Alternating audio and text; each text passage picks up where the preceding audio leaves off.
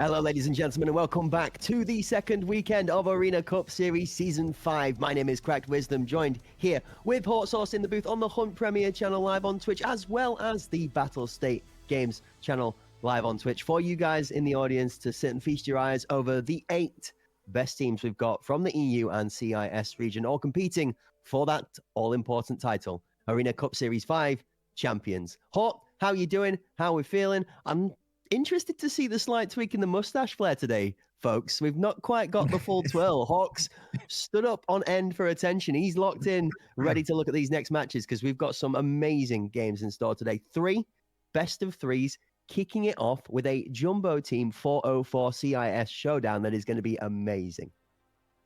Hey, I think all these matches are going to be amazing here today. And if that first weekend didn't let us know that, then I don't know what would. It has been a phenomenal start to the Arena Cup Series, and we're ready to blow it out of the water with a final weekend as well. And so I think I got some new merch I want to sport. I'm going to wait until the weekend actually fully hits. But I'm excited for everything to unfold. This first one, I think a great test. Jumbo Team, they've been so close this season, this time around in Arena Cup, but always falling just a little bit short on some of these big games. So 404, I think a great opportunity for them to regain some of that here today.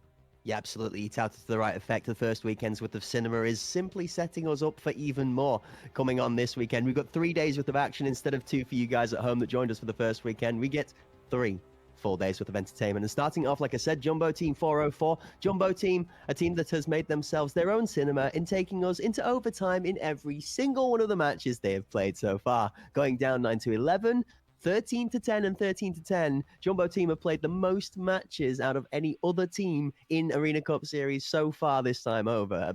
We've been laughing at that. They have also drastically impressed us with their efforts so far during ACS 5. So we're going to be looking to this first match of the day to not only blow the roof straight off the ceiling, as we would normally expect, but also to give us an idea whether Jumbo Team really are going to make it. It's weekend 2, Hort, which means it's do or die at this moment in time. There is a lower bracket to be considered, but you don't want to be going to the lower bracket on day 1. Realistically, you want to stay in that upper bracket as long as possible.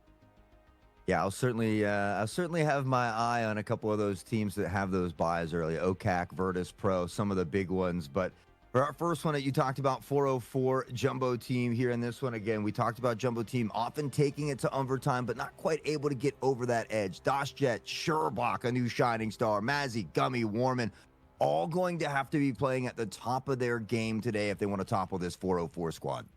Yeah, absolutely. And there's going to be a lot of work to be done on both sides of the play. I feel like the 404 team have had maybe an even rough example of their group stage equivalent to that of what the Jumbo Team have felt, where both teams here have shown up strong in their matches when we've seen them on screen, but they've not necessarily got the better end of the result when it's hit the table. So this really is an option for both of these two teams here to be able to make a real statement for themselves as a name that might be competing for the title. Me personally, if I'm going to throw a bit of a bet hedged out onto the table before we see the map picks and bans, I would be erring on the side of Jumbo Team for now, purely because they've been explosive, they've displayed the most ability to contest against the top tier teams so far throughout the tournament, and they've also impressed us sevenfold on multiple different occasions through being able to play as a team as one, and also being able to react and evolve versus the team they're playing on multiple maps. I feel like my only issue is Jumbo Team hasn't shown us that they can get over the edge just yet. So I'm going to lean into 404 on this one until we can see that extra step here from Jumbo Team. But before we get into it, why don't we take a quick look at all the maps and exactly where we'll be headed in this best of 3 today. 404 says no to Fort. And, well, Jumbo Team Cracked wants nothing to do with Bowl. Hey, and we're going to Iceberg, baby. That's right. First game of the day. We are off to Crack's favorite territory when it comes to the arena. I am actually really excited to see this, as the last time we had this one picked, it was a Mercenary 404 game, and 404 showed us some impressive ability to be able to adapt to that mid control that was all important on the Iceberg map. So with 404 picking Iceberg here after their performance, the only team to have played Iceberg so far in ACS 5 and doing well so on the first occasion, I'm not surprised to see them pick this here first over. Secondly, Jumbo Team are then going to take them to Bay 5. We've seen a fair bit of Bay 5 as well, Hort, and no surprise on that one either. Jumbo Team have put up competitive performances both times they've been there. Well, that Skybridge will be our decider, a map that I think a lot of these CIS region teams are very, very good at. But, I was taking a look back at some of the Epic Season 9 action, and Iceberg is a little bit more common than it is in the EU scene. So you feel like I've seen them play this map before. There's stats for it as well. So I imagine they're both very comfortable here. But I'm excited that we start out on Iceberg, right? Right away instead of it being that decider potentially. And so, we've seen a lot more teams beginning to attack this map. We talked about the importance of mid control last week. I think we really got to see that as well. So I think all things to keep your eye on early in this first one for the best of three. Yeah, I'm watching map 2. It's going to be a big one for me. Jumbo team have played 2 games on Fort throughout their qualification section last weekend, which, that's the map we equate most similar to Bay 5, with the 2 of them being more heavily CB orientated than distance, range, and rotation. It's more about those quick, close knuckle fights that are fought out in 2s and 3s, stacked battle buddy systems or crossfire angles that are played well, maybe with a bit of util advantage brought in. Smoke's flash has also been very, very strong in those close quarter confinements, as more so than the aggressive util can. Because of the 90s and tuck angles, you can get out of the way of a lethal grenade a lot easier on the likes of Fort, on the likes of Bay 5. But a flash at the right time can really be very ruthless. It's another thing that's seen strength in Skybridge is this sandwich fight for the gap between that position that we call rat outside of VIP and the other side of that barricade, which is essentially sandwich, where flash can go both ways through that gap. But on timing, if you run into that flash, you do not see for the rest of the round. Like, it is so brutal. So I'm going to be really locking in map 2, map 3 to the util use, how good they are on those opening flash pushes to see who can access site better on the attacking side. Honestly, I think this is on the table for 404 to throw an upset out here. Jumbo team had all last weekend to surprise us, and like you said, getting it over line has been the one problem. I am, with the map picks, finding myself more swayed 404 favored. I'm still going to stick to my guns that Jumbo team are going to surprise and upset us, because that's all they've done. But the logic says 404 have done a good job in map picks and bans in playing to what should suit their play style well. Yeah, I think this one favors 404 just slightly. I think it's going to be onto the weight, or the weight is going to be on the shoulders of Jumbo team to make something happen here. Now, we know they're certainly capable, right? We've seen so many competitive games from them. They opened up and almost upset OKAK as well. So we know that they have the potential. It's just getting that extra inch, that extra little bit of oomph to get over that hill there. And they've come so close, but fallen just short a little bit. So I'm hoping that hunger has been reignited for them. I think if they come out swinging early, I think we've seen it right in the past, at least. The longer the game goes on, they kind of fizzle out a little bit. So we need to see them keep that same drive through the entirety of that game and look to solidify a big dub. If they can find a way to push it to map 3, Skybridge is where we saw them almost upset OKAK. And so I think, if we can find a way to get to Skybridge, then they have a very strong fighting chance. But we might see this one done in 2.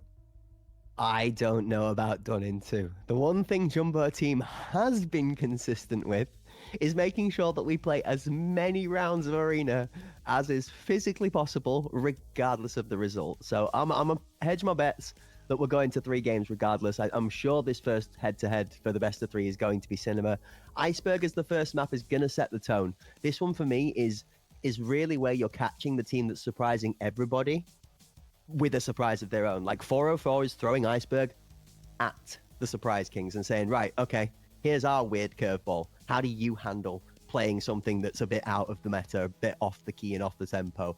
It's going to test Jumbo team in a way we've not seen. And I'm really excited because they could do one of 2 things. They could really surprise us that they might have Iceberg in the back pocket. They've thoroughly teched this map out, and this could be a 404 like, what did we do? We just ran into a brick wall accident. Or they could just get schooled. And there's one thing about the momentum in the mental, right, Hort? If you lose on Iceberg in a very tough fashion, there's a potential for a 2-map snowball coming through there. I think that might be where your scenario might see some sunlight, honestly. Yeah, Jumbo team, I think, is one of the only teams that didn't really play Iceberg in Epic Season 9, so I am a little bit worried for them as far as that goes. And the fact that they really haven't won a single game yet in this ACS 5. They got a technical win that they were able to squeeze out, but other than that, they haven't actually earned a win yet. And so Does it go to 3? I'm just not quite sure yet, Cracked. Yeah, I can't believe I'm saying it, honestly. There were a weekend where ACS 5 were at the finals weekend and Oil Rig aren't participating, or the members of the Oil Rig roster under whichever name it is they've run under, and they haven't made it here, which is that's a crazy one to me. I mean, we think to ACS back to the Pandemic run when they were under that brand, and they ended up going through the losers bracket to showing us some sin of themselves. Well, that spot now is owned by Jumbo Team.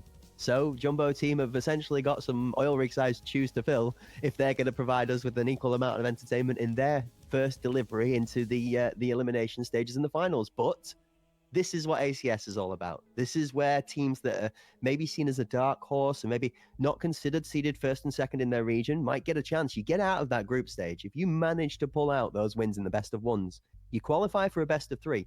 You give yourself every chance of actually making a name for yourself and playing for some of those big pucker prize positions. The first, second, and third place prizes, by the way, folks. No jokes. I mean, all the prizes really for ACS 5, kind of crazy, but 10,000 euros worth of prize for the first place team is a crazy snack amount of money. I know I'm going to the corner shop for at least a year on that kind of budget. Well, I guess the only thing I will say about Jumbo Team is it feels like the gods are on their side, right? They weren't even supposed to be in ACS. They found a way into ACS. They technically, I felt like, shouldn't even be here. It was a technical win that got them in. There was only 4 rounds separating them in Oil Rig due to that as well. And so it just feels like something out there in the universe is pulling for Jumbo Team. But now it is up to them to make something happen. You know, you can only count on that luck, on that guidance from above for so long, the EFT gods, if you will. So, you know, I think now they've been given those chances. So, you know, now they have to take advantage of those opportunities, of those chances. It's the final weekend, so it's now or never. Now or never is right. I mean, they might get one more slip of the dice with the lower bracket being considered, but I'm going to be honest with you, with how many demons we have left, we've essentially had 2 teams leave the competition. So we are now left with the 4 strongest Russian teams and the 2 strongest EU teams that survived the cut. Excuse and, you know, RIP Spartans. Arrivederci, Oil Rig. Appreciate you guys for turning up, and thank you very much for the entertainment from the last weekend. But those guys are going to be sat watching comfortably in the sidelines whilst we decide our first head-to-head. And I'm the most keen, honestly, Hart. I keep peeking into the chat. I'm watching that stream and the scroll in both the Hunt Premier Twitch channel and the Battlestate Games Twitch channel to see who's favoring the ties in this one. Folks, have you got any bets? Do you have any favorites rolling into match 1? We've had a bit of time to break it down ourselves, but how, after listening to our slightly, shall we say, knowledgeable mouths, have you set your votes? Are we going to see a Jumbo Team victory game number 1? Or do we believe in 404? Is it error Jumbo Team's finishing blow not found? Because it certainly felt like that weekend 1. Yeah, I think it's going to be tough. I think they have to find, you know, a way to get one of these early games decisively. But, you know, Iceberg, we haven't seen them on much. There's not a lot of stats for them, and Bay 5 has been a bit iffy for them. They start off strong, but they've struggled to close out those games. So, I mean, for Virtus Pro, I'm pretty sure they get the day off, right? They get to kick back and relax and check out the action here today. You know, one of the 2 teams that get a bye, we'll see one of those other teams a little bit later in OKAK. But, you know, it's tough. I mean, it's the ACS for a reason. The competition is top tier, but we'll get back to that because we are ready for our first best of 3 starting out on Iceberg. Jumbo Team looking to take on 404. Yeah, ACS 5 action you can't get anywhere else. Hunt Premier in partnership with Battlestate Games and Aorus, partnered with AMD Radeon. Help us out, have been through the entirety of the season. Speaking of the season, swinging sweet and hot out the gate is going to be Eevee for the first. Falling to the floor, Jumbo Team find themselves a man up with 35 seconds off the clock. Very little progress made on either side as the first one down, Hort. Is that all important? Blast pack. Well, we'll see if Jumbo Team can capitalize on it. They often start out strong, and the first few rounds for them are great, but it's about that consistency that we often talk about, and Jumbo Team needs to show that here. They're on the defensive side. They can be patient, and they are. Warman's going to pick up this headshot onto Pamani. They've got a 2-player advantage now, and 404 trying to figure out exactly how they want to attack this. Yeah, I mean, the bomb has been recovered to some extent. The 404 team do find themselves a little bit more of a 303. One left, one right flank member, and the number 0 player on your minimap currently holding shoulders. Bomb has been collected and is being brought towards the A site. A good walk up by Solyara is going to find Gummy. Sherbak on the right-hand side is going to take out Romza. Natrik for Maisie. Sherbak for Solyara. The 1-for-1 on site is going to leave Natrik open with Sherbak's left side exposed. Bomb collected. 2 members in for the rotation. Natrik is going to look to match that rotation tempo and swing back to the B site. Mid-control, crucial here though. Foreman in the best position is going to hold the stairs. Smart choice from Natrik not to challenge it. Heavily favoured on the member holding that mid position, but his flank's going to be open soon. And the fact that 404 has been able to reel it back as close as this, unfortunately, not enough time on the clock. And now Doschet just has to be patient. Don't be baited out here. There's not enough time to find the plant. The team comms come in. Doschet well aware, backs away. And Jumbo team, again, starting off on the right foot. They get the first round win in the bag, and I get a little bit excited for them, but history has been repeating itself here, and so I don't want to get too excited just yet. Yeah, you were talking words of wisdom. We called the one as the guy goes down. I was for a second wondering if we were going to need to change tempo immediately back again and see a neat double kill to close it, which should never have happened. But you absolutely called the gold dust as it laid out in front of us. Doschet playing patience. The end of the round, we don't need to ego swing for that kill. There is no time. You win the round, the point goes on the scoreboard regardless of how it's closed out. Flashy or not, a point is a point. And at this point in time in ACS, every single round counts. Up aggressive onto the stage. We see Jumbo team looking for a much more forward stranglehold on this B side. Gummy's going to take one into Solyara first off. Small amount of shots racketeering across the stage, but only one casualty thus far. Yeah, and it's on the side of 404. Jumbo team starting off these rounds as they need to. Gummy picking up on the Ramza here, and it's been a couple good early rounds for Jumbo team on this defensive side. We'll see Mazzy with that flash toward mid as well. And we see 404 fighting for some of this mid control, but not really working out. Jumbo team comfortable playing mid from sight here. We see that device still down towards spawn with a minute left on the clock. Hop, skip, and a jump as Kamani gets himself a little bit further away from that long angle. Finding himself comfortably now trapped between 2 Jumbo team members. Gummy has been going on a little bit of a killing spree this round. 3-piece to their name. 4th now as the final one's going to walk into the crosshairs of Warman. I got myself slightly dazed and confused, as is standard with the current state of the game, being how many P90s are rocking about these courts. But some great work from Jumbo team. A second round in the pocket. This is looking good, Hort, and this is looking a lot more consistent than what we saw weekend 1. The Jumbo team surprises were dished out in fits and bursts, should we say. It was sparks of brilliance rather than a nice consistent streak of strength. Yeah, but it's still early for me. I want to see them be able to finish strong like they start strong as well. It's been a consistent thing for them, but that finish hasn't always gone their way. So again, I'm very excited for them. They're doing exactly what they need to do at the moment, but they have to continue to do that. Gummy, Ramza, both finding trades here now, and it's a 4v4. Yeah, Ramza just gets a whiff of Gummy about to go on another killing spree, and he says, no, we saw how that ended last round. I'm going to shut that down immediately. Ramza gets himself up for the aggressive trade. The 1-for-1 comes through. Both teams are now finding themselves a lot more deflated with that aggressive approach. Jumbo team happy to take this tempo change, though, as they'll settle back into a more defensive position behind the A site. 404, util still in hand. Smoke out as Doschet is fishing towards that K3 angle. Try and find a loose pick. There goes Natrik. Sherbak's going to pick that one up again. Slow and steady, winning the pace is going to keep the race comfortable and competitive for Jumbo team right now. Yeah, I think you said it best when you said Jumbo team is doing everything they need to do at the moment here. And we see Sherbak, who has been phenomenal here for JT, finding that pick. Ramza able to answer back to keep it close. Solyara tucked into the corner here as well. They're trying to inch forward. Doschet finds Solyara. Ramza, great to get the trade, but again, you look at the positioning of Jumbo team, and it's something that they're doing much better here today. If they don't win that gun battle, which they often are, they're finding those trades at a minimum, which it felt like a lot of these other teams in that first week were doing just slightly better. Now we see Jumbo team, it's all falling into place for them. A 3-0 start against 404. Not sure if that was on the cards, but I'm loving what we're seeing here on Iceberg. Yeah, it's a change in tempo, and it just goes to show the meta in the two different types of teams from the European region to the CIS region. When you see an EU-CIS rivalry come up, it's like a game of dominoes where sometimes the games get quite volatile, and you see trades for kills going 2-3 players deep on both sides. Early clash of contest is Roms up for Sherbak for picking up a kill each. Sherbak's going to claim a second as he swings loose, and Squeaky on the outside. Roms up for the third to contrast, but Maisie with a gun and a bomb's going to pick another one up, taking him out. Natreg knocks down Maisie as the last part of the first clash. The dust will settle. There's only one 404 member left with the bomb and a lot of corpses around his ankles to speak of.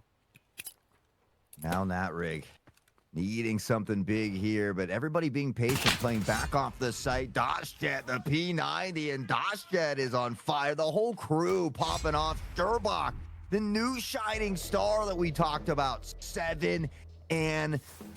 Jumbo team up 4-0 here on Iceberg, and I'm a little bit shocked, Greg. Yeah, I'm with you. I was about to try and talk about the fact that it just becomes more volatile when it gets into a CIS versus a CIS rivalry, where you see CIS EU is like a game of dominoes, where you get a flood of kills. When it becomes CIS versus CIS, it turns into a game of Jenga, where one goes and the rest of the map just falls one after the other because the teams are so aggressively intent on these one-for-one trades and not letting that kill feed end with a negative kill rather than a positive kill for the team that it just leaves so little people alive. Maisie's going to pick up another util kill 2 rounds in a row now, feeling a little bit crispy with the Pocket Biscuits delivery system. Evie's eating that cookie up for dinner, but it's only a cookie to the dark side as he takes himself into the coffin.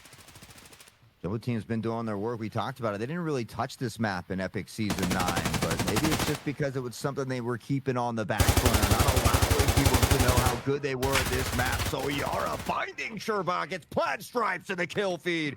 2 apiece, but it's Jumbo team on the upper hand here. They're still maintaining that player advantage, something they've been able to do every single round so far, and it's led to a victory. Now, Soul Yara is deep into the site here and has an opportunity. He's waiting patient, and they're not going to be ready. Dashjet will go down.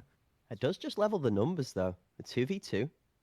50 seconds left on the clock. The device was just collected. Interesting square of scrimmage here. There's not lines of scrimmage now as both teams pattern out each corner of what looks like a box control from mid to the A site. You see the aggressive play out of Warman as he's looking to push up towards the pool. Pamani has to defend off space to try and get off the site. Warman's going to be there up on the angle. Pamani has to challenge this now. It just has to be a fight fought slowly, steadily. Warman's playing good on the angle. Well played and positioning for it. Now in a tough spot. Soul Yara already picked out from info because the kill came from here last time. 1 for 2. Soul Yara's insane. The double kill. The flick. The whip. The snap of the wrist. And that's Rinse. What is that?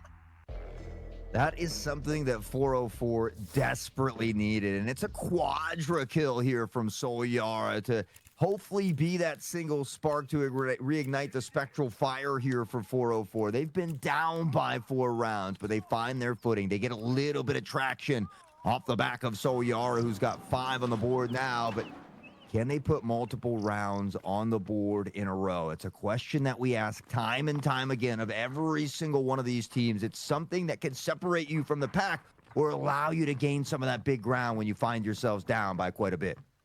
Grab a hold of your armrests on that gamer chair, folks. It's about to go down. Here comes the boom. The big swing at him. 404 just gets decimated by Maisie and Warman together. Romsa's actually going to pick up a neat 2-piece on the backside to give himself some space. But he's still only 1v2 and half his health left. Jumbo team just needs to work together here. They can't allow Ramza to isolate these ones. They can hear that device that's down. You hear that loud beep. So we see that subtle rotation come in from Jumbo team here as well. And again, just doing a great job of displaying this patience. They don't have to get overzealous. They can wait for that audio cue. And Ramza doesn't want to give it. So I think it's smart. You got a minute plus here on the clock. Ramza needs to try and find one of these picks before considering that plan.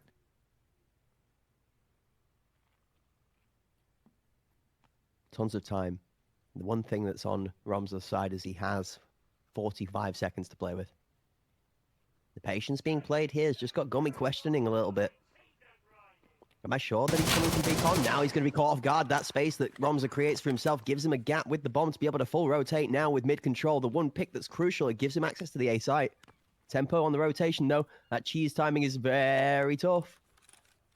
Sherbak plays it smart. Oh my, it's Sherbak to take it. He's going to walk slow. He's going to catch him on the swing. Ramza! What is with 404 and clutching these fights? I mean, that's a tough one. Sherbach's shots looked phenomenal. They were on the body, they were putting them downfield, but they don't quite rattle the cage enough and applies some damage, but not enough to get the kill. And that's what I talk about. There's a couple rounds now that Jumbo Team, even though they're up 4-0, should have been able to solidify. We should be looking at a 5-1 or even potentially a 6-0. The longer the game goes on, Jumbo Team tends to have more trouble. Has 4-0-4 now, found that crack to find a way back in. One thing that is kind of positive for Jumbo Team at this moment in time is 404 are having to pull off some crazy gameplay to get the 2 rounds that they have on the board. 404 need to fix the first point of contact clash. When the dust settles, the numbers feel Jumbo Team every single time so far. Biggest problem has been this fight from Warman, who's been playing like a demon on Beacon as well. Stays first game, Warman for 1, gets taken out, traded 1 for 1. So Yara's in, then space from the long side, gets Maisie. Doshjet, and it's the problem where he's to get 1. Doshjet for the second, almost, not quite converting. Natrig takes that fight for the 1 for 1. On space on site, control, and rack control completed for 404. Gummy trying to shift forward here. Has a teammate to the left, but they're not able to pressure it in time. They're cautious of that hold that is going on. Why that device gets planted here by Natrig. Posted up at the door of the swing, but not able. Shots through the door, don't connect either. And now 35 on the clock. Solyara able to find Sherback. Solyara. Between him and Ramza, they are absolutely dissecting Jumbo Team at the moment. And from a phenomenal 4-0 start to now only down by 1 just before halftime. Ladies and gentlemen, turn off your heating in the house. You are going to need that. Energy bill's going to be cheap for today. Just turn your screen on, turn the volume up to max, and feast your eyes on the heat in the arena. This is insane. 404 have woken up. Hort is feeling like a prophet right now. The Jumbo Team's ability to just continue their strength the further down the game we get is the only missing piece of the puzzle to their exceptional performance we've seen from them. Warman looking for an aggressive walkout from Beacon's. Actually not going to land the shot from the easy. He's got support on the left-hand side from Maisie, but he's not going to be round in time. Ramza takes out Maisie. It's a 2-player win from 404. As the aggressive push does not work from Jumbo Team. Needy's going to find Gummy as well. They have found a single body here. Sherbach will let the shot fling out. He eventually collects Solyara, which is a huge pick. And meanwhile, the device does go down. Natrig, unfortunately, taking out a teammate of Ramza here. And from behind, Natrig will get Sherbach as well. They'll be able to scoop up this device. And now Doshjet is going to need one hell of a clutch himself. 1 versus 3. 2.5, give or take. He knows about the left-hand side. Right-hand side aggressive peak side of Natrig's shoulder is sticking out there. He's going to swing into it, and it's not going to be claimed. You know, after he teases the elbow there and doesn't reposition, that Doshjet's going to have a tough time, especially with 2 left on site. Picks 1. Score is level to 4 apiece. Yeah, you know, and it's interesting because as much as Jumbo Team always starts quick but kind of fizzles out, I feel like 404 and OKAK, as far as the CIS region teams go, have done really the exact opposite. They kind of start a little bit slow, almost blur their opponents into a sense of security over there as if they're doing well, and then just really turn it on. I think Virtus Pro is one of the only teams that we've seen just completely dominate their whole way through there. So and now 404 has found their stride. They're back into that comfortable sitting, but we do swap sides here. So an opportunity for maybe Jumbo Team to get right back in it. I mean, they've got to snatch the tempo back right now. You're absolutely correct. 4 in a row and 4 in a row for both teams apiece. But the reset and the swapping of sides of Jumbo Team taking the tempo on the attacking side sees Josh Jet good for the first, and an amazing counter swing from Natrig. Clean for 3. Natrig, natural demon in his own home territory on the A side. Evie's going to pick up one to help him out, but the bomb is the last left alive. He might be the Sherbach strong spine for the Jumbo Team squad, but I don't think he's going to be getting himself out of this 1v4 mess anytime soon. Yeah, I mean, you talk about something fitting for a map, the tip of the iceberg here. It looked like Jumbo Team was feeling fine in these waters, but they realized how big this iceberg of 404 is. And now maybe bit off a little more than they can chew. Natrig finding a huge round in here to start off the second half, and just like that, after being down by 4, it's 5 rounds in a row to put them in top. Natrig with a quadra this time. We saw Solyara with one earlier, and that's the problem with teams like 404 is They have such a deep and deadly roster here that any single one of these individuals can make it happen. I mean, 11-7, Romza. Arena Cup Series 1. Shining star for his team at the time of Paravision. A 1v5 clutch to take it home for the first title ever as an Arena Cup Series champion. It's not something to slouch over. Look back at that former glory with some fond sights on the grand final in this one, but there's a long way to go for there just yet. First problem they've got to get over is this Jumbo team wild card that has been shaking teams in their boots for the first 4 rounds of every game they've played, but since then, following onwards, it's been some crafty little plays that have been required to get them out of the trenches, and things like that from Gummy are going to do a lot better job than things like that from Gummy. yeah, you took that right out of my mouth there. It's from one good play to maybe a bit of a mishap on the smoke, and I think that really kind of reiterates how Jumbo team's been playing here. They've had a lot of great moments and great plays, but it's that consistency. There's always that bit of a mishap that ends up costing them a little more than they can afford to give here. Warman trying to game the cat and mouse with the life. Evie spot point to the ring out. It is Jumbo team with a slight player advantage at the moment. They're going to back off here. 3 stacked toward the B site for 404. Yeah, we give them some due. That smoke grenade is much bigger than the pinball is. Much harder to get through the gap. Good shots out of Evie. And Gummy isn't throwing anything else for the rest of this round. An AK-12 rattling out in the background, and shots from Evie towards the left-hand side of stage from their position. Warman not going to be able to take that fight just yet. The long fight down mid actually goes in the way of 404. More position secured. Macy's struggling here on the stairs. Unable to help in the fight towards Natrig, and now finally able to convert on that position to be Con. Second's going to look to swing on from the right-hand side. Romza picks up Sherbak in the back of the action. 2v2. 5 seconds, device dropped, and this one's going to be gone for. Yeah, not enough time to find the plant Mazzy, and then we'll get some big kills. Natrig takes out Warman at the end, but time management, another important aspect of these rounds, especially when you're on that attacking side. And so we see 404 being comfortable, being patient on this defensive side. It comes up big, and you're right, Mazzy had a little bit of a tough time there. Was able to finally correct and get a nice shot, but again, it's just eating up that time on the clock, and that sense of urgency just didn't quite seem to be there for Jumbo team. Yeah, absolutely. Folks, any of you in the chat looking to get more information about the teams, I see a lot of people asking a lot of questions about the 2 teams right now. Jump onto Liquipedia, go check out the website there and check all the detailed information on the teams, the bracket, the breakdown, the teams, their playoff stages through the group stage, and the upcoming matches and forecasted times for that. Evie in aggressive, first one from Maisie.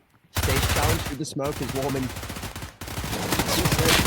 Not going to get it. Instead, Evie's going to be fine. Sherbak, Natrig takes out mid onto Doshjet again, and it feels just a little bit broken from Jumbo team. The aggressive elevator challenge is going to be walked straight on into. Evie's waiting for it. Almost looking for the third. Gummy's going to close that one down, but Gummy is also going to go down to the shots from the back. Pomani finishing it off. 7 before 404 is starting to cruise hot.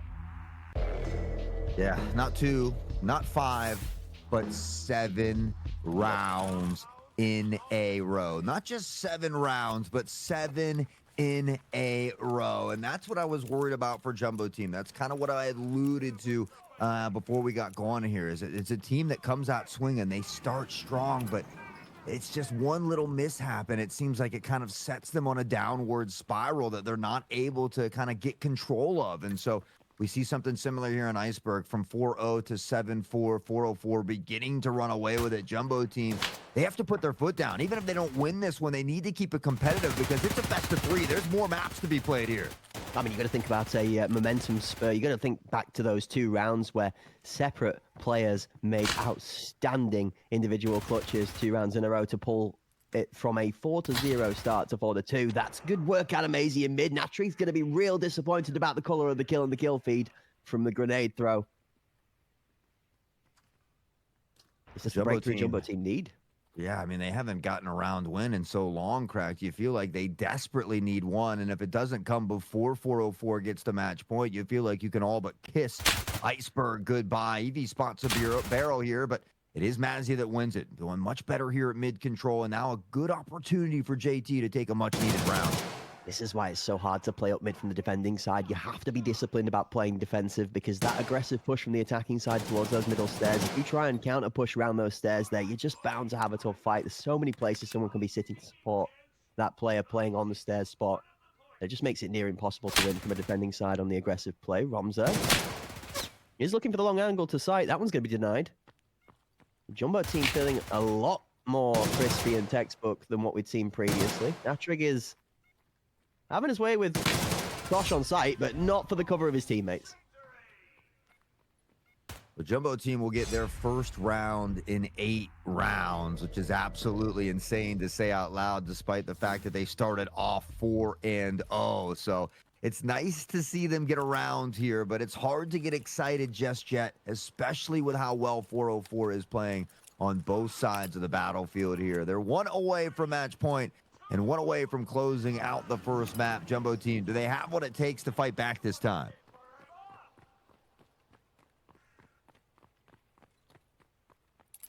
You'll listen to the pitter-patter of the footsteps in the arena before we get into the action for this round, as it's the moment of quiet that we rarely get in these games. Early shots out. Doshjet wins his fight in the 1-2. Romza, Gummy, second into Natrig. Jumbo team starting to feel like they've found some space to be able to play towards this A site.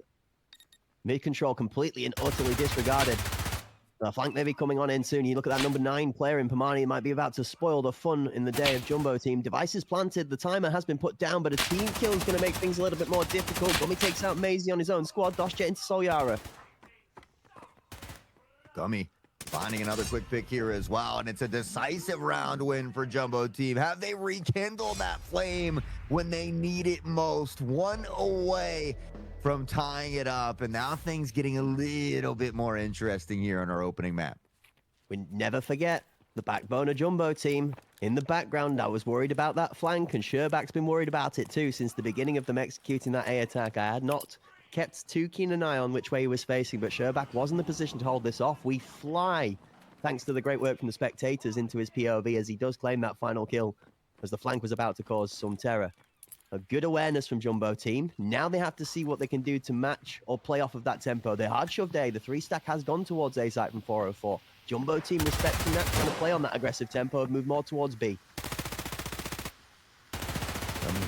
Looking for a little something here on this defensive side again. Jumbo team comfortable being patient, trying to allow 404 here to maybe get a little overzealous on that defensive side. Mazzy has been posted up toward mid here for the majority of every round on both sides and almost threads the needle here, but not quite able to hit the shot. Now, for anybody keeping a keen eye on the minimap, anybody that likes the idea of smoke and mirrors will realize that that aggressive B play off the tempo from A is simply just looking to be the fake. The bomb is held all the way out back a semicircle. It's essentially the attacking side spawn. It is now rotating back round the trees as Warman picks up a kill towards the back rat position on the B side. Jumbo team starting to feel confident about that pick. Pomani holding to beacon, and 404 recognizing nothing's coming towards that B side just yet. Still considering this A site, so they have not reinforced. Doshjet picks up one more. 3v5. Peak shots come out, but again, Pomani to win this one. Gummy spots him, but there's not enough rounds in the mag. We'll pop the reload and see if they can find something in the next 30 seconds time, dwindling away. Gummy being held at the moment is going to need a little bit of help, but that rig, where this push is coming in from the other side as well. Shots exchanged, backs off to a safer position, and with that, JT, they're not aware of Pomani lurking in the shadows. He finds a nasty 3K. I didn't see him. Did you see him? Because the Jumbo team certainly didn't. The 3 of them that are all now sat laying as corpses on site. The device is just about to get planted. Doshjet looking to try and come in. Whoa, the melee might just be a stretch too far, but it doesn't matter. The timer is gone. Wow. What a play out of Pomani. Literally changed the entire course of that round, and I believe was sitting at 3-11 before that round started. Ends with a quadra in one of the biggest clutches that comes at one of the most crucial times in the game, where Jumbo team would have tied 404 up, and it seemed like that momentum beginning to shift. Man, you talk about taking the win from the sails. 404, Pomani, they snatch it away from Jumbo team, and now they're sitting at match point. You say that, though, there's the one thing that might have made a slight mistake. You don't want to poke a bear. And Jumbo team have definitely been considered somebody who's not been afraid to take a game to overtime, especially from being behind in this position. Now, this is the second time across 2 weekends that 404 have felt the need to be loose with their gameplay towards the end of a match that they think they've won. They haven't paid the price for it yet. Are Jumbo Team going to be the team to penalize them for it? I mean, this would be one truck of a time for Jumbo Team to get a match over the line. I've only seen one crazy bear so far, and that's the Virtus Pro polar bears. So I don't know. Jumbo Team, we'll see if they can maybe channel some of that themselves here. It's especially, again, we look at the history of Jumbo Team. It's late in these games where they often have the most trouble. So that's what I want to see here in this second weekend. Have they been able to make those adjustments? They've had 5 days off. Can they find a way to solidify big round wins and close out games when they need to? Robza downfield finds Mazzy. It's a big pick. This is why mid-control can be so difficult if you play it too aggressive past those middle stairs. The long angle, DOSJet's going to try and challenge with that smoke. He's going to be fading the vision. Eevee's going to be there to help. 2 quick kills from 404, the third out of Solyara, and they may just be trying to make a disciplined ending to a game that might have just had the concentration lapse for a little the round before. Natrig is playing an equal bit of cosplay to that. What we saw from Pamani for the last round. Bomb goes down, last member taken out. And 404 clean up game 1 with a good, confident closing round. Yeah, it's tough, but I feel like that was a pretty decisive win. The scoreboard close, but the fact that we saw Jumbo Team up 4-0, and then it went on to like 7-4. I think it was 7 rounds in a row that we saw from 404. So again, it just took Jumbo Team too long to get a grip, to figure out what they needed to do to kind of change the outcourse of some of these rounds. But hey, that's the nice thing about weekend number 2. It's no longer a best of 1. It's a best of 3. So even if you fall a little bit short, you still got some time. What a first game. I didn't expect it to be as confidently swayed both ways. I did think we were going to see more of a trade of rounds back and forth than a specific straight out the gate Jumbo Team slam some together consistently, and then 404 just seemed to have 0 issues of being able to turn it around. But this was arguably an equivalent performance to what we saw from 404 when they played last weekend versus Mercenary.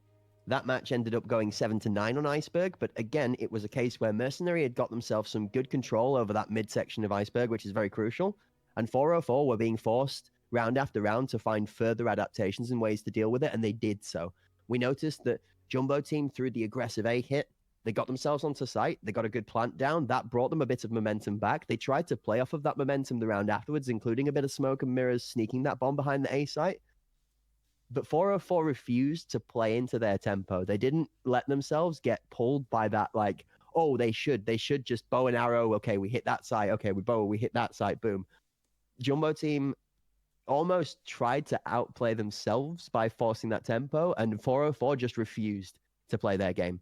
So I give it to them, honestly. It's a well-played final 3 rounds, I think, from 404 to shore it out. I don't think this best of 3 is done yet, though. Yeah, I don't know. As my boy Ricky from Trailer Parks Boys would say, I hate to say I told her so, but I told her so. I mean, I want to see something different from Jumbo Team, but I haven't yet. This is history repeating itself time and time again. Jumbo Team, explosive from the beginning, but they just fizzle out. You know, you'll see a spark maybe in a round near the end, but again, they had an opportunity to tie it up in round 14 at 7-7. They dropped the ball there again in a big round close to the end. And instead of finding ourselves tied, then it's 8-6 match point. 404, a couple opportunities to close it out, especially after a 7-round run. For Jumbo Team, I love the fact that they start explosive, but we've got to, continually shovel coal into that engine and keep it burning hot, because we need to see them finish strong as well. That's what it takes to win championships, to find yourselves in semifinals or grand finals. You have to play consistently well for the entirety of the game and or the series. And so far in these 2 weekends, nothing against Jumbo Team, very talented roster, but they just haven't shown that they have what it takes to close out these big games. It's not even a point of us being disrespectful. At this moment in time, they have 4 matches on paper, which have all gone the distance in one way or other, 3 of which to overtime, but they haven't won. You can roll the dice as much as you like and say, okay, they had a bad weekend last weekend. We're weekend 2 now, and the track record is continuing. The Jumbo Team put up a great effort, but it's just that little bit short of the mark. I'd love to see them get one over the line. They've got 2 more chances to do it here. We've got another map to be able to dive into straight after this, and we've got a couple of other bits and bobs to talk about in between real quickly as well. Hawk, we have not stopped receiving some great, amazing support when it comes to benefits that we've been able to give out to the guys in chat, thanks to our partnership with Aorus and AMD Radeon. All right, the Hunt Premier and Battlestate Games partnership has been cherished and championed alongside our also partners in Aorus and AMD Radeon throughout the last half of this year and all the way through till the end of the season. 2026 is going to be blessed in with something new maybe, but for now we are riding with the Kings. All right, they have delivered a graphics card to one of you amazing people. We also confirmed a laptop giveaway closed 8 p.m. last weekend. We have a giveaway for a monitor currently ongoing right now up until the 14th of December. Okay, exclamation mark monitor in the Hunt Premier Twitch channel chat to get yourselves entered into that giveaway. That's exclamation mark monitor in the Hunt Premier Twitch channel chat to get yourself into that. Also on top of it, and we'll do this side by side so you can split the two simply, there are codes going to be given away throughout the entirety of the stream we did last weekend and this weekend. Those codes will get you something maybe as simple as a stash space line extra for free, or maybe even some cool drip. All right, so keep your eye out for the codes. These ones will be going live in the Battlestate Games channel Twitch chat. All right, and you need to enter into those. They will be prompted with keywords and a pinned message in the chat at the time they go live. We will also try our best in the commentary desk to shout them out for you, to prompt you so you don't miss out on them when they go live as well. Hot, many giveaways, amazing stuff, and I believe Aorus and AMD Radeon, I think they've have they got a cool load of products to show us? I believe we might even have a cool little animated thing maybe. Let's have a look and see.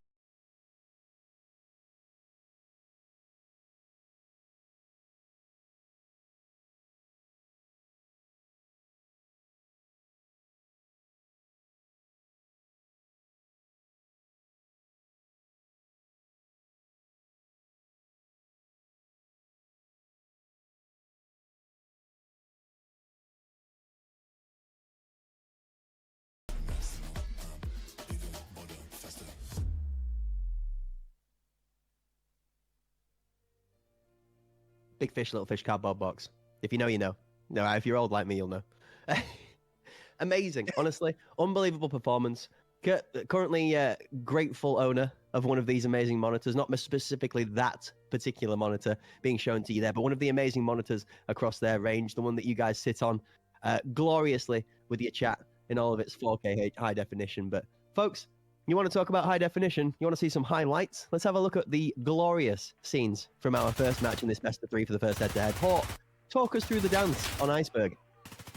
Well, you know, it's what we talked about before we got going, and it's kind of what I figured was going to happen. It was Jumbo Team, and it was all Jumbo Team in these first 4 rounds. I mean, we get to see it here back-to-back, round after round. Sherbach was putting bodies down 7-2 through these first 4 rounds, but after those first 4 rounds, it was all 404, 7 in a row to be in fact, and that was so Yara with a nasty clutch as well. We're going to see a few of these clutches. Rounds that 404 probably shouldn't have been able to win, but they did anyway, and that's what really sets them apart here in this league.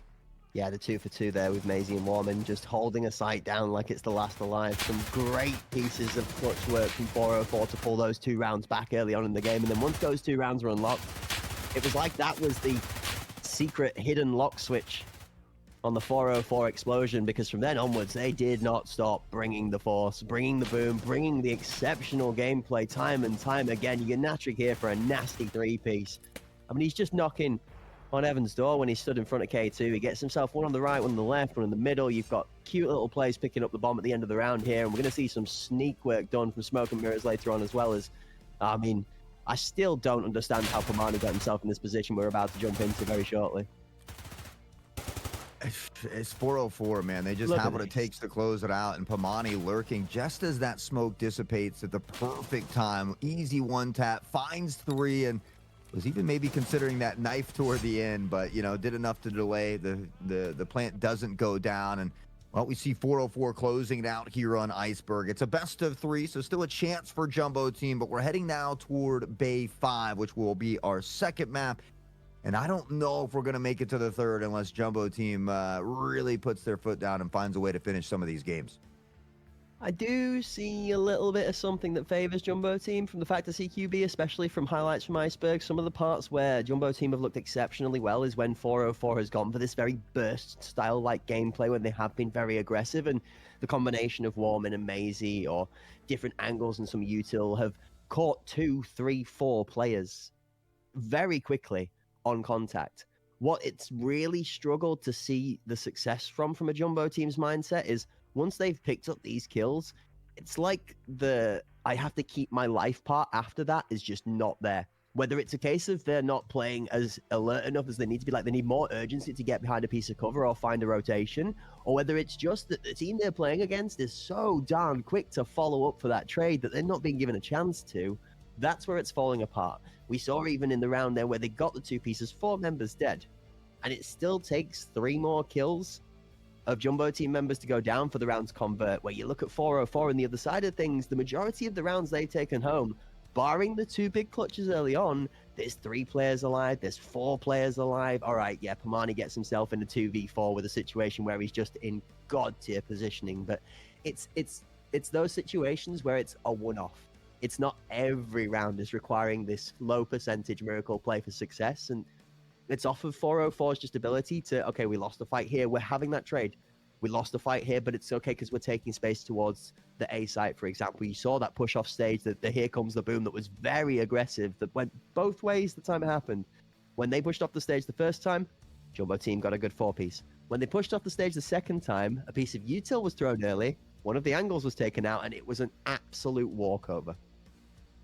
Well, we saw Pamani with that 4K clutch that was nasty, but we saw Yara get one as well. There was a Ramza 3K in the mix, so there's definitely been rounds where they don't have that player advantage that they're able to make that magic happen. But enough about that and more about this. We are on to Bay 5 now. Jumbo Team fighting for their life here in this upper bracket. They need one more to extend the longevity of this series, and well, we'll see if they can get it done here on Bay 5. Yeah, this is the one they've got to convert on. They start off on the attacking side. This will be the last map they start as the attacking team as well. We always like to speak of in the ACS where teams are given the ability to set the pace of the round on the attacking side. They find themselves favored. So can Jumbo Team make a larger dent into the scoreline than they did in the first map? Doshjet finds first blood onto a large pick in the main man himself, Ramza.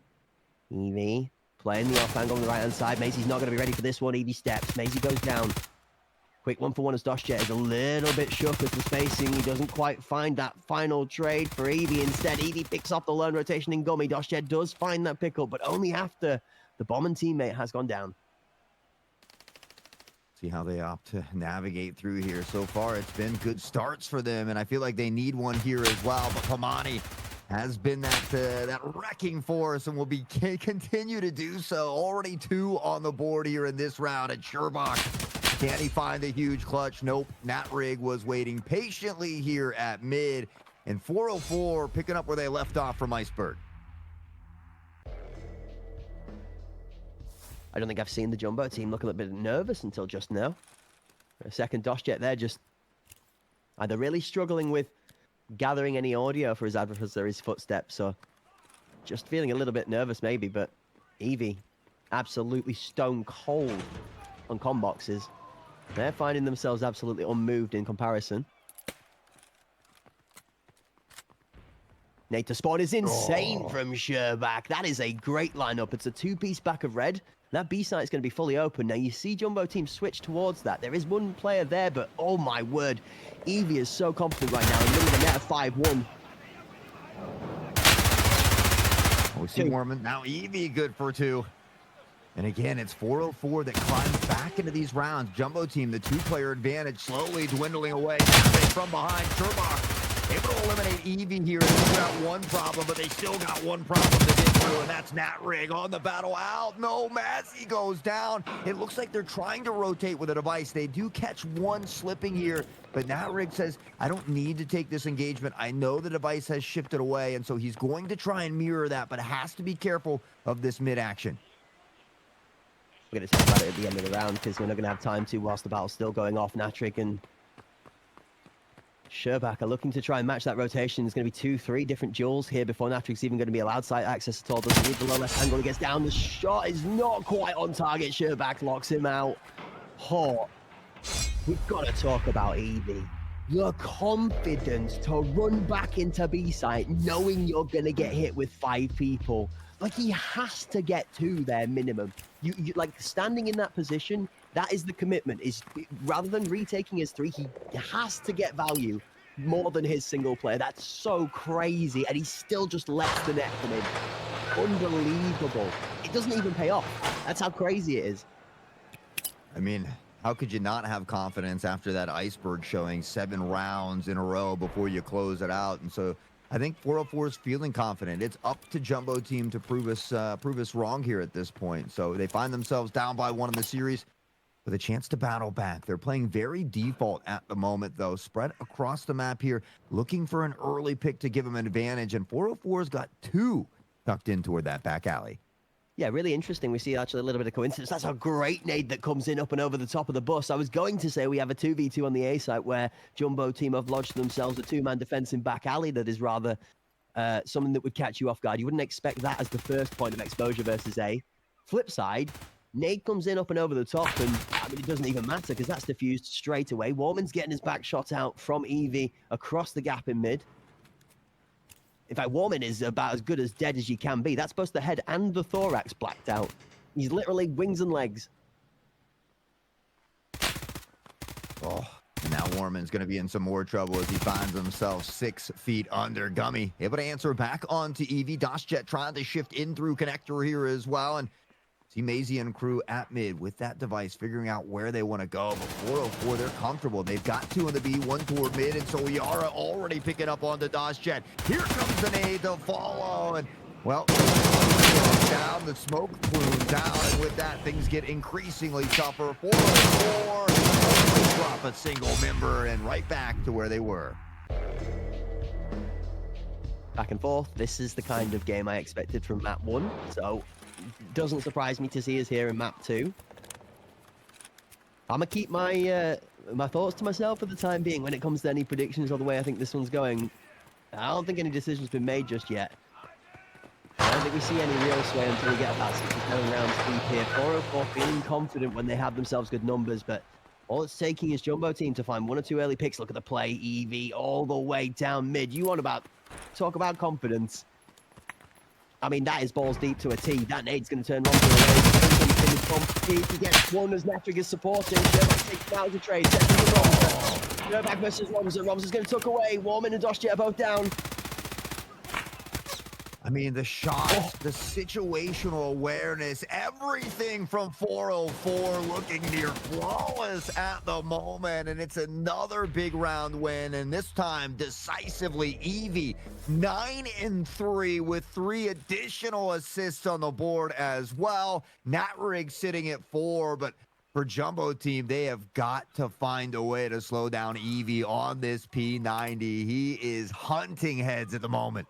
I mean, we thought that Evie's flank was quick. They exploded onto site so fast that the flank even still came in as the second point of contact. Evie does make a big dent with 3 kills, but I mean, the forward-facing part of the squad also did the damage too. Change of pace immediate. Both teams fully settled back. Jumbo Team just riveted with thoughts as to where to go. A bit more mid-centric focus from Jumbo Team, taking a lot of space this time. Warman is full tucked up top here, and that smoke expires. It's going to be a very dangerous spot to be in. Maybe he's able to pick up 1 onto Warman. 404 continuously running with a player advantage here in Bay 5 as we see Mazzy and crew begin to shift up through mid here. Just looking for a little bit of intel, vying for some space, and trying to find their first initial pick. We see that device beginning to follow them up mid. A presence kind of pressuring toward this B site, but look how comfortable 404 is. They trust in their members to find these frags, and so they're comfortable being spread out here through gap shots exchanged now, and that's Gummy hopping across. And with that device, doesn't really want to take that engagement and go down early. Evie, Sherback will find the first 2. Okay, but the trade does come out towards Forklift. We see that Jumbo Team were struggling for space and positioning towards this B site. The trade comes through, but they do allow themselves chance for the trade. 1 for 1 back. A second goes down. 404 find themselves 2 players up. Maisie, not much health left to speak of. Evie runs head first into the crosshair.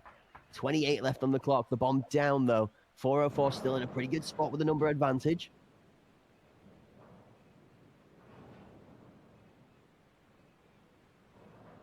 The ebb and flow of this game has been a lot more drastic than what we saw on Iceberg. And Mazzy able to find that big kill, but Pamani so quick to trade it back. It's 404, consistently working with the player advantage. And even if Scherbach finds this kill, there's just not enough time to get the plant. The time management, we talk about how important it is. Jumbo team struggling just a little bit at the moment. And from an explosive start, now it has been all 404. We saw him finish strong. It kind of spills over into Bay 5, which was something I was a little bit worried about. And now we see him with a commanding lead to start. It's going to be up to Jumbo team to try and make this winnable. You know, I feel like they need at least 2 more rounds on this attacking side. Dubois, Pamani eats the backside of a grenade and doesn't quite fall over to it again. Nobody's playing neutral as a big aggressive 3-man push towards Con. Sees Jumbo team take out 1 and take space. 2 to Forts.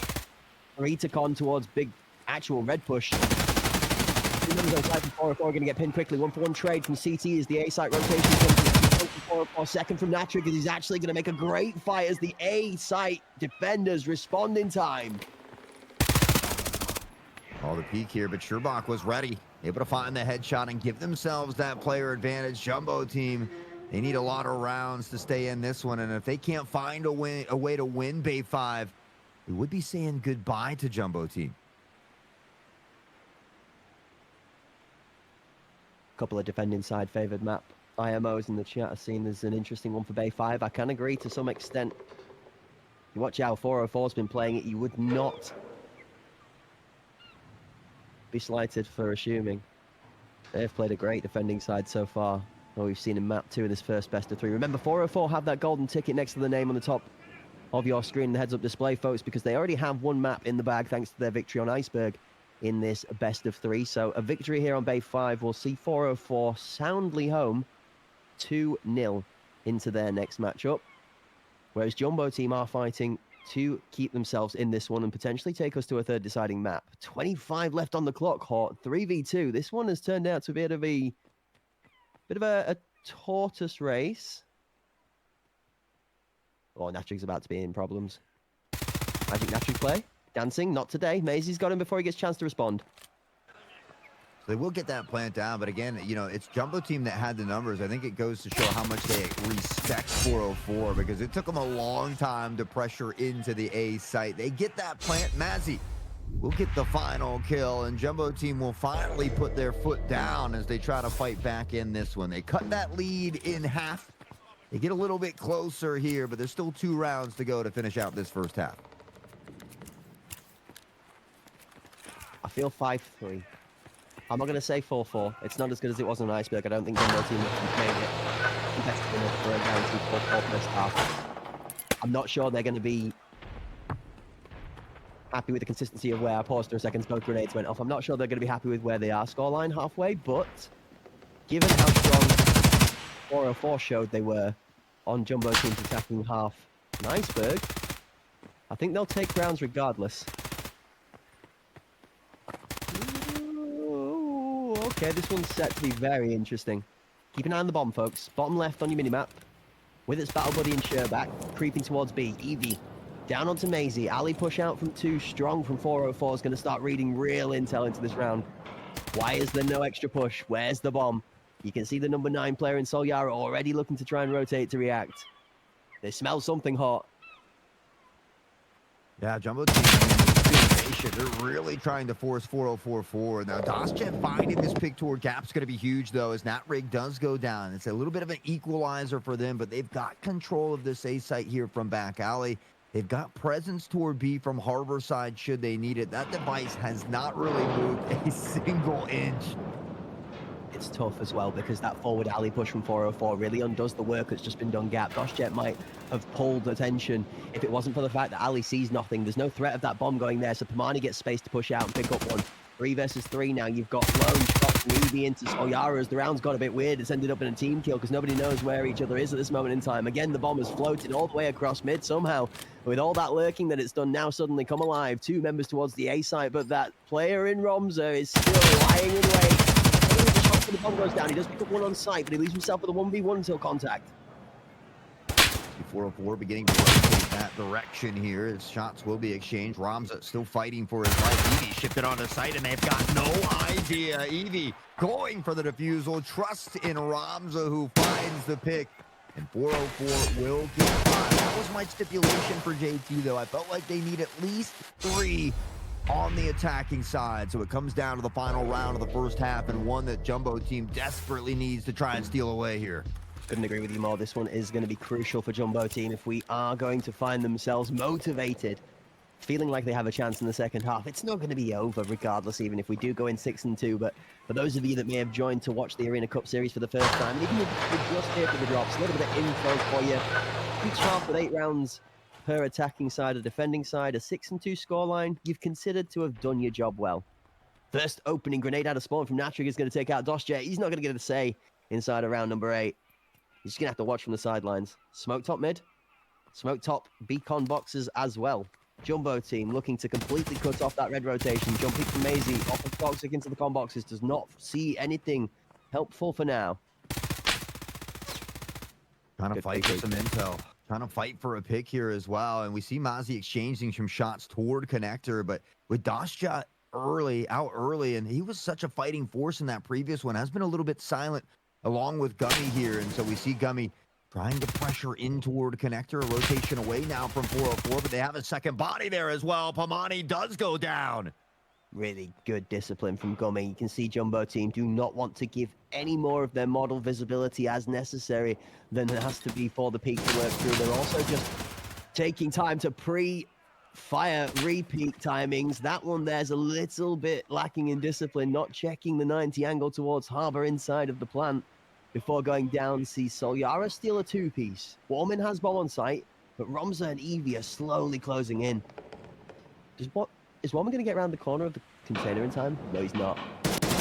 That's terribly unfortunate from Warman. You've got to feel rough for that guy there. Ramza finds the gap. Maisie goes down to Natrik holding it, and that's going to be all spoken of. Oh, hold on.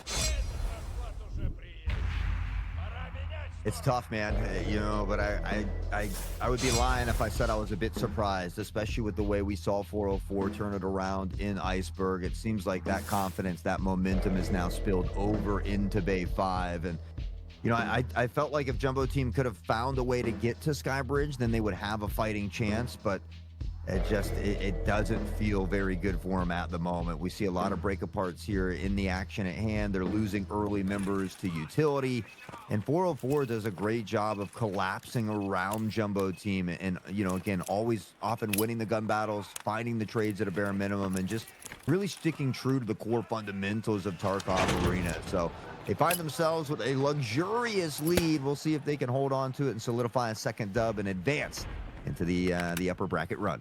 That spawn nade out of 404 and Natrik is just a little bit too high of red for it to be able to do the damage that he was looking for. It did end up in line for where he was aiming for. Gummy finds Solyara as an aggressive push towards green does not pay off. Gummy going to rotate back out of maze towards CT plat and looking to retake the space just in case that aggressive retake.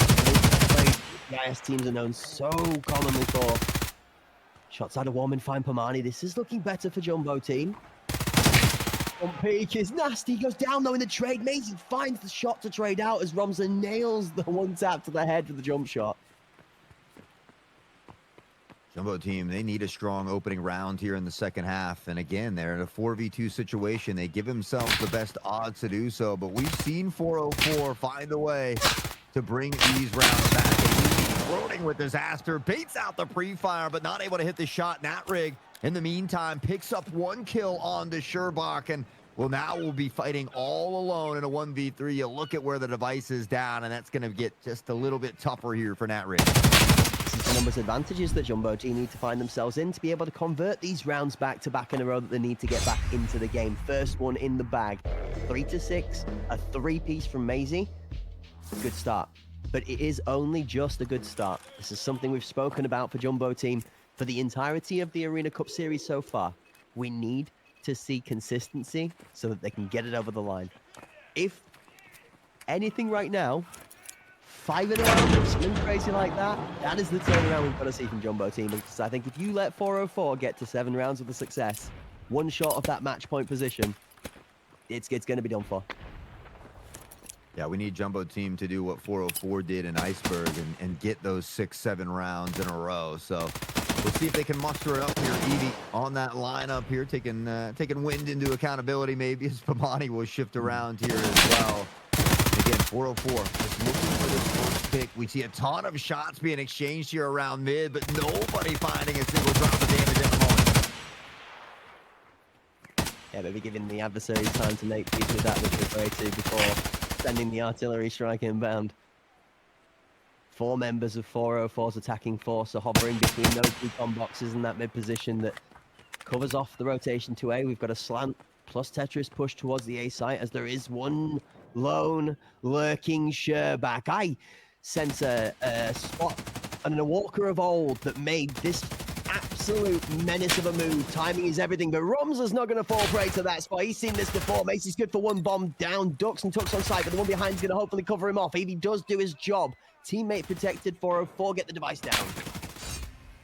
And just like that, in quick succession, 3 drop like flies. 4 still standing for 404, and they are 1 away from match point and 1 more away from sending Jumbo Team home. 404 looking to advance here, and they've really given themselves the best opportunity to do so.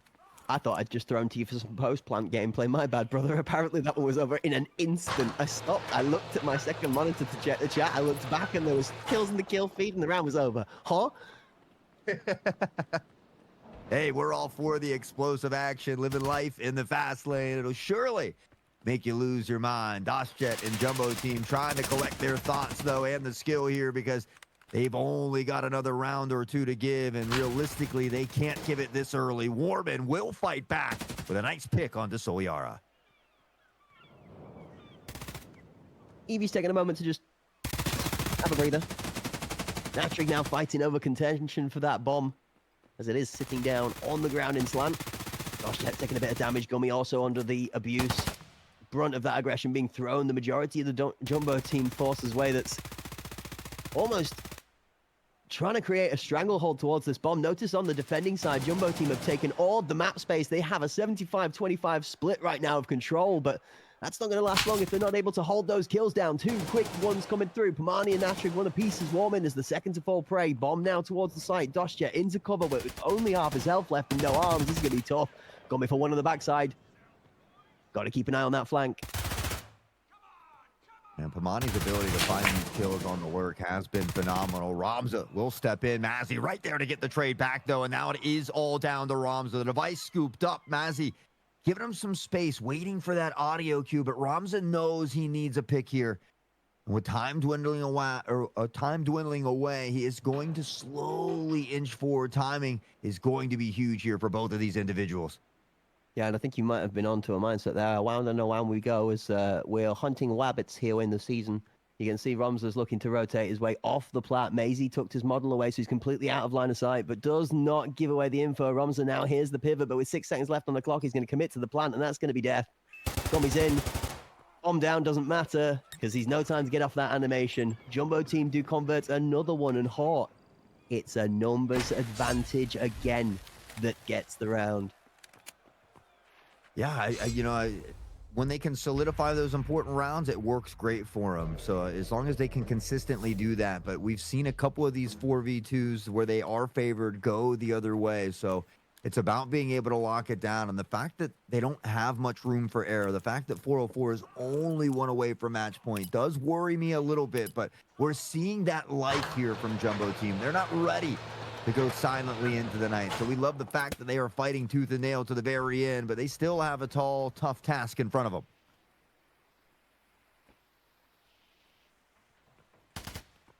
Three-member aggressive push with the bomb towards the forklift. Smoke out towards the forklift door is a great response out of Jumbo Team's defending side. A little bit of free fire through that smoke just in case 404 go for an aggressive push through. You see Evie playing timing insanely well, waits until that P90 is drained and then creeps on in through towards Harbor. What he doesn't realize, there is a lurking Gummy. Evie versus Gummy back towards that Harbor is going to be an interesting one that's going to go down and have a little bit of impact towards the site as the flank might come in. Gummy knows. Evie knows too. Shots out on both sides. Back and forth. Only half health. Eevee takes a tickle. They're both very dangerously low. Eevee gets the kill. So Yara picks up on Warman as well. Now, the backside of the B is completely controlled, and gosh, it's going to find himself in pain as the net closes in. Rotation's out. Maisie looking for the quick jump shot. Natrik picks him up.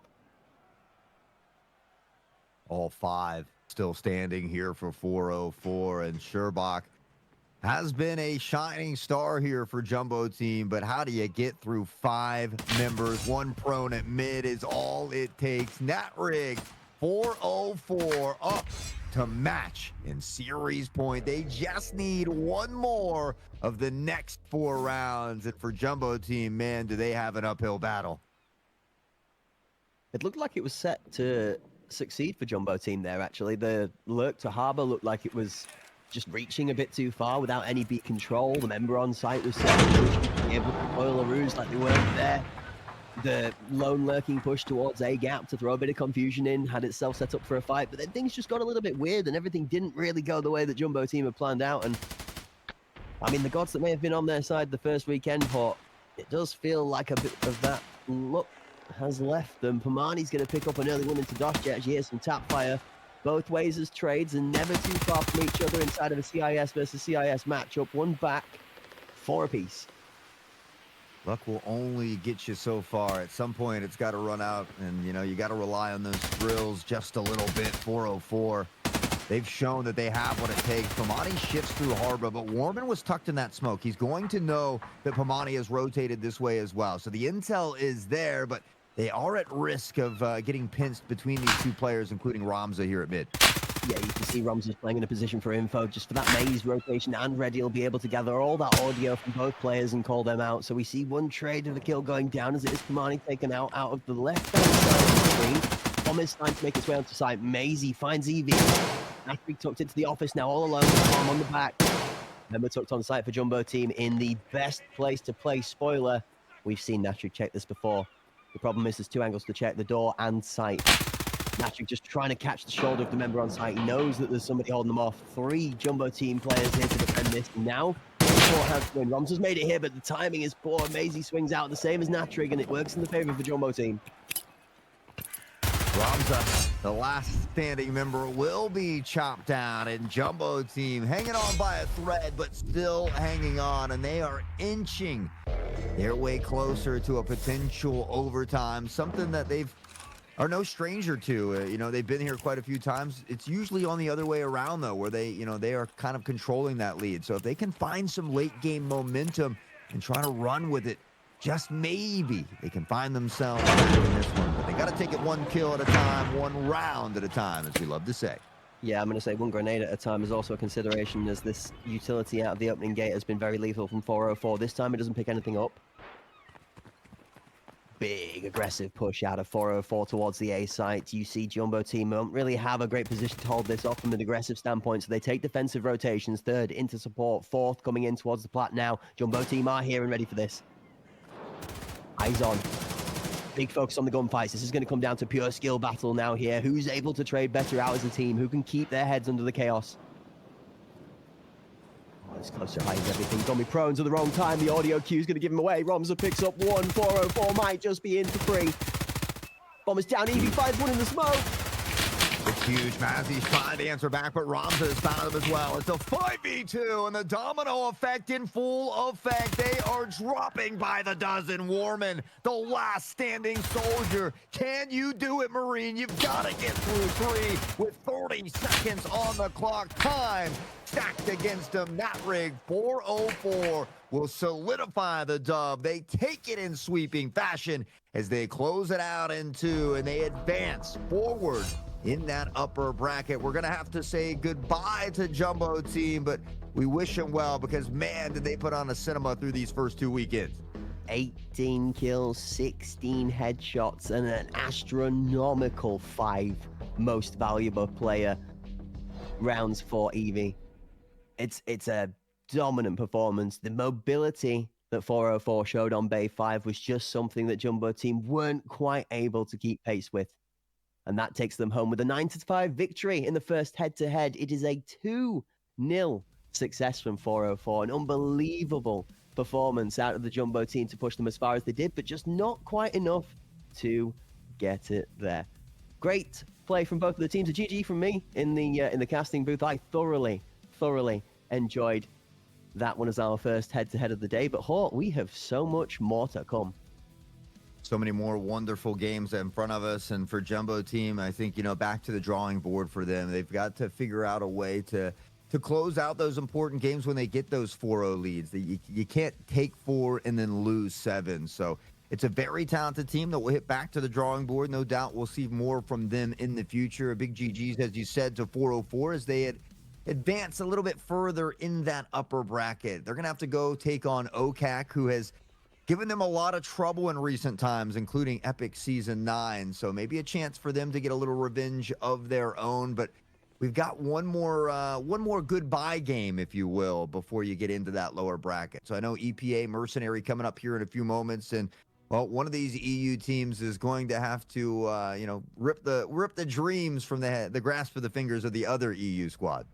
Yeah, it's going to be a tough one. We're looking forward to seeing which of the two is going to be able to take that step forward. Now, we had a little bit of a chance to chat with a couple of the guys in the scene without this week and how they felt last weekend went, how we've looked at picks and bans, and how people are feeling going into this one. We're going to get to look at the map picks and bans, and we'll get more into the detail of that in the future. But this one's set up to be interesting. I actually spoke to Walker, and he's quite confident with how he thinks his team has gone about this. They're quite happy with how it's settled. Me personally, I have a very different opinion on this one, so we're going to get into that in a little bit. But I'm really excited to talk about it, because with that conflict there, I'm really interested as to your opinion on these map picks too, Hort, as it's one that we've not necessarily gone over too much, as we wanted this one to be nice and fresh for the broadcast, so everyone's going to get to see that reaction firsthand. But I'm curious as to Hort's thought process on the map picks for the next one. But nonetheless, folks, before we get into too much of the detail, I want to take a moment to say thank you. We are always grateful to be here live on the Battlestate Games channel, live on Twitch, as well as the Hunt Premier channel live on Twitch, to be able to bring you guys the broadcast, as well as that partnership with Aorus and AMD Radeon. Guys, we gave away a graphics card, a laptop. There is a monitor giveaway that is currently going on right now. No, you can't get yourself multiple entries, all right? If you've already done exclamation mark monitor and you're here for the first weekend, thumbs up to you. Well done. Amazing effort, and thank you for being here for the first part of the ACS. But if you've not gone into it just yet, that's fine, because one exclamation mark monitor in the Hunt Premier Twitch channel chat will also get you entered into that giveaway. And this one, I mean, if you're used to playing on a monitor, maybe you bought a budget monitor for your first PC setup, this one is going to blow your mind in comparison, all right? So if you fancy sprucing up your setup, exclamation mark monitor in the Hunt Premier Twitch chat right now, or even if you fancy just window shopping, right, Hort? It's always good to look at some of the amazing new products brought out by ARS or AMD Radeon. Go check them out on one of the links, exclamation mark socials, to get in on all of the nitty gritty for them, ourselves here at Hunt Premier, or any of the amazing stuff going on at Battlestate Games. One thing I'm good at is window shopping. So, I've definitely been scoping it out. It's a beautiful OLED monitor, 280 hertz, 27 inches as well, and a lot of great products from Aurorus and AMD, which is exactly why they've prepared a wonderful little video for you. So let's take a quick peek at some of the gear that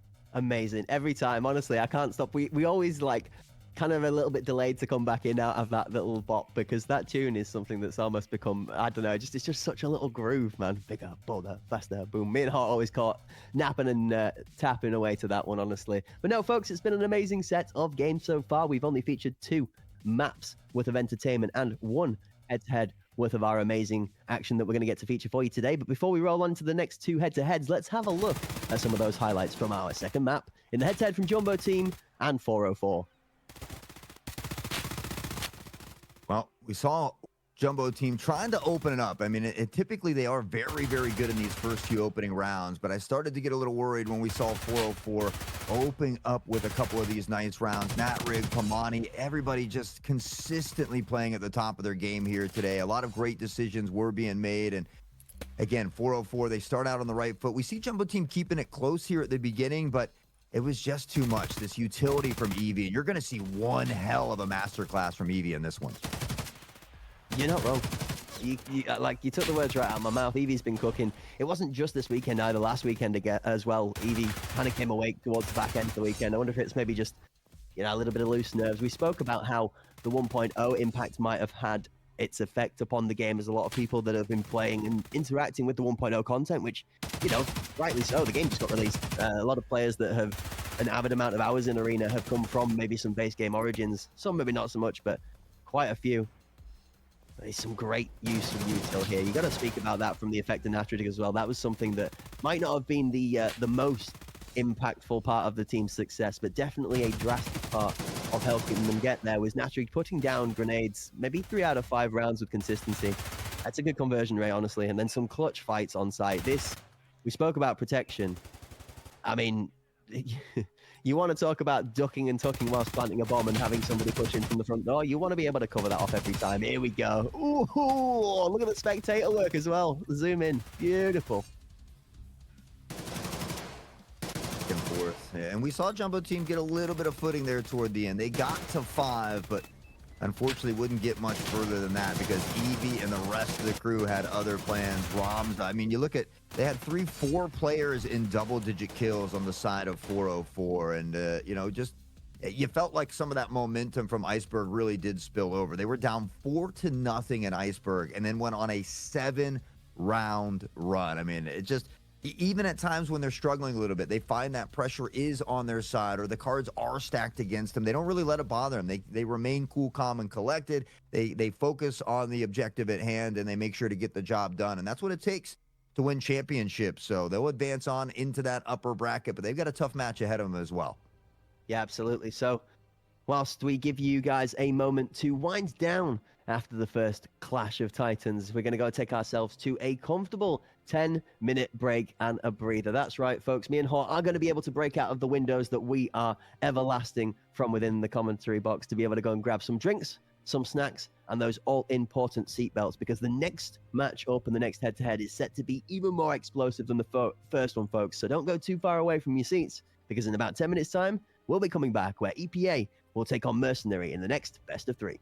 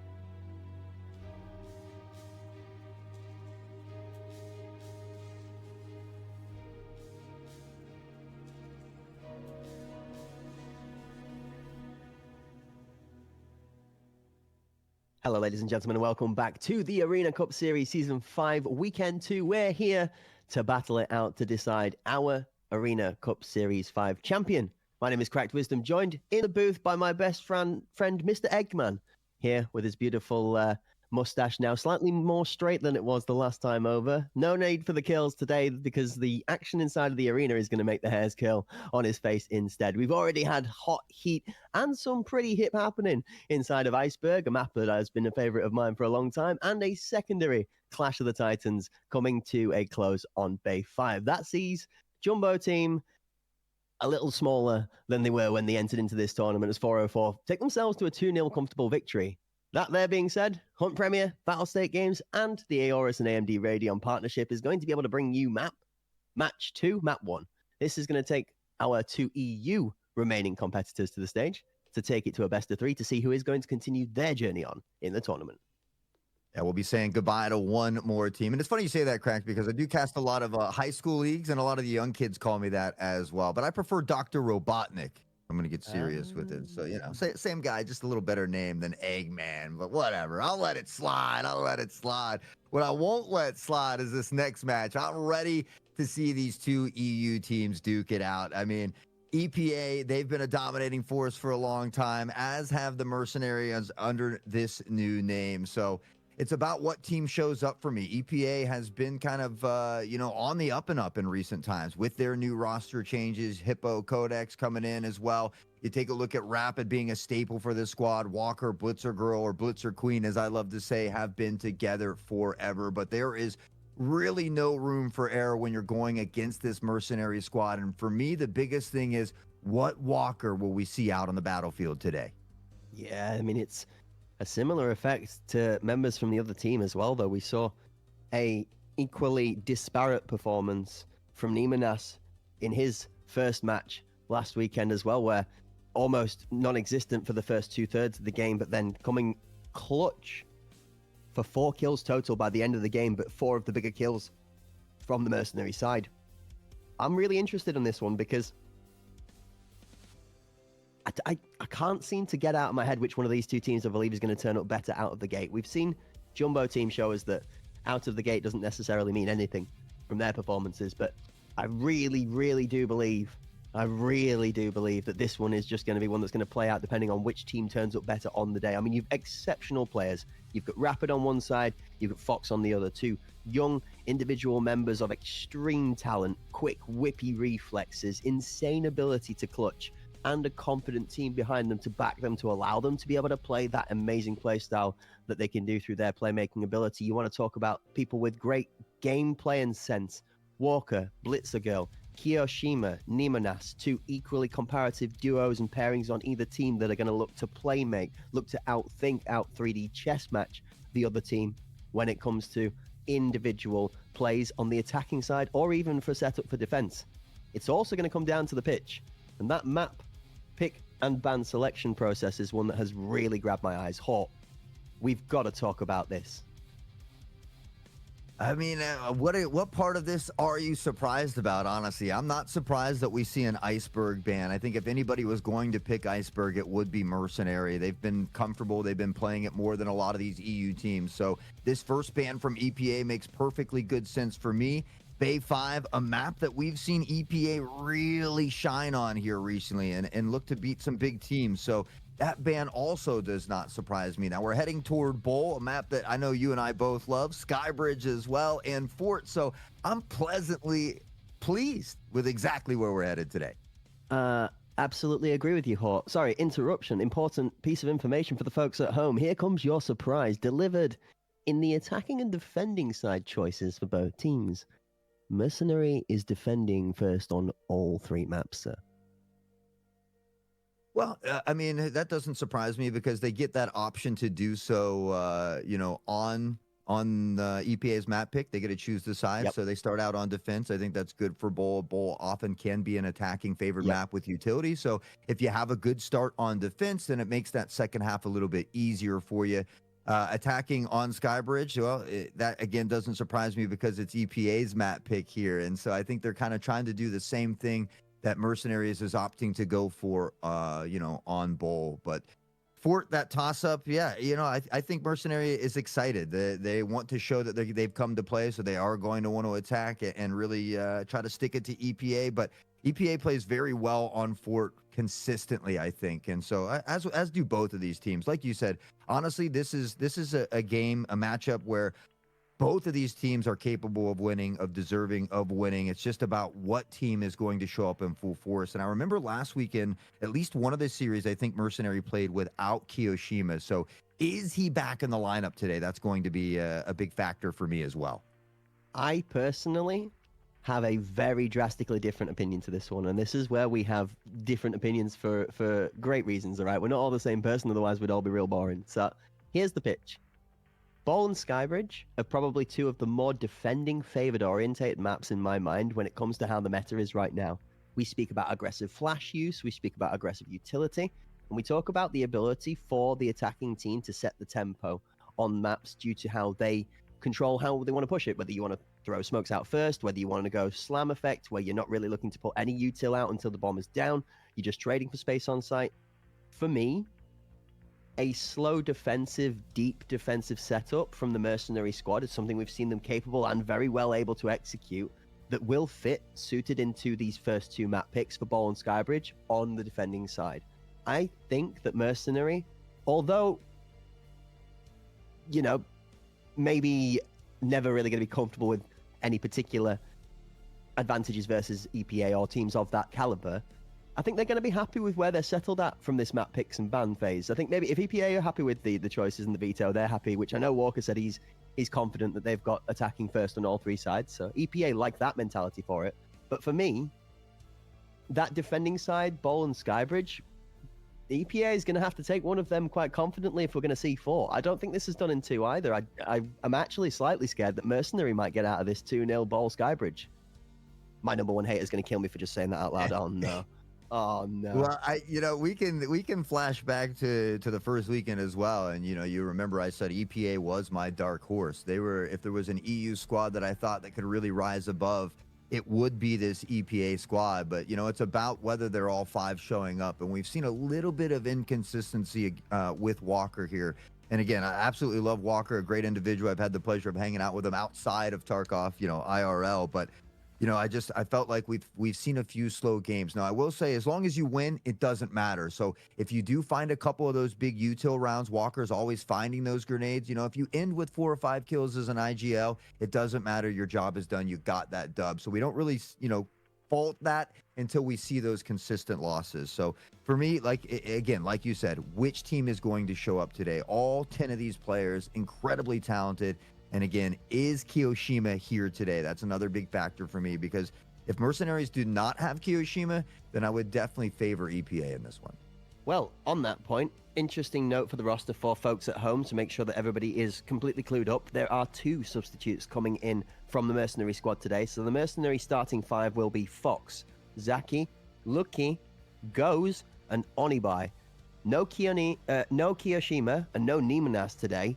2 of the big, I guess, pieces of the glue to the roster, actually, that keeps the funnel going. I know that Nemo and Kyo, between the 2 of them, they juggle how the IGL works for that team and where the direction goes. So that's a big change coming into Elimination Weekend. Brother, ooh, I changed my mind. I'm drastically changing my mind. No, that's not allowed. No, I'm sorry. That's a massive change. No, we're out EPA 2-0. Sorry. Nope. Zero faith whatsoever. Wow. That sounds savage. No, I'm really sorry. That's not like anything against Goes. Is a phenomenal player. I've never heard of Onibai. This could be a big, I could be about to be absolutely schooled by a fool I've just never heard of. All right, Onibai might be insane, but well, I mean, we didn't really know Sherbach until last weekend as well, and boy, is that man an absolute menace. So I don't jump completely off the diving board into the deep end like you were. I still have faith in Mercenary. They're a talented squad. They know what they're doing. They can trust in Goes, and obviously they can trust in Ani if they're willing to put him out here on the battlefield. So I definitely, again, think this strongly favors EPA. I think that helps tip the scales a little more in their favor as well. But look at Lukey. This is a map the first time I ever casted, 27 kills, 27 headshots. They still have some big juggernauts here. So let's get on into it now of round one. Mercenaries taking on EPA, this time on Bull. Yeah, first corpse to hit the ground is going to be that hungry hippo that we spoke so well of in the last weekend's entertainment. A great shining star for the EPA squad as they were doing a lot of damage. Walker's going to jiggle peek his way through the backside of the smoke as goes. Not that he knows. Also trying to challenge for some audio. Three-member push towards site as that grenade from Walker does find goes. Lukey on site as well still, though. Fox and Lukey come together for the crossfire, and the trap is set. Rapid and Codex fall prey. Mercenary find themselves 4 versus 2. And that A site now with the smoke replaced over curtain. That's a no-go zone for the time being.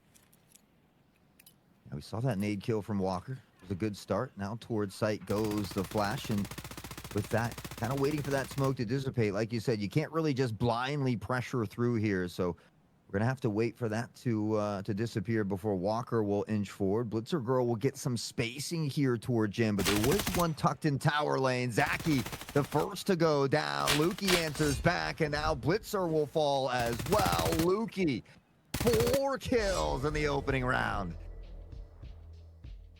Yeah, okay. I'm not going to jump to any conclusions just yet, but I am going to remind us of a defending side-favored map. I really strongly believe that Ball in this situation, same for Skybridge. I think a 3-5-4 score line from the attacking side is a good perspective on Ball, given current state of the meta, but we're going to see. We've seen crazier turnarounds. We've seen 7 and 1s go flip-flop. We haven't seen an 8 and 0 flip-flop just yet, but could still happen. This is set to be good. Fox, as 2 aggressive players up towards the generator, are going to find themselves coming through. This grenade is taking a long time to come out, but the hover from EPA is also taking a similar amount of time to push. The generator grenade goes off early. Rapid steps into the space. Goes, takes out Codex. 3 on curtain. 1 off Rapid. First curtain down goes is going to be really easily covered by strength from Lukey. That 2-man sight 2 rounds in a row, Hawk. That's a devastating hold that EPA haven't quite got a read into yet. Well, you know, no faith, he says. Maybe a little bit of faith after these first 2 rounds can be given to Cracked here, because the Mercenaries show that, hey, despite the fact that they're having a couple of subs, there's some big shining stars that are comfortable putting the team on the back and saying, hey, I'll be the glue. I will guide us to victory. Just follow my lead. And it starts with Lukey, baby. 6 and 0 through the first 2 rounds.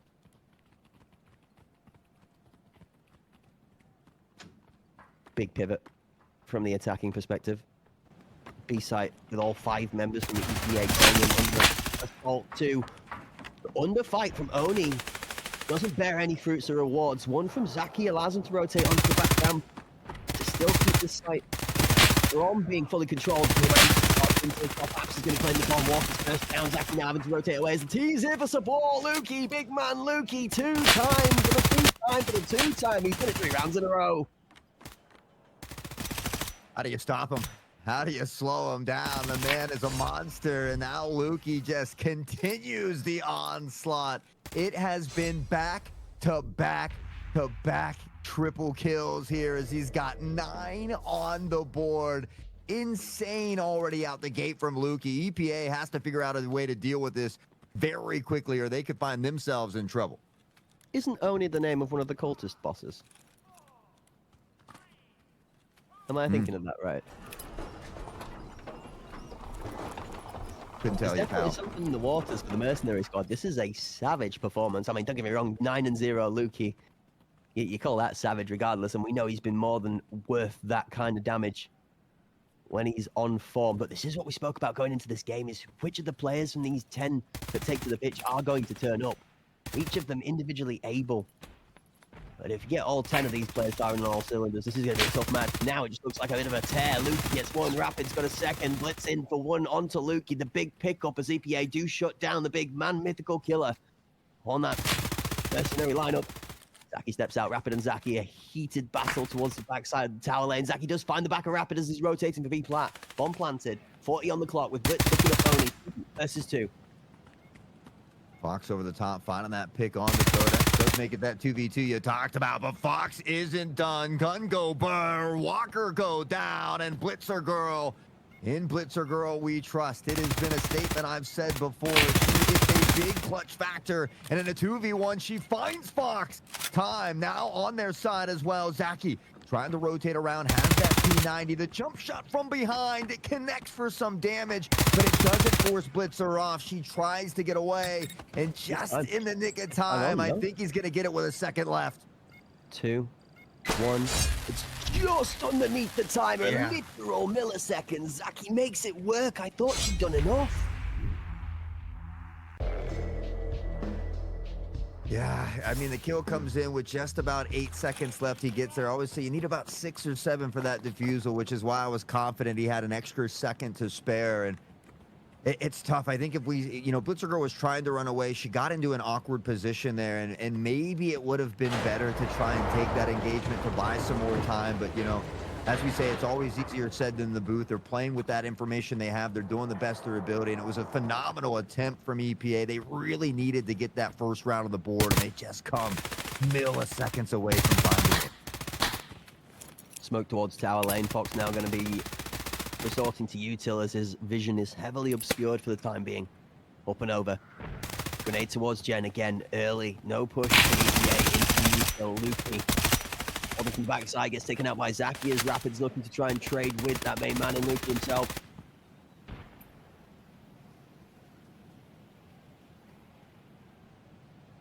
I did not expect a 4-0 start here from Mercenaries. I expected it to be a little closer from EPA, but there are breadsticks littered across the scoreboard there for EPA. Blitzer Girl right now trying to be the glue to hold this squad together on the other side of things. They need a first round on the board, and they're just quickly running out of opportunities here in the first half. Yeah, I mean, this is the kind of setup and textbook execution that I was scared Mercenary might bring out with the main roster.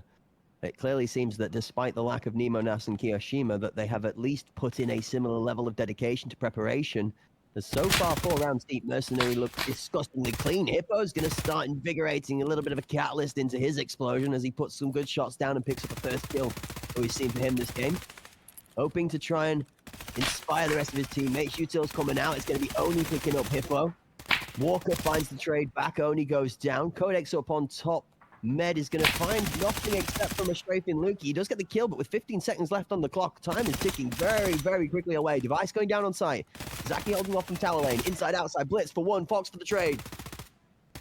Oh, and Fox finds a second from behind as well. Codex in a 1v1. Codex is another one that has been a big clutch factor. Had a phenomenal first weekend as well, but with a light bleed and no health, it is tough. Fox dipping and diving here, bending the bullets. 7 kills, only a single death. Luki at 10 and 2, and despite having 2 subs here today, Mercenaries are not skipping a beat. Yeah, they got cool comms coming in from the chat as well. Confirmation that Oni was one of the Halloween bosses' names that they brought in for the event that time over. Good shout out there. I think it's Oliver, but it's Oliver with a 6. W comms there in the chat. Guys, I hope you guys are enjoying this game because this is a surprise for us. If Mercenary were to walk out of this game without EPA taking more than 2 or 3 rounds, that would be a drastic upset. Regardless of the players that are taken to the pitch or out of the plane, that one would be astonishing. The question I'm asking myself, Hort, is I thought this might be a 5-player versus 5-player conversation. At the moment, Luki's making it a 1-player conversation with the other 9 being left as just variables. I don't know. I wouldn't quite count out Fox either at 7 and 1.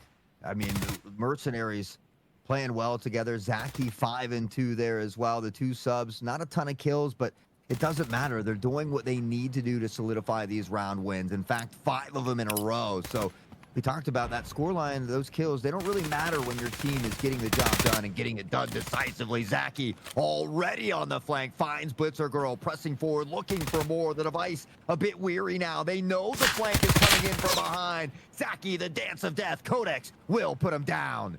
Yeah, they actually send Zaki back from the ambulance towards Medshot, cover it off. A good rotation out of EPA to make sure that that bomb is played safe. It's a very hard fight up into the angle on A plat as you are tucked in from curtain, as that I have the high ground advantage comes to bear. Aggressive rotation now deflated. Mercenary have only one person left on that B site. EPA maybe with 45 seconds left on the clock, considering changing push. Nope, two-man push on towards site is going to try and cover off with this two-man hold. The Mercenary have stuck so strong and true with the duck and hold on towards the side. Codex runs out of bullets, goes for one. Rapid takes him out, but it's dangerous. I love watching Codex play as well. A very fun and flashy style player who finds big picks, but you always hate to hear the click, click, click, and well, does go down, but they find themselves in great positioning now. They have a 2-1 advantage. The device is planted, time on their side, and it's Oni, this new sub stepping in. Only 1 kill on the board at the moment. If there ever was a time for EPA to get on the board, it is now. And there's a bit of a flank coming here. Nope, gonna go up toward med side. Oni trying to isolate the ones. It's a great decision, but Rapid will win the battle. EPA will get on the board, and we'll see if now they can start to string them along. Maybe some of those early first game jitters, rounds getting warmed up here. Can they reignite that flame? Yeah, a little bit of stability at the back end of the round as the Rapid forces his Oni into a left hand versus right hand on the height advantage again, using that slight off angle up the ramp to push that fight as much into his favor as possible. But the Rapid's going to need any extra advantages to be able to win out the gunfight, so we know obviously to be another player that's equally able to do devastation if given the space. Quieter game for Rapid so far at 3 and 5, Blitz 5 and 6, Codex 5 and 6, Walker 2 and 6, and Hippo 1 and 5. The EPA squad just really struggling to find the footing out of the gates. 6 rounds in, this is where turning it on would be preferable. Now, this is one of the rounds that we see very rarely, isn't it, Hor? It happens about 6-7 rounds in. The full vertical line of scrimmage. Nobody wanting to cross that line that you would draw directly through the helicopter for giving too much space. Deep sandbags, useless position towards B from Mercenary. Forward under apps, playing safe. And then too deep towards both headshot angles on the A site. EPA, to counter this play, you have to try and put some numbers towards an area or get some good individual picks. Curtain challenge to site. No fruits found. Two-man stack up towards that site now. Coming to bear. We've seen this from Mercenary multiple times over. What have EPA got into it? Rapid finds a big pick into Gen. Now the push. Brody goes down, goes on the ground. Is going to maybe regret that decision. Rapid accidentally picks up the head of Hippo, but they do make successful site entry. EPA now going to bring the bomb from spawn to get this one down.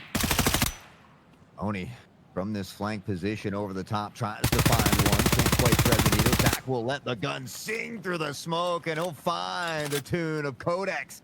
It's a nice headshot to bring it back by 1 as they try to get this plant down, and they will do so successfully. Now Zaki and Oni in a 2v3 retake.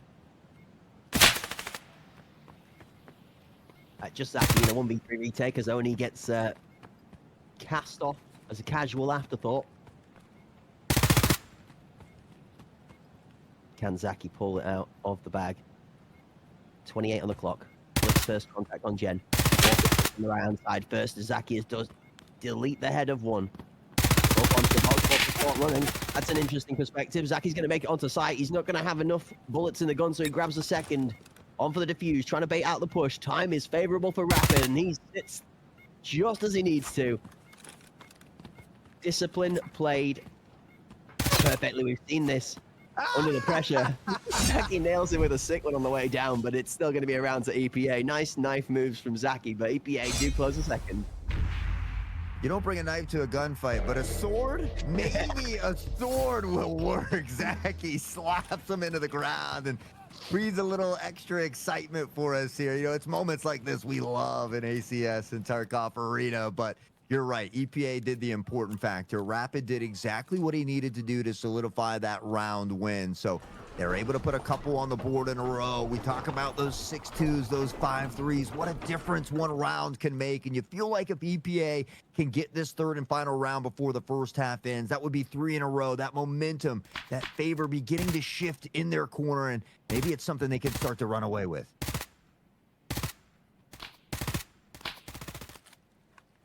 Interesting hard hold from Blitzergill out in med shot. Fox is going to find the first pickup onto Rapid. That Gen pressure that EPA had been able to leverage last round, not going to be the same this time over. Mercenary adjustment as the 2 member on site have now split actually 2 members towards Gen. The second is going to step up from headshot towards site now, so there are still 2 here again. Hippo Looking to try and find goes on the close angle. The pre-fire not quite making its mark. Blitz finds one with an 8 onto Zaki, though, and we see this 3-stack from EPA underneath Med. Really wants A-site. Walker for 1, Hippo for the 2nd. This is more strength from the EPA push. Lukey does find Codex. Vice planted, but they've got to shut down Lukey in tower. Yeah, and that's easier said than done. Lukey will find Blitzer. Luckily, the device is planted. They've got time working in their favor, but maybe making some unnecessary peaks. Walker goes prone, caught an animation. Oni able to find it, and that puts teammate in a tough position, but Hippo finds one, can't get the second. And in a very important round, dropped by EPA here, Mercenaries will find themselves up 6-2 at halftime, and a big clutch from a sub here of Oni. It was as we feared. Lukey again makes himself good for 2. Gives space and enough breathing room for Oni to have the confidence to pick up that clutch with 2 of his own. That's a strong first half on the defending side from Mercenary. Yeah, if I was Kiyoshima or Nemo, I'd be sitting somewhere staring at the screen like a very proud dad at the moment. Lukey, Zaki, Fox really stepping it up here. And again, Oni goes, you know, it's tough to step in as a sub, especially for a game, let alone an Arena Cup series at Championship Weekend. That's not an easy task. So I think they're dealing with those nerves, those vibes very well, and doing what they need to do to solidify these round wins as well. You put that clutch on the shoulder of Vonies. Even though they only have 3 kills, they find 2 there, and it's a big round for them. So, you know, the fact that you have your 3 core members playing so well, keeping this team organized together and with the head on straight, I think really speaks volumes for how talented a lot of these individuals are. First round on the attacking side for Mercenary. Oni on the long angle, up on the box and Med short. He's going to be looking to try and pick Blitz. Might going to fall prey to this one. Rough angles for Blitz to have to deal with. There's a lurk in the nose. That's Lukey. And if he isn't going to find that kill, then the Med short angle would have very shortly afterwards. Playmaker down. Mercenary holding this very aggressive forward U shape almost out of spawn. See the B player from that squad push now rotating back through spawn towards A site. Med short going to be reinforced. Mercenary looking like the bomb's ending towards A. Walker. We've seen so many of these wonderful Walker nade lineups. Will he find a big one here? Blitzer, unfortunately, the first taken out, and it's been EPA that's been at this disadvantage in the majority of these rounds. Rapid trying to change things here now, and is he going to press through current? He's feeling a bit palsy, and it doesn't pay off. Zaki to find the first. Walker will fire back, but goes down to Fox as well. And Mercenaries continues this dominating fashion. Fox says nobody's safe on the other side. Will accidentally collect a teammate.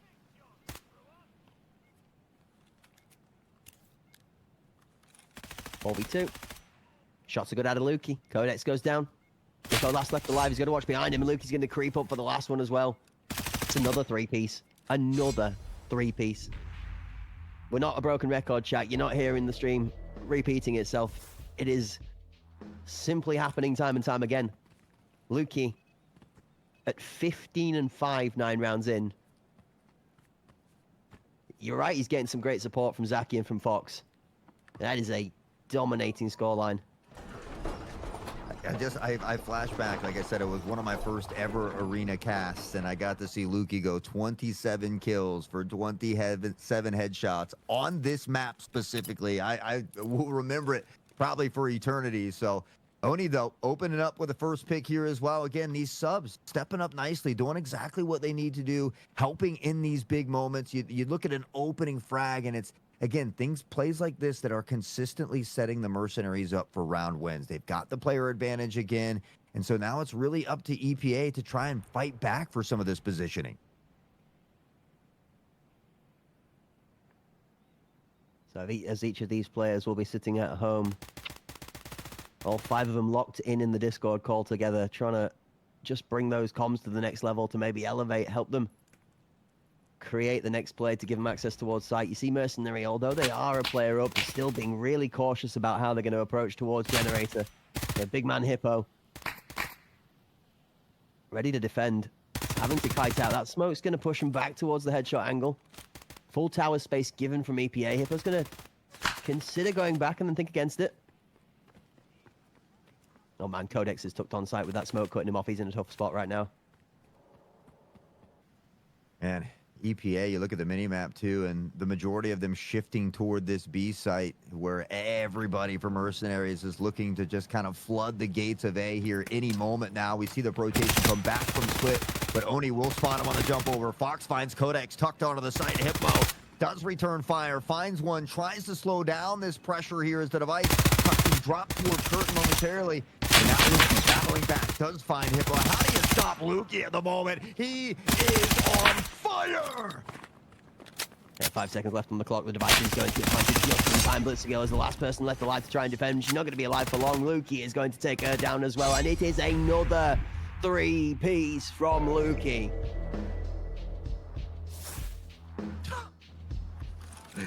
Luki. 18 and 5. Zaki and Fox in double digits as well. And EPA just hasn't found a way to deal with the momentum, the ebb and flow that Mercenary is bringing here on ball. And they may just have to look to that next one here, because one more round is all Mercenary needs. It would be up to EPA to find 6 consecutive rounds if we wanted to get to overtime, and it might start with a rapid pick on to goes. Just goes to give some faith to the fact that the 2 subs that have stepped up onto the table for the Mercenary squad have absolutely pulled their weight in that team's worth of equation. You cannot lose 2 members out of 5 and not have the numbers start to come to bear. EPA have only managed to squeeze 2 rounds out of this exceptional performance from the Mercenary squad line as a whole. You can see how much discipline they've put into setup on the attacking side as well, Hort, where on the defending side, you don't really necessarily have to put too much thought into the process of how you're going to approach it. More reactionary than intent. The attacking side is much more difficult. And when you're playing the experience of a team like EPA, of a roster that 4 of these members have been in the scene since its inception, you're not just going up against the small tasks. Blitz going to find one into Luki. That is a huge pickup for EPA. It's the big killer, big stepper from the Mercenaries. He's taking a moment to sit down. Blitzer Girl always anchoring in that B site down, does it well, and shows why they trust in her. You talk about quick kills, though. It's Rapid and Codex. They combine for 3, and they begin to fight their way back this uphill battle. But you talk about it, 5 rounds in a row now is what they need to get to overtime. For Mercenaries, they just need 1. EPA can afford no mistakes at this point. So hopefully they can keep this drive alive here. It's a big round, and about building off the back of it. That's the important thing here for EPA. And I guess even if they do lose this game, it's about getting closer, keeping it competitive, and finding some momentum for that next one as well. Yeah, interesting choice of kits. Just a little one to note that Mercenary have gone for 3 assault rifles and 2 scout kits. Shots early openers 2 for the EPA side, actually. Fox being the one to pick up the trade, but immediately taken out straight afterwards. It's Rapid and Hippo that claim theirs. Rapid 1 paying a price for his life on the EPA side. 2 down, Zaki and Fox for Mercenary. EPA, another good start to this round. They're trying to string them together. Oni will scoop up that device there as well. You can see on the minimap most of this action happening around the A site. Blitzer anchoring B will do a subtle shift that's going to hang out for a bit longer here. I think Luki knows there's one in this tower lane as well. Going to send that flash out and see if they can find the blind as they look to pressure site. The on site is keeping himself very well protected from the generator peak.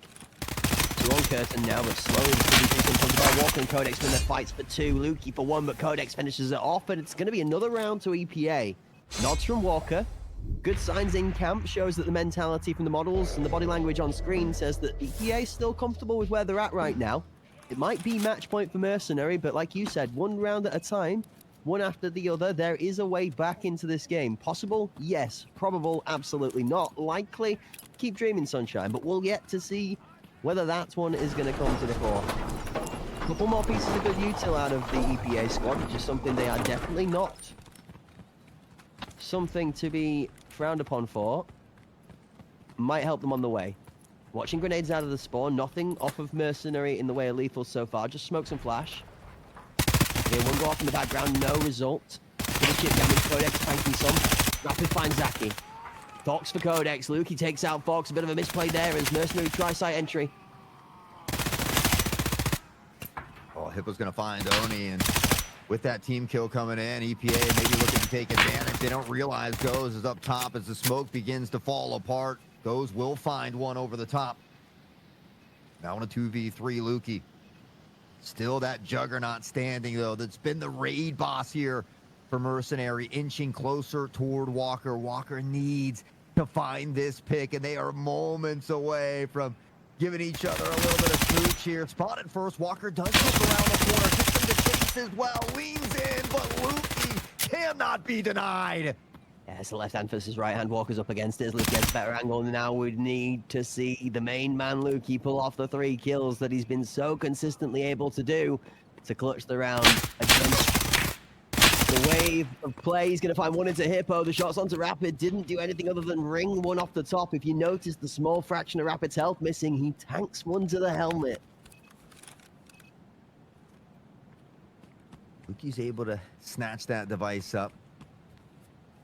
Timing almost playing out in his favor as well. Rapid looks to bait this audio cue out, but Lukey actually takes away the device. Was moments away from getting that plant. Rapid with the footsteps does scare him out of this one, and now Lukey's trying to bait out a bit of that pre-fire. 8 seconds on the clock. Rapid, no, he tries to get to safety. There's not enough time. Lukey on the repeat, and the Mercenaries will take game number 1 in dominating fashion. A humongous performance out of Lukey at 22 kills with 15 headshots. The MVP for your match for the Mercenary squad in map number 1 here on Ball. 5 MVPs again, akin to that alike of Eevee from our first head-to-head of the day. Backed up with a great performance from Fox, 12 and 7 with 5 assists, and 11 and 8 from Zaki with 2 assists as well. It's an all-round strong performance out of Mercenary on map 1.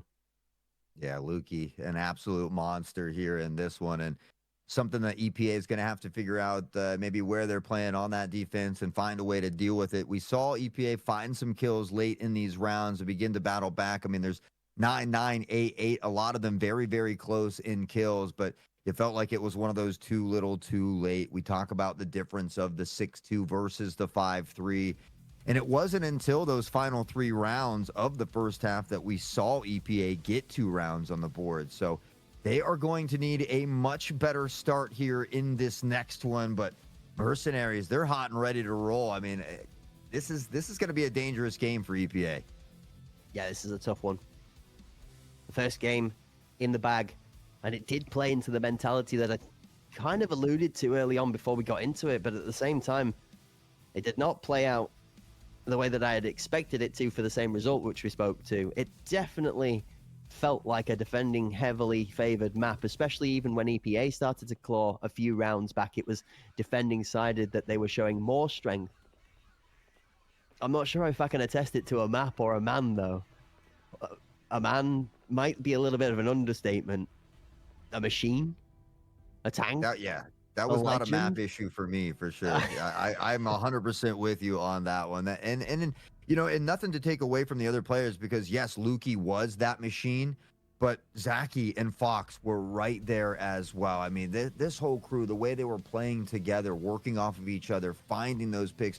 It's like, yeah, they could get the trade if it was needed, but half the time it wasn't needed because Lukey was just making it happen. It shows how hungry for this dub they are. This is a team that we saw have a ton of success and fizzled out for a little bit there for a season or two. You know what I mean? And now they've regained it. I don't know what retreat they went to, what kind of walkabout they went on, but they have found, you know, Stella got her groove back, as we like to say in the States. And so, I mean, they're firing on all cylinders. This is a fun team to watch when they're playing like this. And the fact that they're doing it without Kiyoshima and Nemo, I think to me is that much more exciting.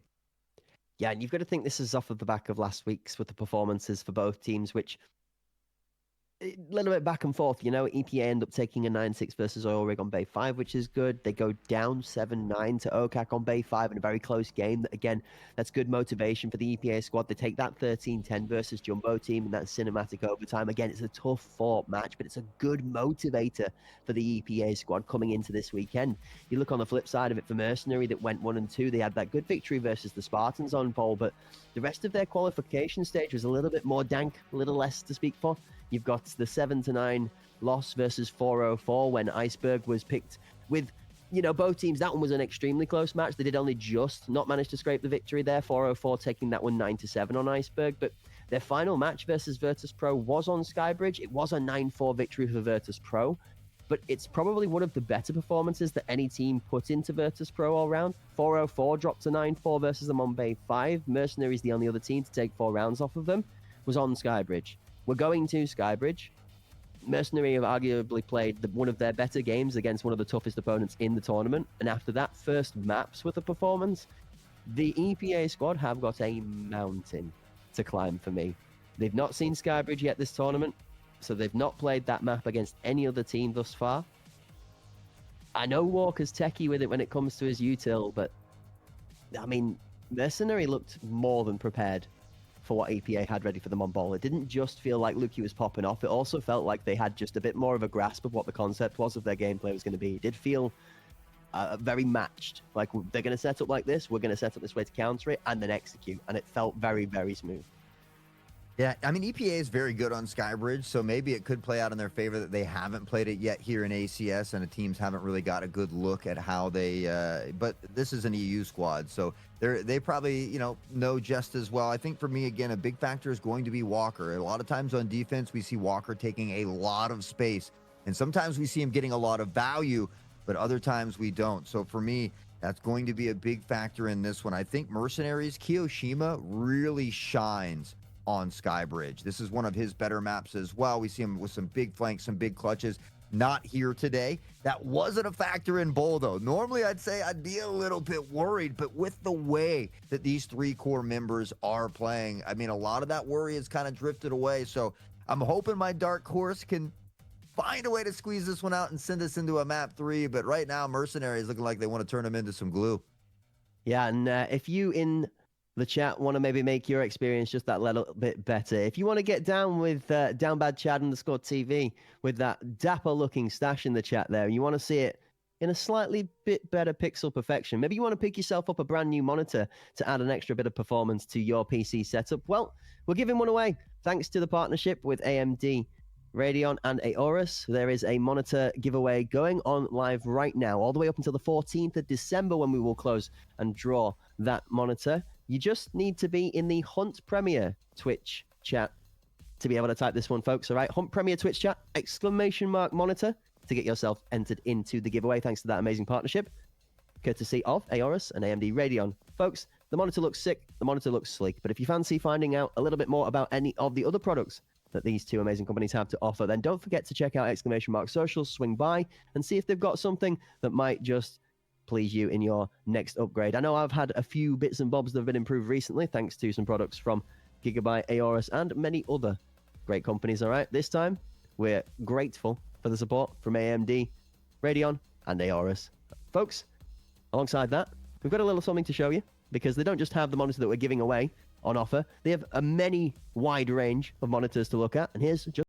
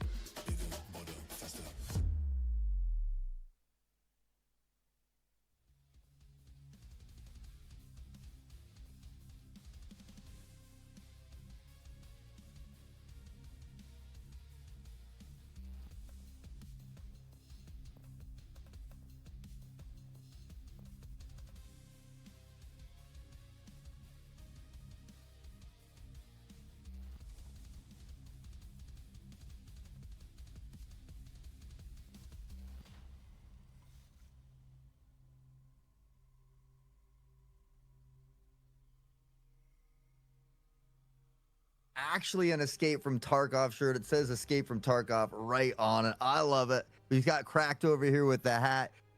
I saw some bears in chat. I know it's kind of a little fuzzy there, but where are my bear fans at? I don't need to know if you're bear or USEC out there as well. I always like to see the banter going back and forth, but a big bear fan here. So EPA, Mercenaries has already got one on the board. They only need one more. We talked about how good they are at Skybridge as well. Does Mercenary, I know you were not really a believer with the 2 subs, but have they changed your mind? Does Mercenary now take this in 2-0? I'm not going to talk about the subs. I'm sorry. This is no disrespect to Goes or to Oni. This has nothing to do with the subs. I have very rarely, you'll know me, and if you're in the chat, folks, and you've seen enough of me commentating, or you've even had a chance to swing by the stream, my mentality very rarely goes to one individual player can affect or afflict the game in such a way that it carries more than that and the strength of a team.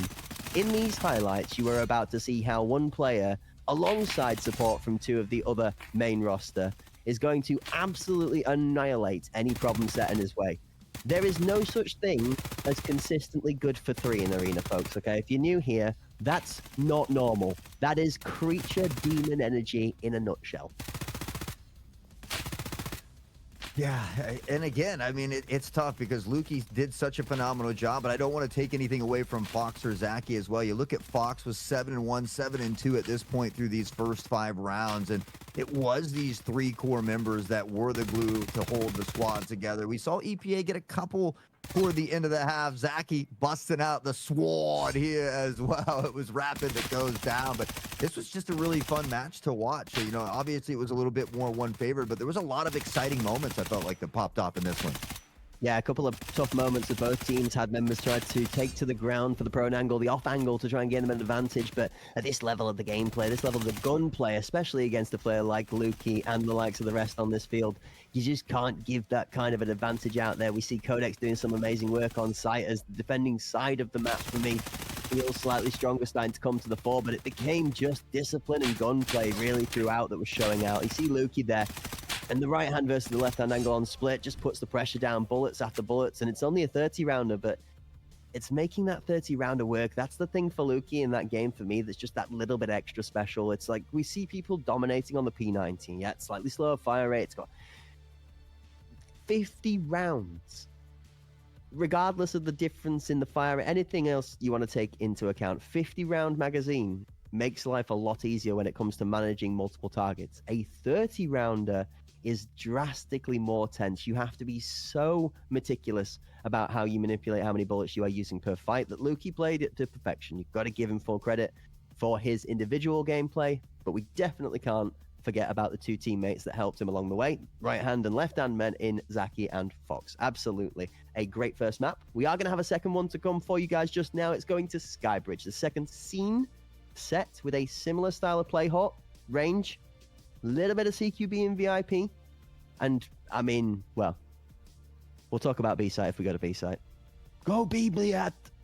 Yeah, you know, it's something that could really throw a wrench in the mix because we don't see a ton of teams doing it. But I do want to touch base on both Oni and Goes as well, because we talk about how good these 3 core members were, but we got to think back to where, I know at least 1 round, but maybe 2 where Oni did have a clutch at the end of the round. Oni, that last player standing as well. And it's not an easy thing to do, to step in as a sub when you don't typically play. Obviously, Goes has played a little bit more with them, but Oni, you know, I can't think of a time we've seen Oni step in. So to be able to do that and do it well in some big important rounds, I think is really a big feat on its own as well, because you're used to that typical team synergy. You can almost know where your teammates are going to be, but it's a little bit different when you have a sub step in for everybody on the team, not just for that sub, but you know, it's certainly a very tough role to fill. So we do, I think, have to give a little bit of a shout out to those subs that are stepping in and having such a great day against a tough team like EPA. I mean, this is a team that's been well known for a long time. So I think the fact that they come out with such a decisive win early is going to be really good for them. Maybe, just maybe, they can have a little bit smooth sailing here in the second one, but I doubt it. Yeah, I got to agree with you. We saw Mercenary ride the slow pace extremely well in map number 1. Well, here we go with map number 2. Ladies and gentlemen, this could be the final ride for EPA inside of this bout. The head-to-head, 1-0 up for Mercenary after a great game in map 1. Map 2 is Skybridge. EPA on the attack. I'm ready to see how they fare off rip. It is Zaki to find the first, but Walker does answer back relatively quickly here. Codex and crew trying to pressure forward as well. They're trying to fight for that space. Rapid picks up on the Fox as Oni will return, and we keep it even at 3. Smoke sent towards bench from Mercenary as Util, Lethal, and Co out towards E-Box and trade. Space taken as EPA used the cover to get to site and plant. Codex picks up one onto Zaki. Again, the pace will steady. The play will temper. Aggressive approach from E-Box. He's only going down to Walker on site. Codex just making sure to check that that flank is fully covered off as EPA have a 3 versus 1 on site with Goes creeping through the smoke. He makes the aggressive ballsy play. It's good for 1. And this should be an EPA round. Blitzer Girl holding VIP, the gold position of control over this plant. And Codex just juggling.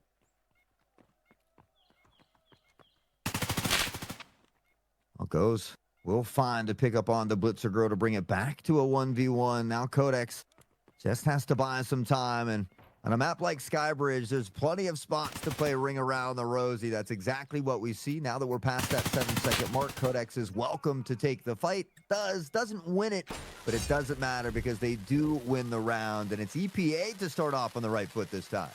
It certainly is.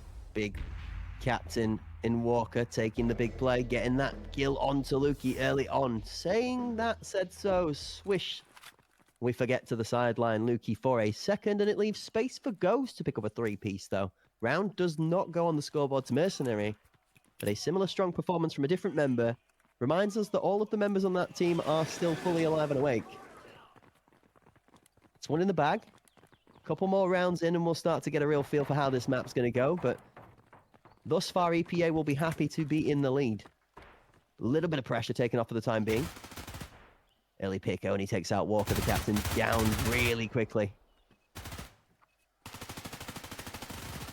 See if Mercenaries can do something with it, though. Zach has taken a little bit of damage. They're going to opt to keep pressuring this A site. We see a potential flank coming in here from Goes as well. And it might just quicken. Codex spots 1 prone on the floor, able to find this a second through the smoke as well. And Codex coming alive here on Skybridge.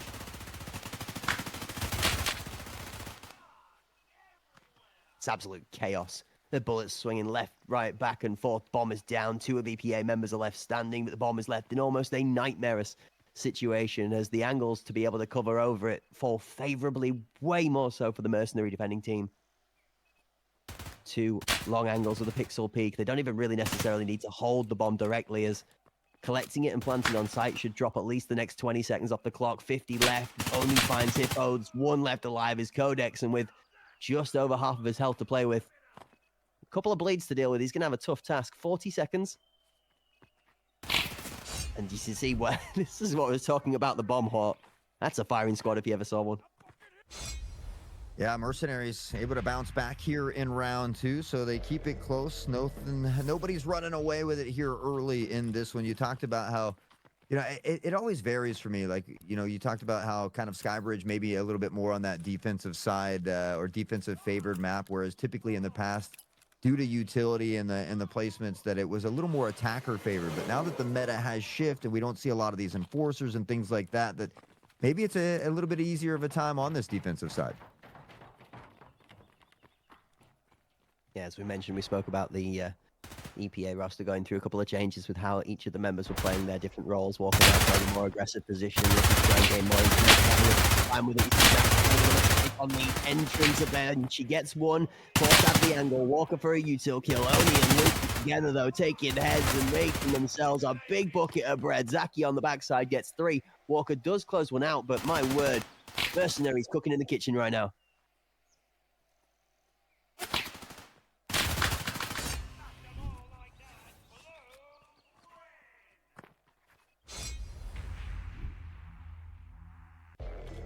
A very EP start to Skybridge in that round from the EPA squad. Pun intended. Does feel like Mercenary caught them just for the 1 round in the tracks a little bit. I know you heard that. I enjoyed it fully. that was tough. I mean, it would have been nice to see Walker find a clutch there, but in a 3v1, realistically, it's not that typical. We do see Walker with 4 kills already, which is as much as he had in that previous game. So good to see him starting off with a bang here, but they've got to continue that. We need all 5 players playing well. We still see a couple donuts on the board at the moment. Fox on board here in sight. Walker or someone prone. It might be Hippo prone in the background there, but it is Luki who's able to shift behind the safety of the smoke. I like to see the confidence out of Walker. They've changed the position, like we said. He's now playing the contract on entry. Hippo goes in. Hippo gets one. Fox claims back. Walker trades back. 1 for 1 for 1. Only in the position to foil the plan. Rapid spots him. The 7th sense of heaven comes through. And he somehow finds the whip and the flick. Oh, he's one of the shots. He's going to take a bit of abuse from Ghost. Smoke shot. Epox from the jump shot. I'm going to find it either. The device down. 45 seconds left on the clock. EPA are 4 versus 2 in a good position again here on Skybridge.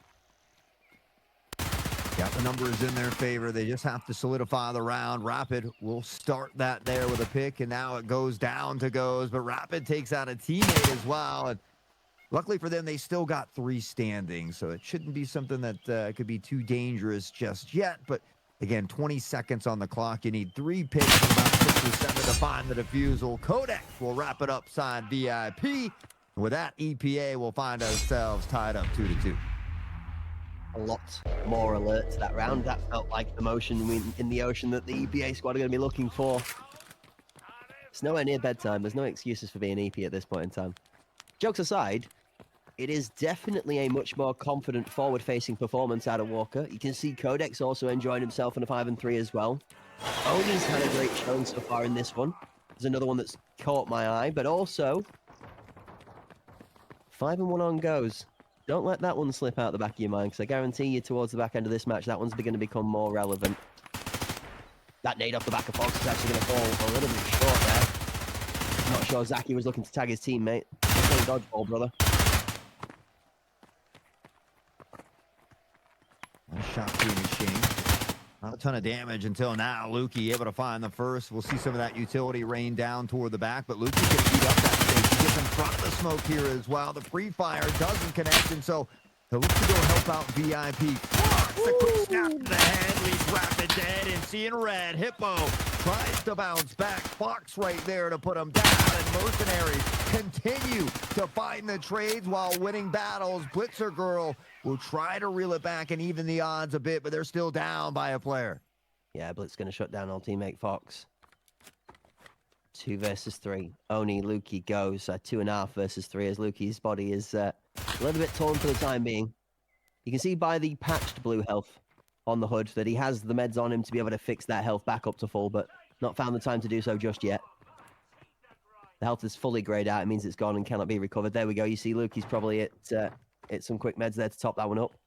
Walker carrying the bomb is going to head down towards lane 2. Goes here on tempo. Is going to just miss the timing on the left side of the pillar.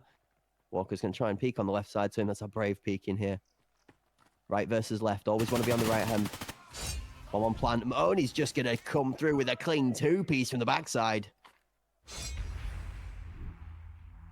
Oni at the top of the leaderboard at the moment as a sub. He says, it doesn't matter if I'm a sub, bub. I'm still here to dominate. And 6-3. The rest of the crew falling in suit. Mercenaries are looking like they are hungry for the dub, and they have come to just throw everything possible at this game, doing so with 2 subs as well. And I'm a little bit surprised. I'm not going to lie. I'm a little bit surprised that I'm a lot of bit impressed. A lot of bit impressed, I think, is the feel from the folks in the chat as well. I see a lot of people that are heavily impressed by the performance put on so far by the Mercenary squad. EPA start out early. Blitzergirl finds one. Fox finds the return onto Rapid. Codex then shuts Fox down. Oh! Hippo hits a Hail Mary on site. Odie's down. Hold up.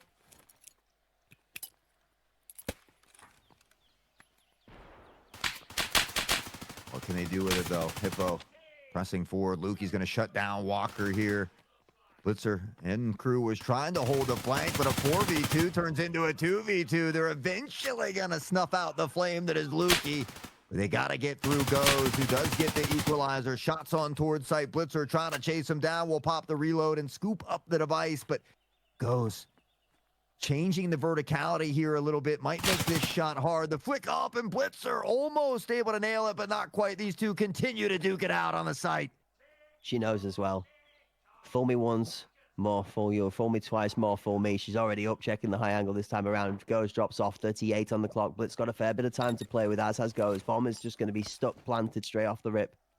Fakes and gets off. Goes is close enough to the tight angle that he can force a full plant for the swinging animation. Second tap as Blitz goes again. Time down to 20. 20 seconds Goes has played for. Really well Goes. Audio slightly short. Blitz is going to find it. The quick aggressive play. Take the tempo. Screw holding the angles. Blitz goes for the nads and she gets them. The Blitzer queen, baby. Long lives the queen. One more round as she ties it up now 3-3. And that was looking pretty good for Goes there. I mean, could have potentially played Ring Around the Rosie. We saw Blitzer go try to bait it out a couple times with that plant, but then just said, hey, screw it. I'm going to go for it. All go. Pedal to the metal. The W key stuck down. And, well, big risk, big reward here for EPA. They tie it up from the attacking side 3-3. But can they regain the lead? We haven't seen them but one time for one of these games hold that lead. And, well, it was only for a round back. Yeah, the Triple S plus tier play there. Solid steel stones. Speaking of solid steel stones, Goes is at in the middle of no man's land as he gets challenged by 3. That man felt the fear flood down from the top of heaven into his eyes as he sees the entirety of the militant squad of the EPA lineup rushing towards site with the bomb. 2 defenders, lane 1, lane 2. Oni and Lukey together tasked with the challenge of bringing in the reinforcements from the flank. Keep your eyes on heaven. Walker and Fox both finding a pick of peace, rapid from behind, but Lukey was waiting. Great positioning here as well. You talk about the situational awareness, but it's Walker with a flick up to the dome. It'll send them home. It's a free 6 feet dirt nap, courtesy of EPA. But now on a 2v2, they shuffle away. It is Fox that potentially could beat them there on this rotation, though. Yeah, but it's a massive call to get out of the red train. The 2 members of EPA were kind of trapped in the situation where planting nor getting out safely was going to be something considerable. Fox is in the position to deny this. He knows he's got a challenge from Hippo. He can't get there to stop the plant going down. Space held by Hippo. Zaki comes in on the flank. Now Walker is trapped, pincered in between 2 demons of the Mercenary lineup that have been holding the left and right-hand shoulder of Lukey so far. Zaki and Fox, consistency, both played out by both players. Walker has to fend off for both. They have side control. Walker's going to look for the aggressive pick onto 1. He gets 1. This is the play he needs to make. Forward through. 30 on the clock. Out to VIP. And Walker's away safely. Now, what can Zaki do? 24. Walker has really stepped it up big time here on Skybridge. He's going to continue to run around and around and around. And that nade is going to deter Zaki momentarily. And now at this point, he's got to defuse it. He's got to stick it. There's just not enough time. Walker, yep, has done exactly what he needed to do. This is a huge round. We'll get the nod from EPA. He says, yeah, come bring that knife. We'll knife fight. Psych, I'm not rapid, baby. 4 big picks from Walker there. 4 kills and a great bit of gameplay towards the end. Discipline. It started off with a nice kill. The second one was juicy. One maybe sent for the highlight reel for later on as he rips the head off of a jump peak from Lukey behind lane 2. The bomb ends up planted A after 2 players from EPA left alive sneak the grasp of Mercenary, trying to strangle them into the site. 4-3. Hot. Oh, it's close. It's really close. This is absolutely what we love to see in the Arena Cup series, though. EPA, they're not ready to be done. They are fighting tooth and nail here, and it's a nade that finds Rapid after he found a great pick in toward VIP. Codex look to pick up where he left off. Has to be careful of Zaki in toward Rapid. He presses through the utility. Huge one from Codex. Lukey, though, can't be denied. He finds 2 before Walker eventually shuts him down. Yeah, I mean, denied is right. He can be shut down, but he can't be denied. He's good for 2 again before Walker's able to close the back door. What they're not 100% sure of right now is the Goes is lying in wait. Codex runs straight into the trap, and now Walker has to be really aware. 2v1. Did a great job last round of being able to take the aggressive push on the advantage. Now he can do the same thing. Goes is going to step out. Walker versus Goes. The P90 is going to be able to ring true. Now leaving himself and earning himself a 1 versus 1. Rotation to B site is good. Oni is there first. He's going to check over the top of the train. Walker does smart to stay up on the train so he doesn't get caught on the angle crossing. Walker's using that intelligence. He doesn't realize Oni is already down and past the angle, though. Surely he's got to read this out in a second. 40 left. That clutch from Walker in the previous round here as well. So far, they haven't bait. Oh, he's going to peek, but Walker gets the plant in time. The animation is there as well, and Walker is up to 12-5. We talked about which Walker was going to show up, and man, in game 2, looking like the Texas Walker Ranger out here. It's really funny because somebody sent me a message the last game in my DMs being like, wow, this is a rough game in the first match from Walker, isn't it? You want to talk about a turnaround, you're absolutely right. Maybe just a little bit of warming up needed. It's not just Walker either. Everybody else on this EPA lineup now starting to feel a little bit of invigoration. You talk about the spark to ignite that spectral fire of the turnaround. Hawk, we might just be feeling a little bit of magic in the motion. Magic.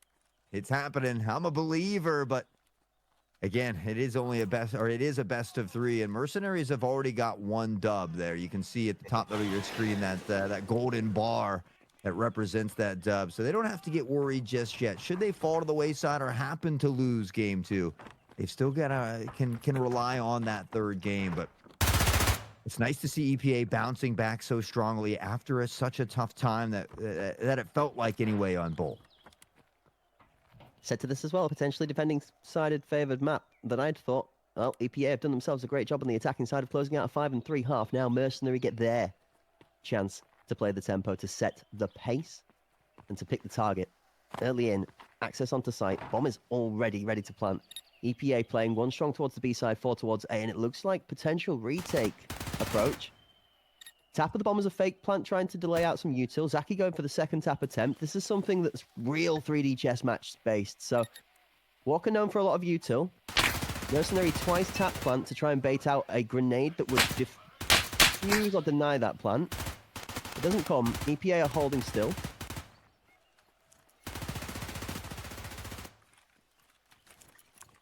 A lot of shots ringing out here. Hippo gonna let that flash come out as they look to pressure on the site, but deep there toward KFC. Now Fox goes, finds one. They shift forward. Rapid will still find Zaki. The device has been planted though, and with only 25 seconds, Walker comes out of nowhere and finds 2. But unfortunately, it does get shut down by who? By Fox this time with a quadra, and everybody on the Mercenary squad. I feel like almost everybody has had quadras here today. I could feel it about to go down. Just like waiting and waiting and waiting. Because I tell you now, folks, I'm needing breath space in between each of these rounds for how much more chaotic it's getting. Neither team wants to give too much of a gap early on in the round. Hawk, you notice how there's more and more members alive as we get closer towards the time barrier. And that's what's causing this just absolute explosion of fights. Back and forth. Fox does an amazing job the last round to be able to manage the chaos. He comes out on top with a 4-piece. This time over, bullets rattling from both sides. But again, it's the painful pinball of power from Walker that's going to put the punch into the lineup. Oni down. 4 versus 5 for Mercenary. Codex waiting for this peak to come around so he could potentially find one here. We can see the silhouettes in the background. Flirting with disaster here as well. Oni is going to be the first to fall. Hippo's taking quite a bit of damage here as well. And Codex backs away from this smoke, gives up just a little bit of space, but they've taken it on the side of KFC, and it's something they might be able to work with. Lukey, though, finding this first pick on the Codex will bring it back to a 4v4. That's what Mercenary are looking for. Slow the tempo down. Something they played extremely well on in Bowl was the slower paced rounds trades back and forth as Lukey for 1 into Hippo. Zaki, Rapid for 2. Lukey closes them out. Walker and Blitz versus Lukey and Goes. With the Clash of the Titans in the second. 15 and 6. Walker having a monster game on Skybridge. You never forget Lukey. The King's right-hand man. There's the Queen. Walker is walking over the competition here on Skybridge. You talked about a bounce back. This is about as good as it gets. Walker and EPA couldn't ask for anything better. And it's great to see Walker leading the squad here on Skybridge. They get that 2-point cushion, that comfortable lead that we talk about, but they can't get complacent. They have to continue to do what's been working for them here now on Skybridge. And despite the fact that they haven't really played Skybridge in ACS yet, we knew they were comfortable here, and I think it surely shows. This is a map that Mercenary, I talked about Kiyoshima often shining, and so maybe missing him here on an important map like Skybridge. Yeah, trying to enable some of the other players as well. Blitzergill able to do the work that EPA know her so well for, the playmaking in the background, getting one of the second last kills in the background from round number 10. Box down early, rapid and goes, fighting back and forth for some more VIP controllers. Mercenary again find themselves short, man, and you see the nade on the right-hand side of VIP comes out. Zaki picks up a 2-piece as Rat is fully cleared with the util.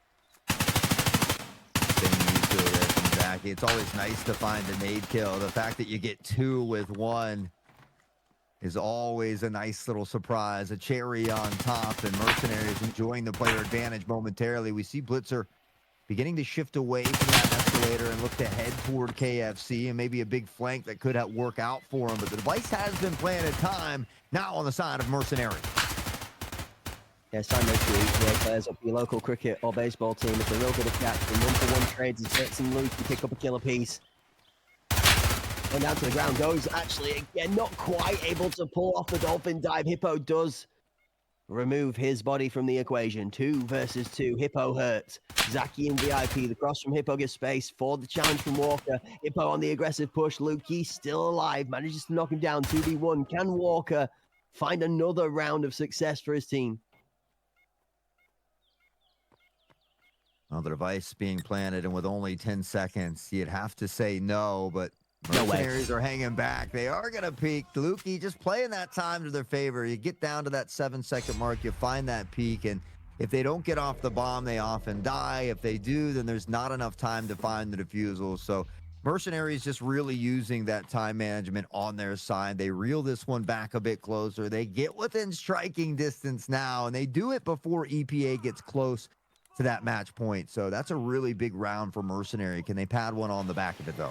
Yeah, it's well played for Mercenary too. There's one of those situations where 2 versus 1 and 1 versus 1 is very different from how you have to play it from both sides. From the defending side, when you got to get on that bomb to defuse, in a 1 versus 1, you can just hard commit to straight defusing it the first time and fake out that they won't actually challenge you and just try and bait you off with audio. In a 2 versus 1, you have a spare body to trade, so you can just big swing on the animation. You don't need to play the time game or play the chess match with the mental. You just literally play. He's going to get on. If he hard diffuses, we swing him. If he doesn't, we don't need to move. Numbers advantage plays out. Walker does the best he could, but Mercenary play very smart in the clutch in a game that is extremely close, and where mistakes might make all the difference. This is one of those games that a minor error or misplay really will swing the game in one team's favor. Can't afford those minor mistakes in the ACS here, and Zaki will find one. There's a mistake coming out from Codex. He takes out Hippo. Luckily, he picks up Lukey in the background as well. And if there's a player you want to take out, it's certainly been Lukey. He's been that shining star, already in double digits for Mercenary as well, but they find the plant quickly again. Walker will find one, gets a second as well, and now finds a third. Walker is heating up. No, he's on fire. I might have to owe this man a thank you for saving my life. Fox is coming through the smoking time. He's going to be able to get it as well. He's going to go down. It's going to be a 1 versus 1. 30 seconds on the clock, and Blitzer's going to find it. Fox has only got half the health, but the shots might be good. Blitzer, girl, Blitzer, queen. Why do I doubt? Do we ever doubt? What am I saying? In Blitzer Queen we trust. You might get tired of hearing me say it if you've watched the HPLs, the previous ACSs, but it's something that will always ring true. And Walker and Blitzer, the last 2 standing. This is a dynamic duo that's been together since the beginning of time, it feels like. It's great to see them clutching that up together as well. They get one away from match point. And we get a little bit of a tease as to what could be that third map if EPA can find a way to get these next 2. I have to be grateful that I got saved from that there. Almost cast the curse as Codex caught himself a teammate's head as well as an enemy's head in that transfer. A little bit unfortunate as Hippo crosses the fire. It's one of those things that happens inside of the chaos in the Coliseum, but 7-5, EPA have a 2-round lead. Walker steamrolling ahead of the charge with a 19-8 scoreline so far. Goes inside of the IP, aggressive push out of Hippo, just trying to pressure off a little bit of space. See if they can work with a little bit of that pressure. Rappert has taken some damage there on that jump across as well. Will eat a little bit more now, fighting for his life. It's Fox to claim it. They've got the player advantage, and Fox will rotate away, from VIP. Is now Hippo in toward the back of the site. And again, a little bit of utility has been saved here from both of these squads as well. 1:05 on the clock, so plenty of time to work with as Mercenary looks to set up the play. Hey, you can see Fox lurking towards Heaven, just popping a couple of shots through the blue tarp on the far end of that Skybridge section, just in case somebody's looking for an aggressive lurk. Hippo does pick up Zach, trying to sneak the plant on side. Hippo good for two. The shots to sandwich. Big man Hippo's feeling hungry again. That's a bit of a flashback to last weekend.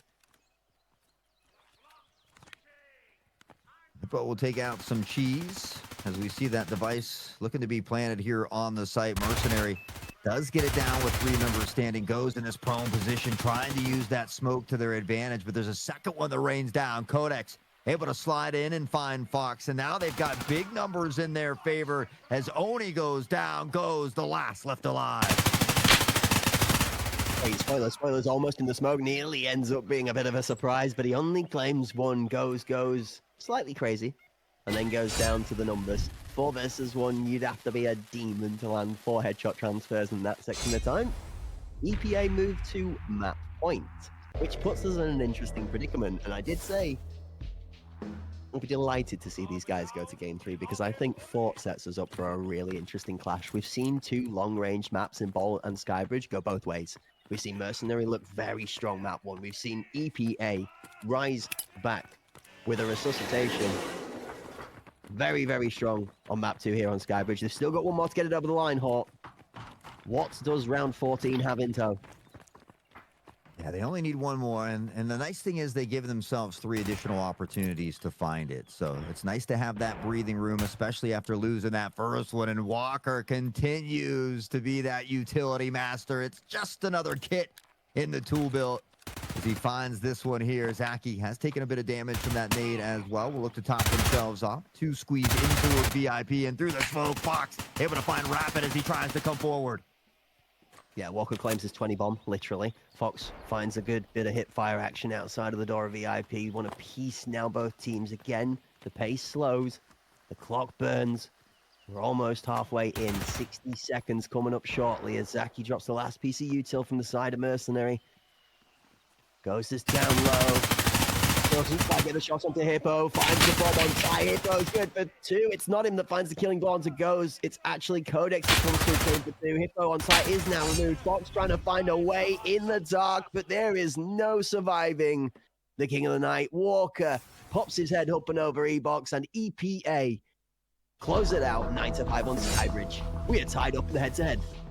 Love it. I mean, I talked about how, they haven't played Skybridge yet, but this is a map that they're very comfortable on. We talked about the aggressiveness of Walker and how it's paid off sometimes, and sometimes it doesn't. Walker comes up big for EPA in this one. 21-8-4 with 5 MVPs. And I mean, that's one way to reinvigorate your team heading into what could be the final map here of Fort. So I think this is great. You see some of that momentum maybe shift a little bit in toward EPA's favor. They're going to need to run with that momentum here on Fort, though, because Mercenary, we've seen how good they can be, especially in our first map. Yeah, absolutely. Yeah. Couple of quick checks through my notes as I see that Mercenary have not played Fort yet this tournament. EPA have seen Fort once, but for a very long time. If you remember back to weekend 1, it was 13-10, their victory over Jumbo Team on Fort. And we, I think for a long time, have considered both Bay 5 and Fort to be EPA favored maps, have we not, Hort? Those kind of close quarters confinements and the util lineups that favor those 2 maps fall very much into the wheelhouse of what the European Paradox brings to the table. Oh, man. Again, with Mercenary playing with a couple subs, we see it didn't really affect him in game 1. Did it affect him there in game 2? I don't know if it really did, or if it was just the fact that EPA played so darn well in game 2. And again, we always say this whole squad is a very good squad, but what Walker is going to show up. Man, did Walker show up big time in game 2. And so if he can carry that confidence, that moment, that feeling good, you know, if he can carry that, allow that to spill over into Fort, it's going to be great for EPA. But this is a spicy map. I mean, we've seen both of these teams play very, very well on Fort. And so, again, it's really tough to pick a favorite. I think again, you maybe lean into EPA just because Mercenary's playing with 2 subs. But after that first performance on Bowl, it's kind of hard to use that as a crutch as well. It's a huge turnaround from a couple of members of the EPA lineup. It's an equally strong performance out of the members of Mercenary. Actually, it does go to show a slightly less woken up EPA in map 1 to map 2. That's where I feel like we're at after 2 maps for this. I don't necessarily feel like Mercenary have fallen off in the second map. I do just feel that EPA played drastically better map 1 than they did. Map 2 than they did to map 1. I mean, we said, you want to get a hold of Lucky, map 1. Well, who's going to stop Walker map 2? You're right. It's a 21 bomb. It's a Demon's performance. Again, folks, absolutely crazy. Like, really, really crazy. I'm not going to lie to you. It's a turnaround. I mean, what more would you want to possibly do than get to watch that kind of entertainment and action in better quality? Well, whilst we're all going to get a moment to muse over the thoughts of the previous game, we get that highlight reel rolled up and racked up with all its glory and glistening highlights. Then we're going to have a quick talk about the fact that we've got a monitor there for you guys in the chat too. If you've not had a moment to already take a couple of seconds to swing by the Hunt Premier Twitch channel chat and drop in an exclamation mark monitor in there, then now's the time to do so. Courtesy of our partnership with AMD Radeon and Aorus, we've got a brand new monitor to give to one of you lucky winners at home. All you got to do, swing by that Twitch channel chat for the Hunt Premier, this one, exclamation mark monitor in the Hunt Premier Twitch channel chat to get yourself into that. The draw, well, I say the closing of this, will be the 14th of December, and the draw will be announced. You'll be able to find all of that out through the exclamation mark socials links, all right? Check out Hunt Premier, check out Battlestate Games, and check out Aorus and AMD Radeon on the socials, X and everywhere else you can find them, including maybe checking out some of their Amazon stores and seeing what other great products they have to offer, as well as one like this in this amazing trailer that me and Hort have been hip-hopping along to all.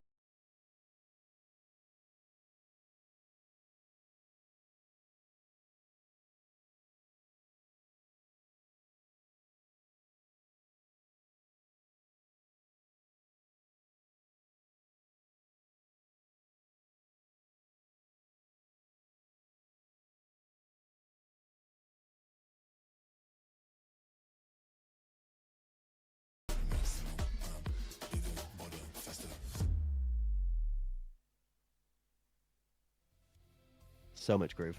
So much groove. A groove that can only be carried by a man with such a mythical mustache, an amazing mane of hair, a blonde streak, and a cool, kooky-looking Hawaiian shirt. That's right. Sauce, how are we feeling?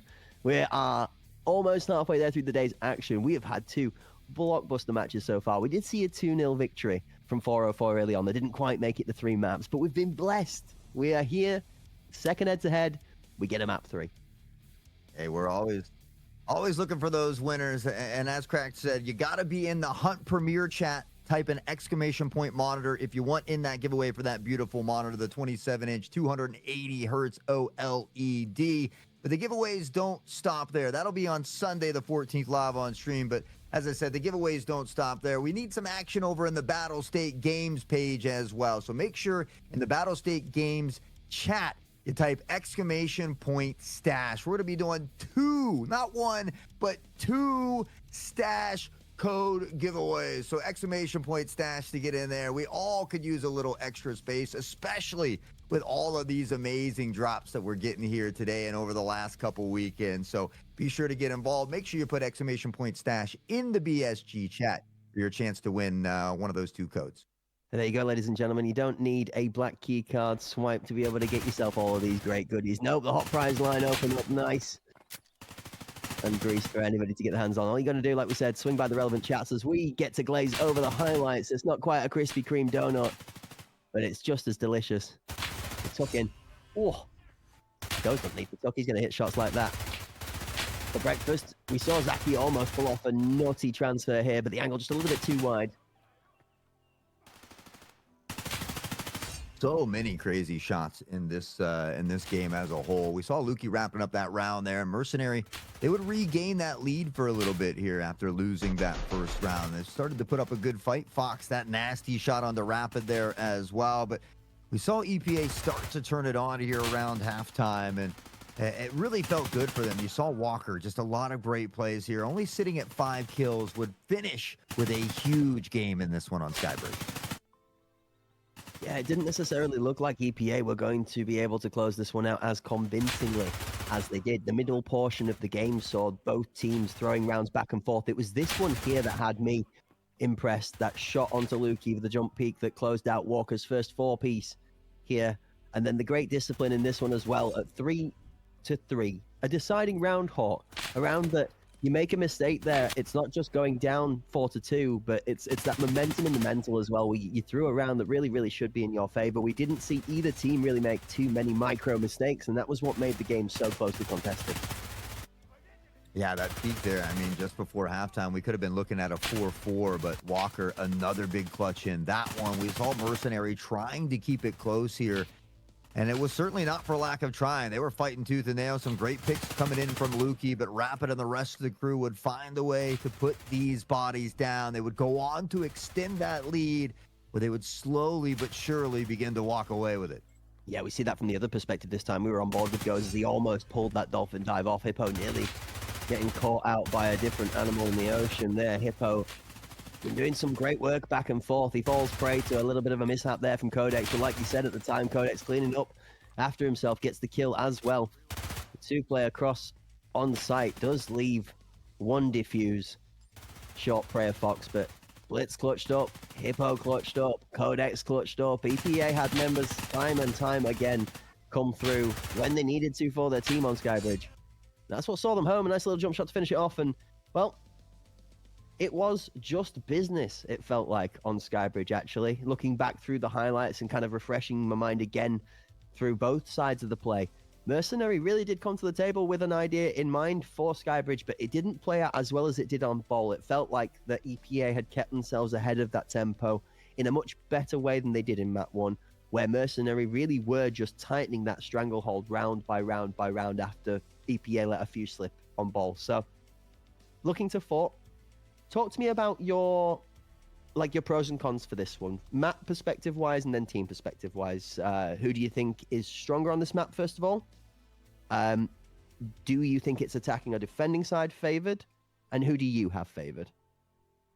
I don't know. I kind of like the defending side a little bit better on this map specifically, but you know, I feel like as time goes on with the way these teams play, it kind of varies on the team, and I think normally it would be tough to favor either team on this one normally, but I think again the fact that even though Mercenary did play very well on Bowl, the fact that they do have 2 subs would again just I would lean into EPA, but anything can happen, and I think that's what's so much fun about the Arena Cup series. The fact that we make it to Game 3, I think really further reiterates that as well. So it's potentially anyone's game. It really could go either way, and it's about which one of these shining stars are going to show up. We saw Lukey and Zaki really popping off in that first one. Walker, Blitzer Girl, the rest of the crew kind of stepping it up in Skybridge. So can they continue that momentum? Typically, the team that wins that last one right before you go into your final series has that momentum in their favor, but it's not always the case. And so I think these first 2 or 3 rounds could really help shift that in one team's favor. Yeah, absolutely. Completely agree with you there. It's for me, I've got a couple of battles in my mind. It's which of the team has got better preparation for Fort. That's going to be one variable that's kind of isolated on its own. Which of the 2 demons have got more in the tank? We saw a standout performance from Lukey in Map 1. We saw Walker Map 2. Is it going to be one of them that's going to be able to ride that wave of power? Are they going to show up again for a second map? Is it going to be somebody else that's going to take to the front and make the difference? Well, we're going to find out right now. Here we go. Map 3, deciding map. Fox for the first blood down onto Hippo. Codex takes out, goes Fox for the trade onto Codex. It's separate.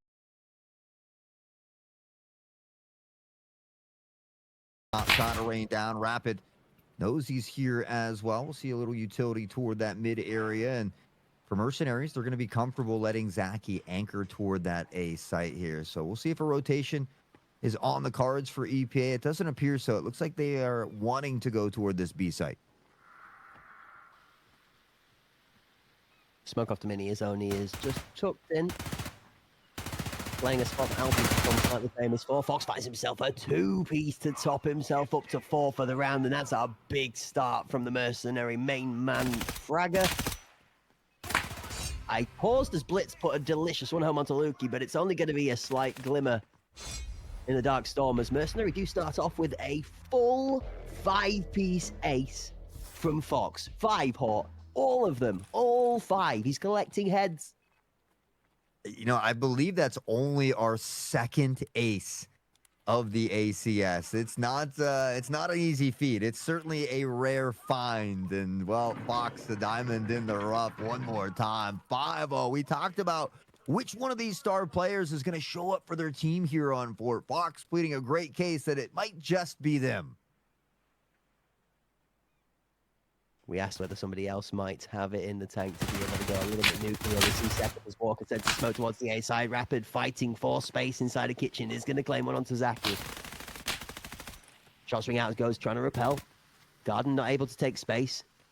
2 members from Mercenary actually flood towards the backside of site to try and cover up on the corners. Best way to reinforce. Lukey holds his ground. Rapid goes down.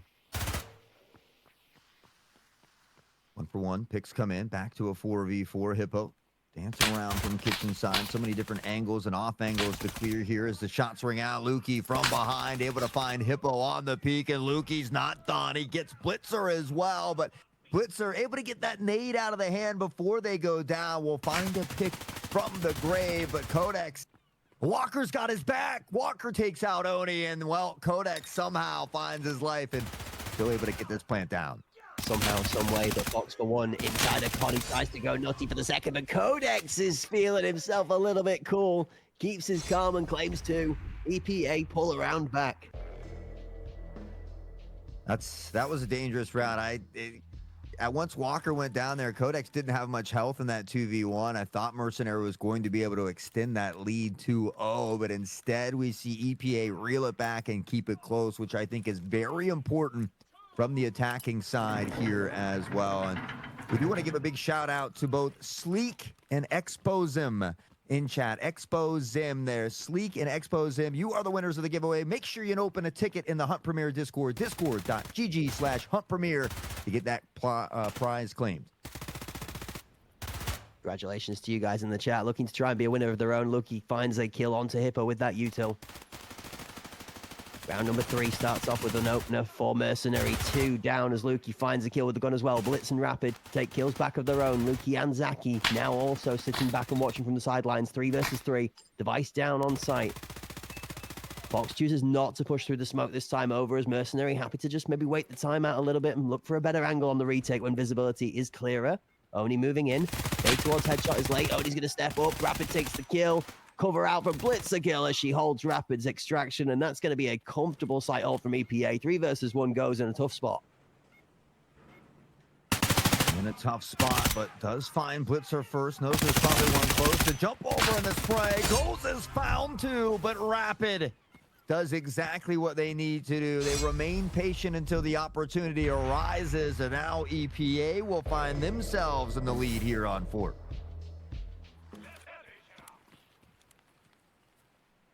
Fox definitely off to a good start for the Mercenary squad. Lukey also in a similar place.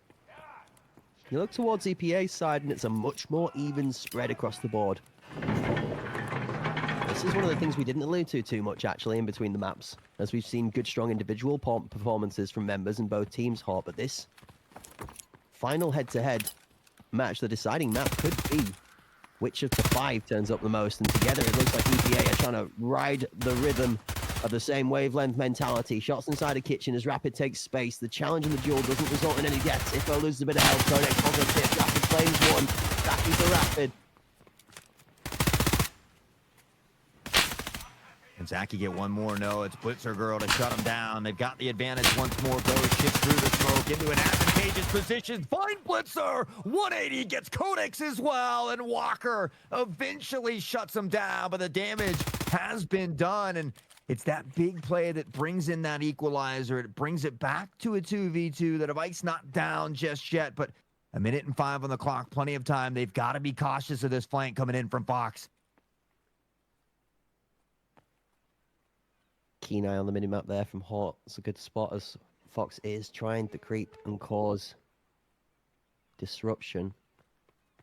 Not overplaying, it's doing a really good job of applying pressure now. You have to give due to Fox actually, not trying to be too over-aggressive for a kill. You see EPA are also recognizing and respecting that flank. This is where that mid-rotation through Colt becomes so vital because EPA have control of that middle section. Hippo has better timing towards the plant. He's going to fake getting that bomb down. They're looking to challenge. Walker's going to go down to Fox. Hippo might have missed his opportunity to plant. He's going to go back the other way.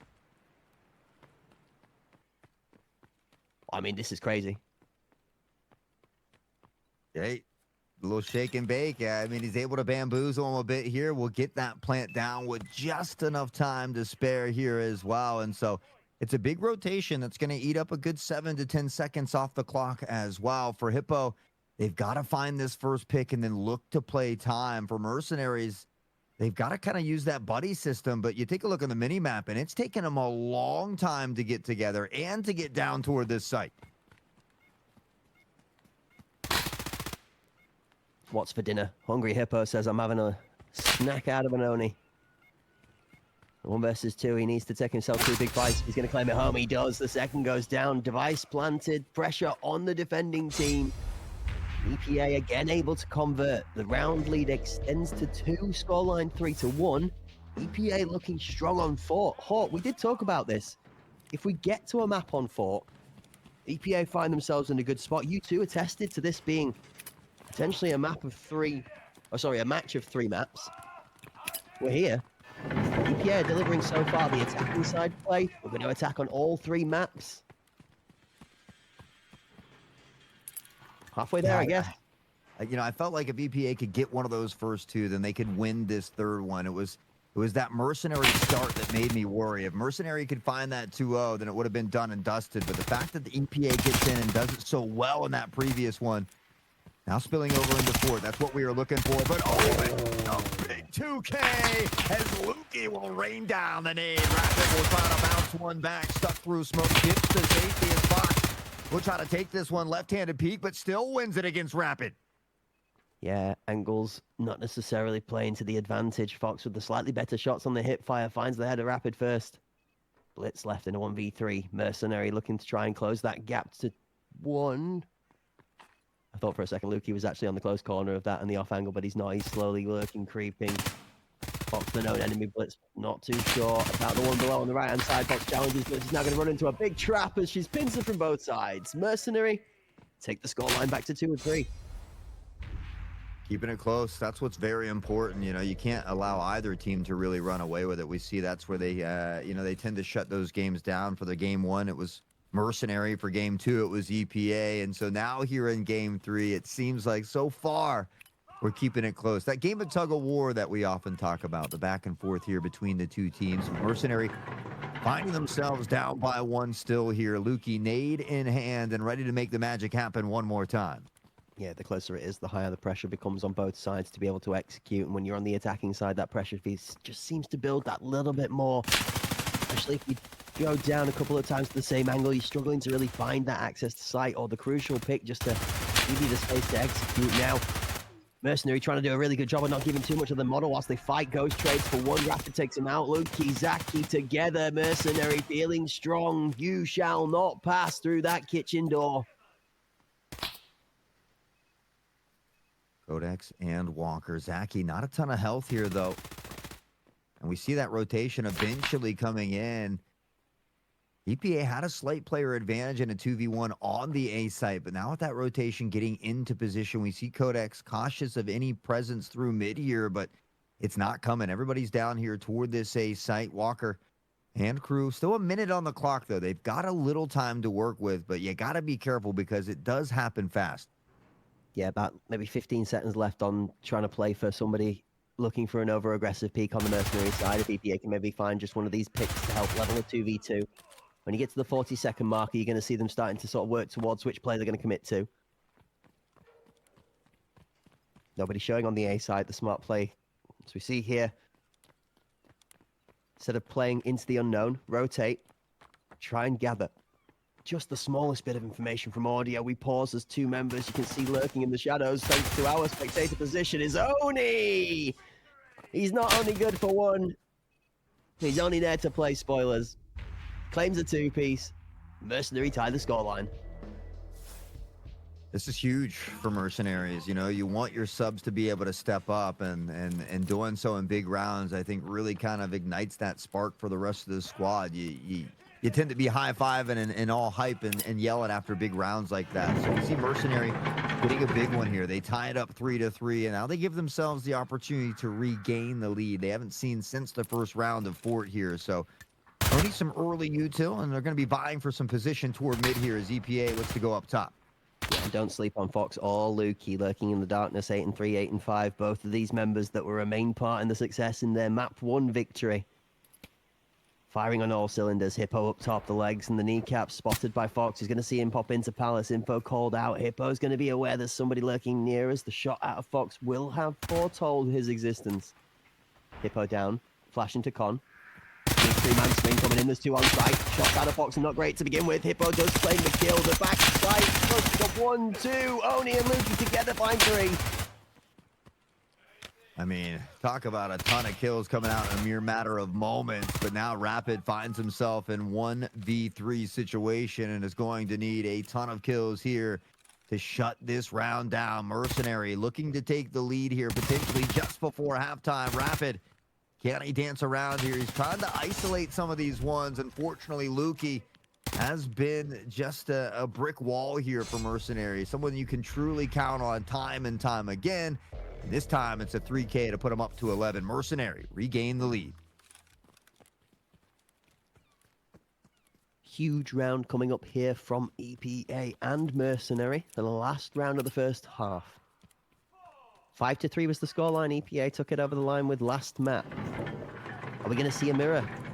Do Mercenary have 2 rounds better on the defending side here on Fort than they did on Skybridge? And does that put them within reaching distance of being able to close it out on their attacking side too? Fox for 1. Hippo trades out and immediately shuts down one of the big steppers of the Mercenaries. Goes, takes Rapid. Cult control still being wrestled for. You see EPA lurking, loitering around that mid box, just trying to diffuse any of this flank pressure. But the second that kill is picked up from Goes, he is gone. He is out of there. Mic drop. And we're rotating. EPA is all kind of coagulated around this mid area here.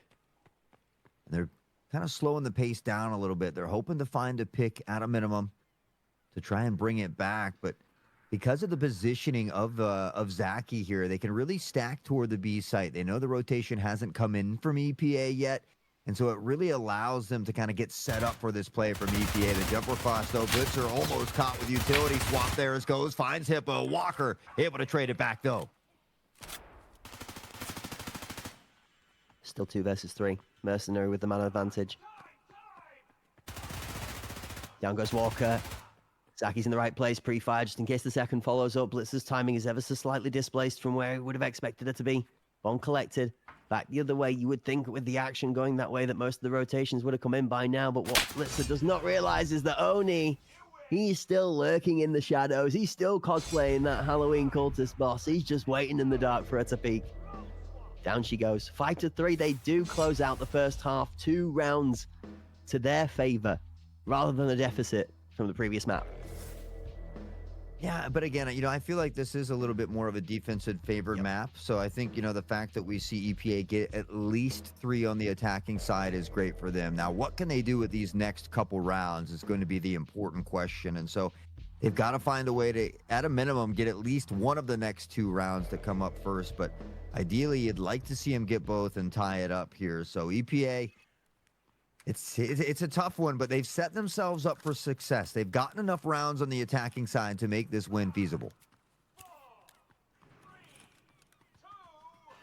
Here we go again. Second half now in play. It does look like the Mercenary squad are taking a moment in spawn. I am wondering if we maybe have a member that is not fully connected to the second round. So we're going to end up joining you back on the casting desk. Hello, folks. Welcome back. Well, This is a rare occasion. We get a moment to talk about the game smack bang in the middle of it. First half down in the bag, and whilst we get the players connected back in there, apologies for the delay, folks. Thank you for your patience. We're going to have a little bit of a chat about what's been going on so far. Hort, 5-3. Mercenary up by 2. The pace feels very similar to the previous game. Both teams definitely looking like they're active. Neither team looking like they are missing just that pièce de résistance that makes them the team that they are. Map 1, Map 2, very heavily swayed in either team's favor. I think this one is dead even. Yeah, I agree, because typically you see kind of like that 5-3 half. It's not really a 4-4 half on a map like Fort. So I think both teams did exactly what they needed to do on their corresponding sides. And so it's just about, which team is going to drop that important round first. And for me, it's going to come in these first 2 rounds of this second half. You really feel like EPA needs at least one of them, because if we see Mercenary for either team really, but it's Mercenary's option now because they are in that lead. And when we see a team kind of extend that lead by 3-4 rounds, so far, at least in the ACS, teams have not quite been able to come back. And so EPA has a really big tough couple rounds in front of them here. For both of these teams, this is the last chance for them to swipe that metaphorical access card for the next stage in the tournament. This map will decide it. Already one apiece, as you see below, thanks to the graphic. Traded maps. One bowl in the hands of the Mercenaries. Skybridge went to EPA in a drastic turnaround of events. Equally stunning performances from Lukey and Walker, respectively. Support, Adazaki and Fox in the first. And an all-round team performance, it felt like, from EPA in Map 2 to help it get over the line. But Map 3 has delivered more of the same. We've seen both teams firing on all cylinders. It's felt very much like it has played down to the map's tempo, as Hort has said. A stronger defending side from the Mercenary squad at a 5-3 scoreline leaves EPA room to match that pace. The first 2, like Hort said, you get 1 in there, 5-4, they're in a good place. I want to go one further than that. I think that you have to get those first 2 rounds in the bag to match that tempo up to go 5-5 to really get a hold of it, because the first 2 rounds, the attacking side, they're still figuring out how you're going to defend. They're still going to figure out where this util's going to go, what grenades they've planned in. It really does depend. These first 2 rounds going to make all the difference. And is it on Mercenary to set the pace attacking? Do you think it's actually down to the defending side, with it being defending side favored, or do you still believe Mercenary have that in their hands to make this work? I mean, I think it's always on the pressure of the attacking squad, because realistically on that defensive side, you get that luxury of hanging back. It's up to that attacking team to find a way onto site and then to plant. So, you can play off some of those audio cues as well. But, at the same time, if you are attacking, you typically have that numbers advantage. All 5 players are going to the same site, where it's a little bit split on that defensive side. So there are a few pros and cons, but I think I would probably rather be on that defensive side. But again, like you said, EPA, in my mind, has to get at least 1 of the first 2. But, they got to get, in your mind, those first 2. They at least need to get some rounds here in that second half. And they need to do it early, like you said. So far, when we see teams stretch that lead, it's tough to come back from in this setting. So really looking to those first 2 rounds. But Walker's been playing really well. We've seen him step it up. At the same time, some of these subs from the other side, from Mercenaries, seem to get increasingly better as the time goes on. Just before half, we saw that nasty 2 or 3K from Oni as well. And so, there's a lot of different factors that kind of float around here in this empty head of mine that I'll be thinking about. The subs have made a great performance all around. I think we've seen this. It's been something that's been becoming a new trend for an ACS environment. ACS 4 delivered us some beautiful subs in the way of Crank showing up for the first time, a couple of other bits and bobs going on in there as well. And then the same can be said this time over. We've had different appearances from multiple members that have impressed us. Hippo has been amazing for his performance. We've seen, like you said, Oni has stepped up. Goes has stepped up again. Oni has been impressive today. We didn't realize who Oni was, maybe an unknown factor. I know Sherbak for Jumbo Team isn't necessarily a sub as such, but was an unknown factor coming into this tournament again. And he's another one that's impressed, exceptional player for what we saw. Just Jumbo Team not quite able to put it all together as a team, as a whole, scoreline-wise. Can't, slightly individual performance nonetheless. There's a lot of standout people new to the scene. Delights me to see. I love a little bit of a change-up as somebody can maybe, give things a little bit of a mix-up. It's been spicy so far. We've had a couple of upsets. I definitely think that first map performance of dominance from Mercenary was a little bit of a shake to the system for the EPA squad, but the shake they needed, it seems like, with their map 2 performance coming back. I don't know.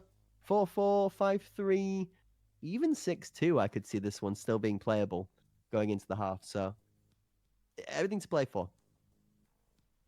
I mean, at least it's not 6-2, right? It is 5-3, so they give themselves that fighting chance that we talk about for EPA here. So, I want to see how they set up here now on this side, and I want to see what Mercenary has to offer with these two subs. Because we've seen him be very explosive. We've seen him kind of following behind Lukey and Zaki here, and so far it's been working. They're also getting, it seems like they're stepping it up as time goes on. We talked about Oni and some of these big plays recently, so.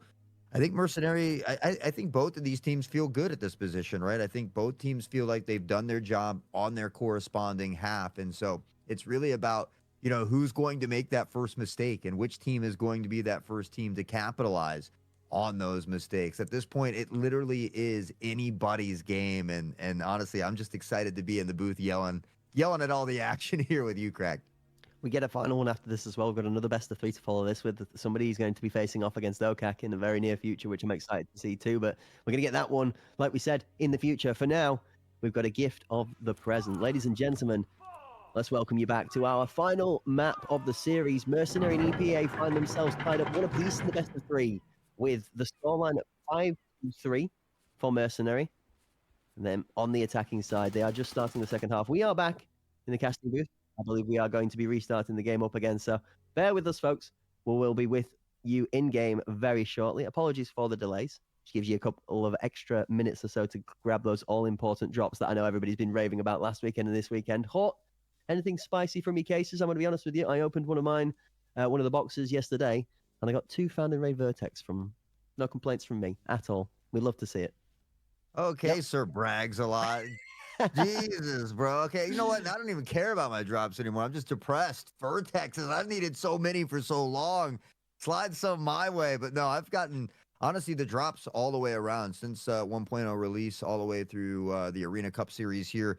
The drops have been phenomenal this time around, and so really been enjoying them. BSG, Nikita, they've been nice enough to shower us with codes on the socials as well. So all the more reason, chat, to hit the follow button now down here on the Twitch for Battle State Games and Hunt Premier, but on those socials like X or Twitter or whatever you might call it as well. That way you can stay up to date with all the phenomenal action that we've got going on, from the giveaways to the casts, the competitions, the codes, and much, much more, including now that we've got snow here. The snow is inbound, the FPS maybe up just a little bit, and honestly, I've really been enjoying myself. So I hope to see some of you all out in the battlefield as well.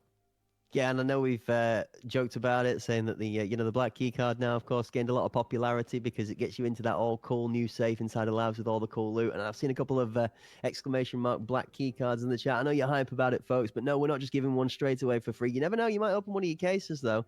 One of your cases might just gift you one of those. And I'm going to be honest with you, other than the magical ether that defies every concept of reality that is the mythical place in the Twitch chat, I've never ever heard of anybody complaining about getting a free black key card. I mean, you got to be mad to have a little bit of a grumble about that kind of scenario. Who doesn't want a free black key card? All that loot, mate. I tell you now, if you're working towards the storyline ending, you need maybe those 40 bitcoins, then maybe you just find yourself a free access card to grabbing some of them, because that's a lot of bank. I don't know about you, but even with my good luck I've definitely not had 40 bitcoins so far, that's for sure. Got to get that Bitcoin farm up and running, That's why, I've got 6-7 junk boxes full of stuff I don't probably need, but that's okay. I enjoy hoarding all my loot and Escape from Tarkov, and getting to, send some stuff over from Arena to the base game is always nice as well. So guys, make sure you're taking advantage of all the wonderful things that Battle State Games has in place for you. And now this second to last matchup, like Crack said, we still got one more to go after this. I think OKAK is going to be taking on 404 a little bit later, but EPA, they got a little bit of work to do if they want to find themselves in that upper bracket. I gotta give a shout out to one of the guys in chat. Have you seen the comparison? I love that. Radagast the Brown after hair job. I love this. That's good. That's honestly, I rate that. That's hella cool. He's a wizard, folks. He's a nature wizard. Mr. Hot Sauce. All the references. We've had Eggman. We've had Radagast the Brown. Call him a slightly less classy Johnny Depp. I don't know what you want to swing. Sorry. Love it. Dang! Less classy than that, man? All right, guys, he knows me behind the scenes. We've hung out in real life. I'm not as, as nice as I might appear on Yeah, screen. I've seen this man stumble looser than Johnny Depp, trust you. Never been on that Kaner level, though. So, here we are. Oh, I'm going to get some DMs on that one, guys. Shots fired, shots fired. Well, we just want to say, hopefully you guys are having as much fun as we are here, or even half as much fun, because truly blessed to be a part of it all. Cracked and I, we love the fact that we get to come and showcase all the wonderful talent across, all the different series here in the Tarkov arena scene. It truly is a ton of fun for us. So, none of this would be possible without the competitors and without you guys hanging out with us and chat and keeping the vibes high. So a big shout out to all you guys. We really, really do appreciate you guys stopping by and giving up your all important time. Yeah, it's honestly, it's appreciated. Like we say, without all of you sat in the chat, we'd just be talking at windows. And don't get me wrong, I talk at my window for half the day whilst I'm playing base game. Yeah, I'm going to say we do that all day long, like shouting at the game when it Tarkovs you the best way. But no, appreciate everybody being here. We wouldn't be able to put this kind of a performance on if it wasn't without the power that we get from our partnership as well. Shout out to Aorus and AMD Radeon. Shout out to Battlestate Games, partnered up with us here on the Hunt Premier Twitch channel and the Battlestate Games Twitch channel to be able to give you guys all of the action. Don't forget, folks, there's also another couple of broadcasts going on, all right? Another Battlestate Games broadcast in a different language. So if you're here joining us in Russian and you'd like to hear it in Russian, there's a stream actually going on that you can also watch over there alongside the EFT Arena _CVG channel. They are streaming together. So if it's not the language you were looking for, then don't stress. There is one maybe in a local format to you. So just type that one in there. The Battlestate Games Russian channel also live with the Arena Cup Series 5. Everything's kicking off hot. We're getting ourselves down to the deciding part of this final match in this head-to-head. Best of 3, tied 1 apiece, 5-3 scoreline at the halfway mark. Mercenary, they're attacking half left to see it home. Yeah, it's going to be a good one. I mean, honestly, every day I feel like, how can this get any better from the previous day? And every day they somehow surpass my expectations. So certainly going to be excited for this one, and I hope to cast one of these rounds in Russian someday. I've been learning Russian for about 82 days now. Still need a lot of work, but I'm trying, chat. So just bear with me for a little while longer. He's trying. That feels like my sentiment every time I load up for base game these days. I'm not going to lie. It's been a great old ride. We've got to shout out BSG for the storyline, honestly, the amazing product that's been brought out. Nothing is perfect these days, but I'm going to be honest with you. I've loved every single second of the time that I've played of 1.0 so far. I got so frustrated the other day. We ended up having to go through 4 PMCs just to kill 10 scavs. That was it. That's all we're trying to do. Knock down 10 scavs for a quest line. Yeah, you know it. I don't want to go in there to kill anything other than 10 scavs, but no. We've got to clear half the lobby before we get to that point in time. Absolute cinema, honestly. Even got to the point where one of his teammates naded his body. I'd love to see it. I can't tell you how much fun I've been having in the base game and an arena together combined. It's really, it's been, I mean, I always have fun, so I'm probably a little biased here, but it's been a ton of fun. And so, I've been running with some groups, running some solo, getting a little chatty, getting a little ratty. So we love it all, a little chatty, a little ratty. But now I'm ready to figure out who is going to be the winner of this series. One final map to rule them all. Mercenary up by 2 as we just got past halfway here. Mercenary trying to topple EPA. Yeah, chatty, ratty, and ready. It's a shame my main man in the booth next to me, his name's not Teddy. Otherwise, we'd be calling ourselves rapping mythical wordsmiths of genius right now. Thankfully, we're just casters. All the comedy and the kooks aside, we are going to continue with the gameplay. 5-3 Mercenary up by 2. The second half now rests in their hands to execute upon. You see Walker up here in Palace. The drop down the bottom right, we did know Fox was below him just a second ago, has now rotated back toward mid-4 control. Hell Heaven fully in the hands of Mercenary. But Walker is lurking in this deep mid-anchor position to try and hold them off. See Fox beginning to shift up mid here as well, and APA maybe looking to play off some of these audio cues. They're not peeking here. They're not getting overzealous, and it's really kind of keeping the Mercenaries guessing at the moment. They're respecting that skill here, and they're not wanting to just kind of funnel onto the site, especially with that smoke. Now peeking out toward cannon sides. It is Zaki, though, to find the first pick on to Walker, who had that mid position held. Did I hear a shotgun? Walker on the Enforcer. Interesting. Okay, a little bit of a switch up from the kit choices from EPA. Smoke top ramp is going to defuse any aggressive push through that point of contact. Kill claimed. First blood. One down. Zaki gave 2/3 of his health for it, though. A bit of chip damage back and forth. EPA trying to close the stranglehold. Rapid for one. Good fight off for cannons as his dancing steps are slightly quicker than that of his adversary. The bomb goes down. 8 on the clock. This is a tough one. Oh, nasty shot from Fox on Rapid. A quick peek, and now he finds Hippo as well. Oni will get the final one. And that was dangerous. I don't know if they even got the kill in time. Yeah, the plant didn't go down, so the kill doesn't come in time. And despite the fact of Mercenaries absolutely decimating the competition there, it is EPA that steals that round away. And so we talked about it. You know, we deciphered a little bit. I said at least one of the next two. You were hoping for two, but EPA starts off on the right foot as far as the second half goes.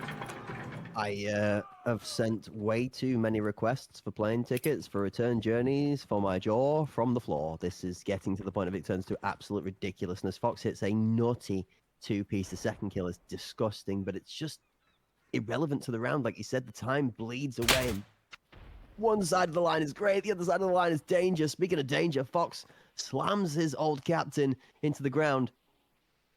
It's first blood again for Mercenary.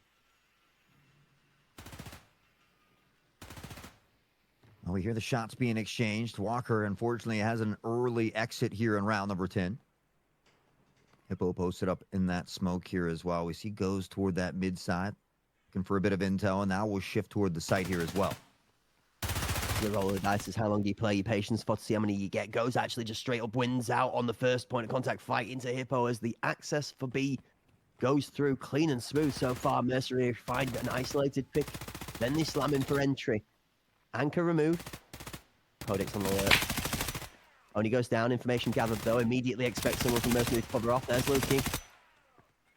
2 in. Codex in a tough spot. Blitz goes down on the other side. Hold up. And Codex makes something happen here.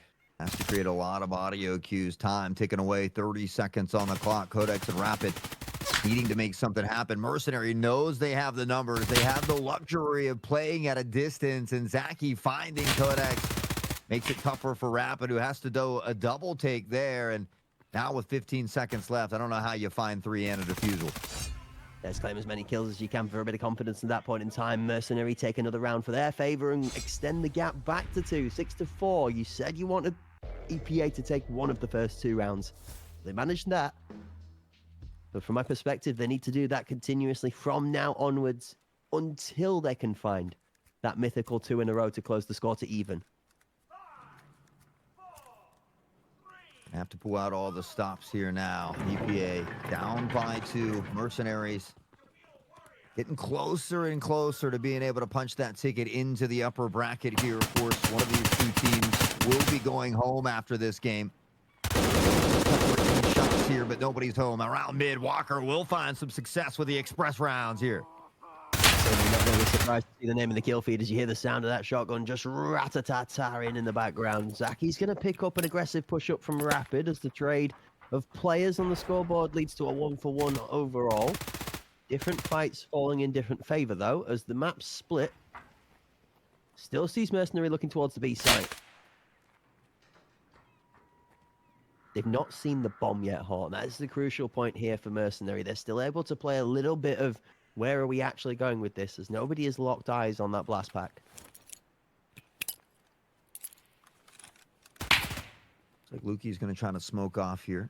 Make it a little bit easier to pressure 4. And there's 3 stacked here for EPA as well. Zaki has good mid control, and we see that shift now from Mercenaries as they look to go forward and attack this B site. Blitzer comfortable anchoring down A as well. Lukey's going to find Codex, though, and Mercenaries continue to find these early picks.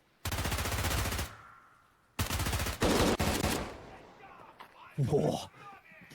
Early picks aside, you want to see the heads roll. Well, 3 of them fill the kill feed as Hippo finds himself a tasty 2 for Walker's going to close it out again. The shotgun ringing true for a kill. Oni in, Oni out, Walker down. It's just business, but it's also cost him the majority of his health. That shotgun doing exactly what the shotgun does best. It might not win out the fight, but it just about does everything else otherwise. much time. The plant does go down, but that's all they're going to get here. Blitz are able to get there in time. It's a big pick and a big round win for EPA. They got one of the first two. Now they find an additional one to get within striking distance, but can they get that elusive 2 in a row to tie it up? I like the play and I like the approach. Slight change in kit, slight change in mentality. Walker trying to get a bit more aggressive with the shotgun and just try and make the difference early on in the round. Playing on defending side, it's good. From the mentality in the 3D chess match, you look at it as it's an expendable life that has the potential to pick up 1, 2, or 3 on a good aggressive swing if he catches them off guard. But more importantly, it's all the information he's going to gather. You might see Walker go down without a kill for a couple of rounds, but you've got to figure out how many people he's gained info on and how the rest of his team reacts to it. See if they can work their magic one more time here in round 12. So far, Mercenaries have been very comfortable looking to attack this B site. They haven't shown a ton of A presence just yet. And well, one more time right now, heading toward that B as we see Walker has been comfortable up here. And now the repeat. Zaki was ready this time. Walker, the first to go down. That's it. The only problem with the position of predictability is exactly that. You're predictable. Saki goes in, removes one of the main issues of that attack towards the B site. Majority of mid control, now complete full control to Mercenary. No overwatch from the top side. They're not going to rush this though. Still trying to play slow just in case there's a lurker. We know Hippo's here on site, holding it hostage. We might see a rotation out of Mercenary here. The whole squad starts to form up towards that A site. You've got Blitz. Oh, man. We wait with bated breath. You don't challenge the queen for the throne. One down. So good at anchoring these sites from Volta here now as well, but getting the job done. Finds that first pick. The device is still going to get planted as Kodak has found one. Goes, trades back, goes, finds a second as well, and goes. 2 big picks to bring it back to a 2v2.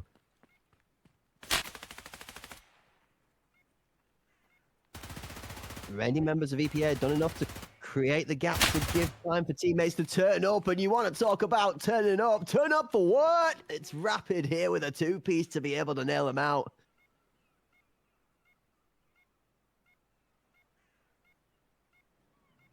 Well, EPA, they tie it up at 6, and now things get that much more interesting. We wouldn't have it any other way here at Arena Cup Series 5. It's game number 3. It's the final map to rule them all. Only one of these two teams can advance, and now we find ourselves tied up 6-6 very late in this one here on Fort.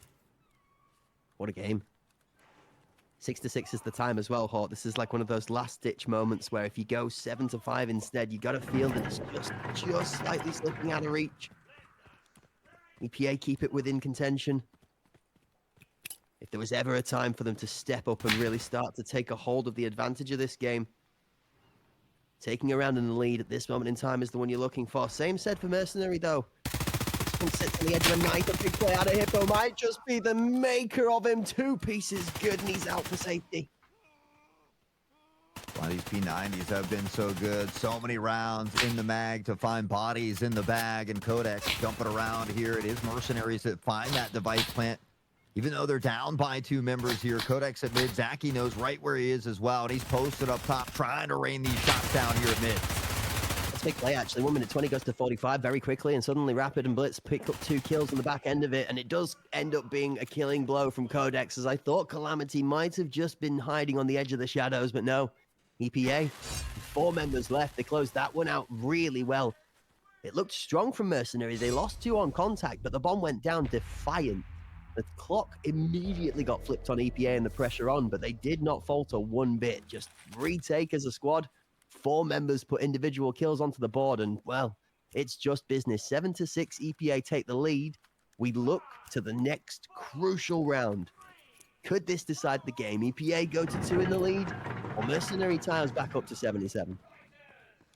Yeah, you know, you feel like Mercenary has to tie it up here. If EPA gets up by 2 with the way they've been playing, especially the fact that they've put in a couple rounds in a row now and continue to do so, you feel that the momentum is in their favor. But Walker, who's been up here a lot, now it's Rapid. And so you have a feeling that someone's going to be expecting someone in this position. Hopefully, Rapid will be able to tuck in here and maybe find a way to win the battle. It's going to be tough with that nade raining in. He does get just able to get away in time, and he still finds a kill on the back end of it. It goes down.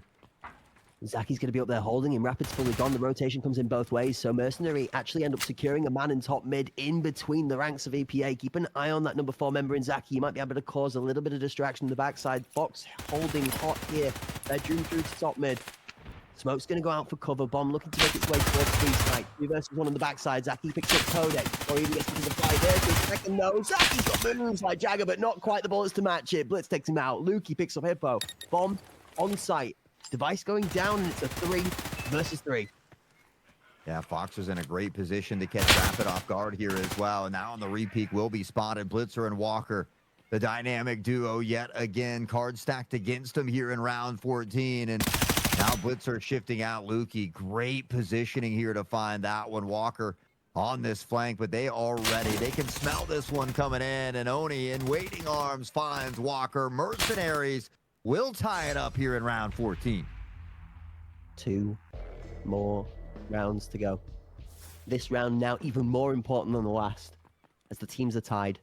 This one gives either team here one chance at escaping the match before overtime with a victory. The next round, vital. The next round applies huge pressure to the team that does not succeed in this one to fight for survival. It's B again, Hort. I mean, honestly, this is great for EPA. They've been stacking B. So they've gotten a little more numbers toward this side. But it's these early picks that have been a game changer. Now we see Walker here as well. Hippo dancing away from those potential nades that rain down. Mercenary's got 3 stacked toward this site as well, and 1 potentially looking to pressure up cannons. But Rapid has found Oni, and that's a huge pick now for EPA. Yeah, it's a big adjustment. Mercenary changed the util. They don't throw up to Palace as well because Walker's moved. They know so well that Walker's moved. They try for Con. Fox is actually going to hold as the Rapid push through into Palace from Mercenary. Sees the lurking Walker. Did he catch him? He spotted him. Fox actually sees just the edge of the model. That's a crucial pickup.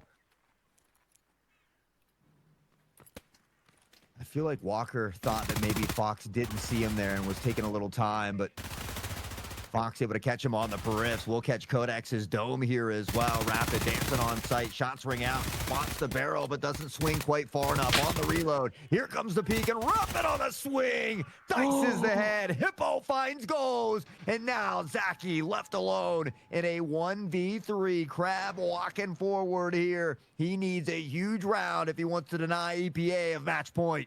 There was really good comms there. You could tell Rapid told Hippo to tuck whilst he reloaded the mag as Hippo was about to expose 1v2 where they couldn't juggle the aggro. Well, both. It was a bit of a tough match. They were making a bit of a meal of it on site, but Hippo and Rapid do come out on top of the scrappy battle 2v2. Now Zaki. This man did incredible things. The P90 has more than the tolerance to do so. Rapid did and die. The timer is gone. Rapid closes it out, and EPA are the ones to claim the match point position. Get to match point first, and it's off the quadra from Rapid here in this round, and it's a huge one for EPA. The dust settles, and they're still standing. Mercenary, though, they will continue to fight tooth and nail to the very, very end, and they need one more round if they want to bless us here with overtime. One more round if they want to stay in this. Otherwise, we will be saying goodbye to Mercenary. Yeah, and I've had to fetch my cat back so that I'm not blinded like the deer in the headlights that you could be from all of this amazing action going up on screen. Fox and Zaki explode into the face of the EPA defending squad by taking 2 quick, crispy kills to their favor. The back of mid fully exposed. 1 lurking player in the B side is actually hiding. Hippo. Oh, my word. Well, you want cinema. Oh, Hippo. He's got to get that kill. The bomb's down. Now, does he get out? Where is safety? Hippo has no idea where anybody else is. This is so dangerous, but he has the bomb. He goes down to Fox. Has he done enough? It's a big kill. Yeah, it's a big kill there, and certainly something that helps him out, but wasn't aware of that long lurk there from Fox. So it does go down. The number is still favoring Mercenary, but they haven't got that plant down yet. And you look at where the device is, it's not in the best of spots. This one's going to be huge. Timing doesn't play out for Blitzer Girl. Zaki, a big pick, and now it all rests on the shoulders of OKAK. This is going to overtime. Fox is in the crucial position, holding that golden angle on the pixel. OKAK has to try and challenge into it. Fox is going to tuck away. He gets space to go to site. 45 on the clock. Time is in his favor, but the further Fox kites away, the harder this becomes. 2 to take. Together. Sight is going to be good for it. Oni holds the ground. Mercenary hold the line. We go to overtime, baby.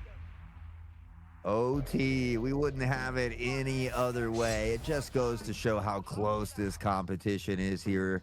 And ACS 5 never disappointing here. The action continues to heat up as we find ourselves in an OT here in this best of 3. It's the final map as well. The winner advances, the loser goes home. And so everything, I mean, there's a lot of pressure out here for these players. Oh, this is exactly the game you wanted to see on the first day of finals weekend. Right up against it. Third game, overtime. Both teams fighting tooth and nail for that final golden ticket on the scoreboard. They've got one apiece, Hawk. They've been sharing the Willy Wonka's chocolate bars since Matt won them back too. But it's the third all-important one that secures them the pass through. 2 more EPA attacking rounds this allows us to have a bit of more insight into how Mercenary did so well off of the start of this game. If you remember, their defending half was extremely good. 1-for-1, Oni and Rapid. A piece picked up a kill. Fox takes out Codex. Well, Blitzer's able to find one of her own. Rapid onto the site. The device tries to get planted. Rapid gets caught off guard, though. The plant does go down, but now Blitzer Girl having to rotate around. Do they hear the audio? They will now of these steps, and Lukey's holding this one. Not able to find that pick as well. Great positioning here from Lukey, and a big start to OT for the Mercenaries. It always seems to feel like this at this level of competitive play. If the people that are looking to defuse get 2 members to site, 1 down on the bomb and 1 holding it, it is so hard to make that retake happen 1 versus 2. If your player is able to keep, I guess it's control over the position on the bomb, isn't it? It's line of sight onto the bomb that's really crucial there. Just being able to stop them from getting down on that defuse to reduce the timer from whatever's left on the clock to the 6-7 seconds it takes to defuse it. Defending side favored, Mercenary claim 1. We speak about overtime. You've got to look to try and take 1 of 2 of the difficult sided rounds. Lukey picks up an early aggressive pick out of K1 with the push. Surely he's not going to go for a second walkout, right? Oh, he is, and he's going to get it too. Rapid down 2 for quick picks on Mercenary. Tough here. EPA now at a disadvantage. And still trying to pressure this A side. It's interesting to see the 2 teams and where they opt to go. Mercenaries often pressing or attacking that B site. As EPA has favored the A side a little more. Lukey from behind finds Walker. Blitzer Girl goes down as well. And it's a flawless round this time for Mercenary. Yeah, full house between Zaki and Luke. He sees them home in round number 18. 2 in the lead. EPA now have to fend off 2 match points of their own if they want to continue their endeavors. They were given a match point chance in regulation time. Now Mercenary have earned themselves 2. Yeah, it's tough. I mean, you know, both teams I felt like have played better on that defensive side. I think we saw that in those 5-3 first halves from both squads there, but it's nice being able to start out on that defensive side. You get 2 round wins, and now you only need 1 more. There is no room for error here from EPA, and maybe something that will be loitering in the back of their mind, but they've got to escape from that. They've got to close this out, and that best case scenario for them now is just a second overtime. We look to the pitch, and we look to the defending side that both teams have shown strength in. Mercenary have to go 1 better than EPA and put 1 of their 2 attacking rounds over the line to get themselves out of this one with a victory. Towards Con, similar approach as we've seen Mercenary before. This B site, definitely they're more favored of the 2. The adjustment again, Walker has given full mid space. No palace, no end of catwalk.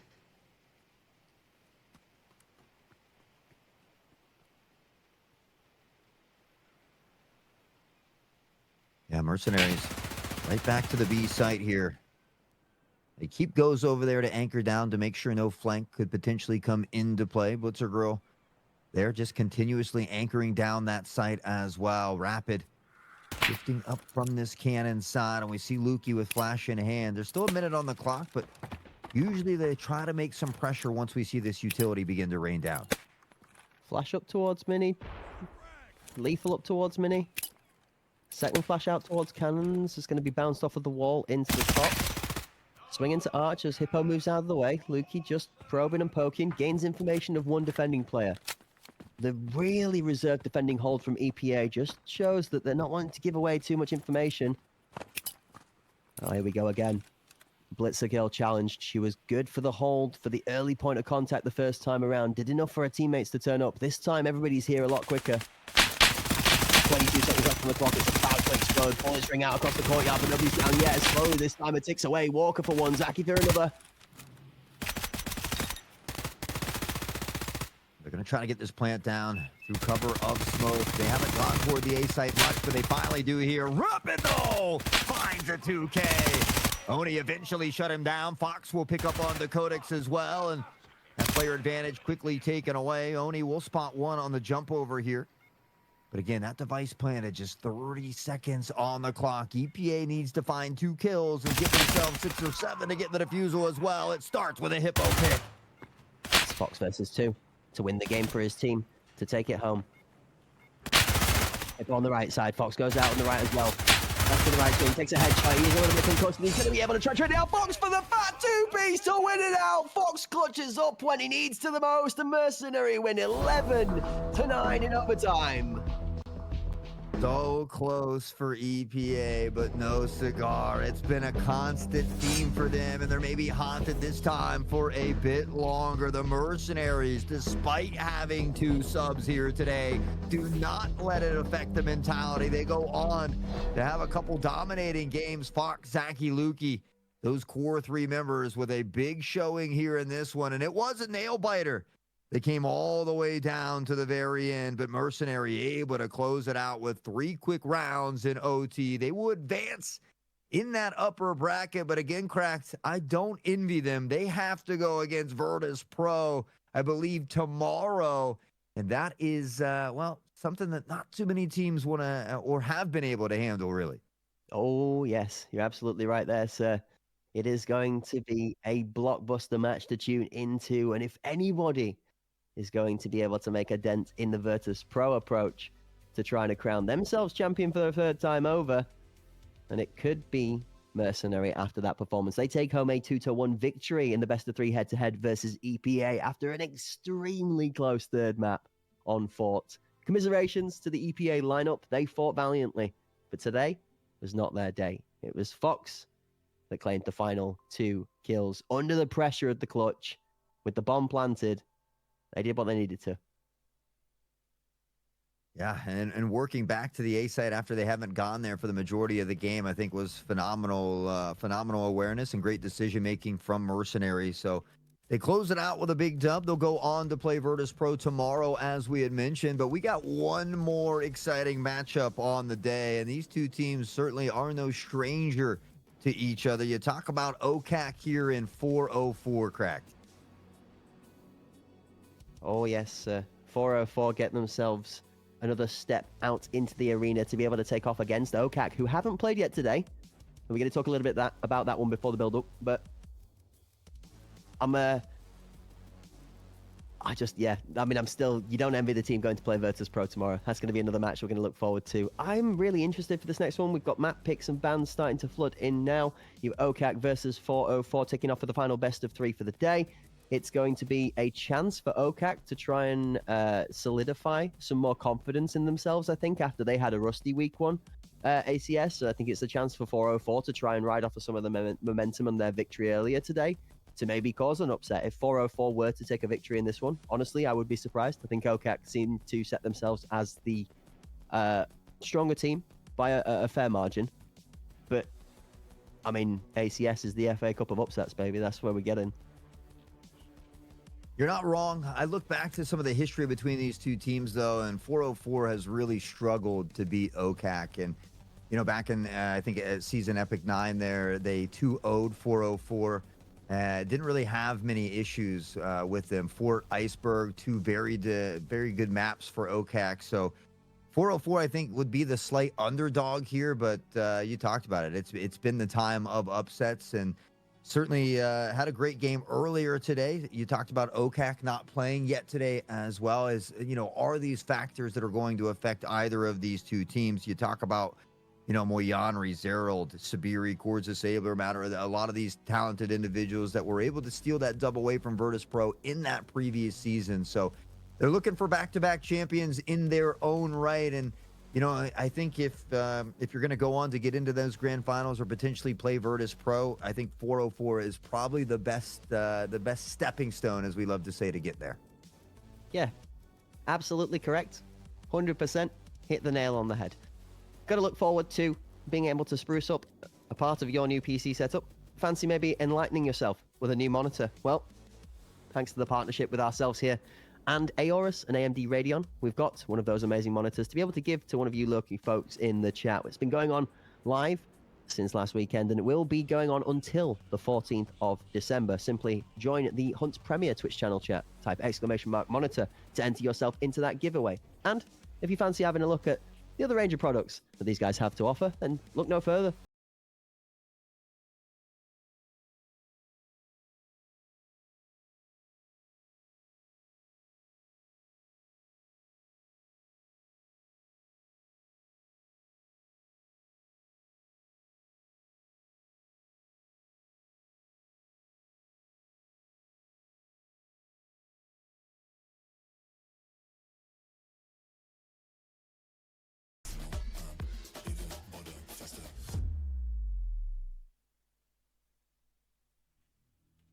There we go, ladies and gentlemen. Bigger, bolder, faster, boom. And if you were able to predict the outcome of that match right, and make sure you keep a keen eye on your channel points as they soar zoomingly up. I see the prediction being voted for. A lot of channel points been cast in there, so to those of you that got the prediction correct, congratulations. They are proud owners of a good gamble and a great wager. Well done to you folks. Congratulations also to Mercenary. Take themselves out of 2-1 victory. And thank you and congratulations to AMD, Radeon, and Aorus for coming together with us to partner for this amazing event. We've been having such a great time. I'm smiling from ear to ear. The action's been incredible. The support from the partnerships has been incredible. The people that have been taking part have been incredible. The chat's been incredible. I've said incredible so many times, I'm feeling very uncredible. Hey, it's just been a phenomenal day, and so we've given away a couple stash codes on the BSG side. Of course, we still got that monitor through the Sunday, December 14th, ! Monitor on the Hunt Premier side. But back to the important things at hand. These highlights, they were packed full of exciting and edge-biting moments here. We saw a lot of back and forth. We were blessed with an overtime, but at the end of these highlights, you'll see Fox and Mercenary able to clutch it up when it matters most. Hey, jump over the top. We didn't get to see that in the regulations. A good little pickup from the spectator cams. Now we get to look through the highlights. A hop, skip, and a jump, and a kill to go alongside of it. It's back and forth through kitchen, and again, this A site came under a lot of pressure early on. And then we saw a lot, and I mean a lot of the action. Stairs, that was nutty from Oni. A little pickup, gets the 1 for 2. Then he finds the bomb pick inside a dark and continues out into cannons. Gets caught a little bit running away from the action as slightly overzealous movement leaves him short. But this is some great delicate work from Fox. Inside, outside, just pressuring. Playing more importantly for his life rather than trying to pick up the kill. With CEPA leading at this point, but Oni, again, stepping it up. This sub player, big shoes to fill, and continued to get better as the day had gone on. We really seen him in full force here as Oni finds two, combines for a third with Lukey, and they were just dropping bodies. They started to get a little bit of a lead here at halftime. We saw them close out 5-3, and we'll go on, to, I think, to make it 6-4 at one point before EPA really started to fight back. And that shot right there from Fox was insane. That first quick snap to the dome. He still finds the second one as well. Really great showing from Fox here on court. Yeah, I mean, it wasn't playing quiet to begin with in this game, but Fox certainly just continued to escalate his performance. Not for and without challenge from those from EPA. We saw Hippo and Walker and Blitzer go in separate moments alike. Even a couple of moments from Codex are just back and forth where every member of this EPA lineup has found moments. Here we go. This was a Hungry Hippo two-piece that looked just so well played, but even after that, the conversion is tough to complete. Shots from the top as Rapid drops on goes. It's only highlights. Highlights they were. They kept the game close, but not close enough.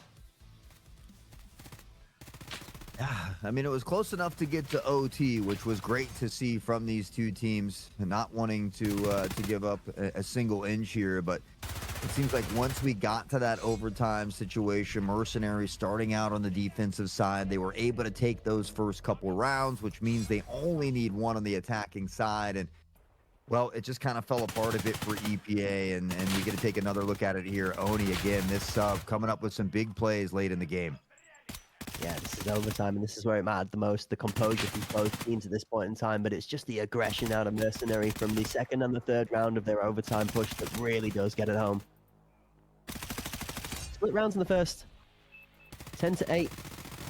That's the doomsday scenario. You don't want to go down by 2 in the first half of overtime because it just puts all the pressure on you to have to be able to complete it, and try as hard as they did, Fox just absolutely parties on the two-piece in the clutch in the end to take it home. P90 doing its most damning work when it comes down to clutching up against the numbers disadvantage.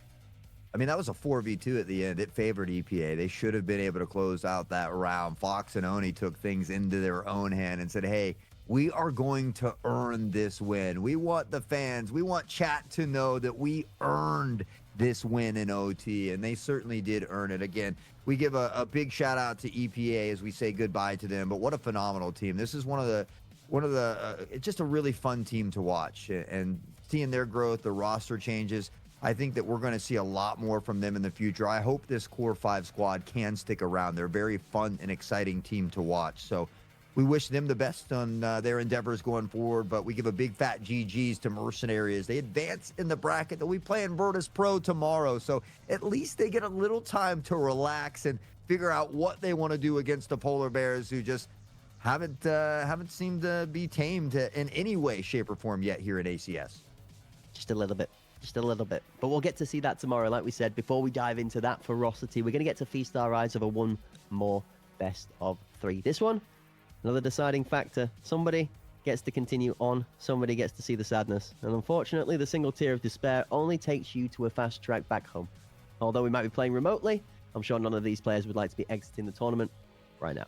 We're going to be able to look at that one very shortly in the future. But for those of you at home that have been following along, we're going to take a little moment to look at the playoff bracket. Let's just fill ourselves in with where we've got up to so far in the tournament, how each of these teams have progressed, and why that leaves them going into the next 2 days worth of play. Remember, folks, we are here for the first of 3 days for the finals, okay? Our final match today will conclude with OKAK taking on 404 to decide that marked C bracket match for day 1. Day 2 will see us going to Virtus Pro versus Mercenary. You'll also see the loser of match C, which we will feature just now, and the loser of match D first off for day 2, playing off against each other in the lower bracket, also on day 2. Day 2 will conclude with the finals of the upper bracket, and one team being crowned a grand finalist, but not champion as yet. They will get to sit back for the beginning of day 3, where we will feature the losers bracket final and our final qualifying team to make it into the grand final, where we will crown ourselves a champion. I'm just wondering if we're going to see a little bit of a flashback from that epic season 9. It was OKAK that went on to the championship, which after the end of day 2, we'll figure out who's in our grand final. But it was OKAK that put Virtus Pro down below in a previous most recent epic 9, where Virtus Pro then ended up winning that grand final. So I think this really sets the stage for something exciting here. 404, can they get through OKAK? This is a team that they've struggled to beat even just a single game. They've been 2-0'd here a couple times recently from OKAK in that season epic 9 that we had talked about. So I think this is a great time for 404 to show that they've been putting in the work during the offseason. They've been back to that drawing board, and they have what it takes to beat a team like OKAK. Yeah, absolutely. And 404 did manage to take home a victory versus Mercenary in the group stages. Their match was played out on Iceberg. So should we see 404 and Mercenary fall down into that lower bracket, like we say, if they are to lose in their next respective battles, We're going to see them going head-to-head again for maybe a bit of a revenge journey for 404, but that's just one thesis that could come out of a many eventual scenarios. So although I'm teasing you all with one potential, there are many ways this one could go. We're going to just be able to tune in, lock in, and find out ourselves, though, folks. You don't need to worry about speculating to accumulate, because all you got to do is put yourself nice and comfy in your seat chair. Grab the popcorn, grab your snacks, your drinks, and that all-important seatbelt, so you don't get too much whiplash from the action inside the arena, and you can just sit and watch it all here. Thanks to the Hunt Premier, partnered up with Battlestate Games, and that amazing partnership from Aorus and AMD Radeon. Hot. It's been hot, hot, hot, as we would expect for the first day of finals weekend. Is anything taking your eyes so far? What's impressed you the most? Honestly, I don't know. I look back to some of those close upsets that I thought we were going to see. So even though we didn't get an upset on day one in that first OKAK game, I was just pleasantly surprised at how well a lot of these teams were playing against some of these tougher teams where they've maybe had some difficulties in the past. So it's hard to pick one moment. That's why I enjoy watching some of these highlights. There's been so many exciting moments here in ACS 5, so many potential upsets, a few upsets that we did get to see as well. And so, it's been a little bit of everything. So as I always say, really just thankful to be a part of the ride. Part of the ride. Oof. I don't know about part of the ride. I think we get sat this close to the action, consider myself one of the guys cheering in the crowd. I don't know. It's like having a front row seat to a concert that you never really expected to attend. It's great. You love to see it. I love to do what we do in the booth here. We wouldn't be here if there wasn't passion for the game for doing it. So, yeah, tenfold all the dubs. That being said, though, folks, it is time to, if you're feeling a little bit drained, maybe you've been riding the roller coaster of emotion like us, so it's time to recharge. Well, that's okay. We got you covered. 10 minutes with a break, folks. That's right. We're going to leave you for a budding 10, but don't go too far away from your computers, because we have not done with the action for today. We've got one more best of 3 coming up right after this. We'll see you very soon.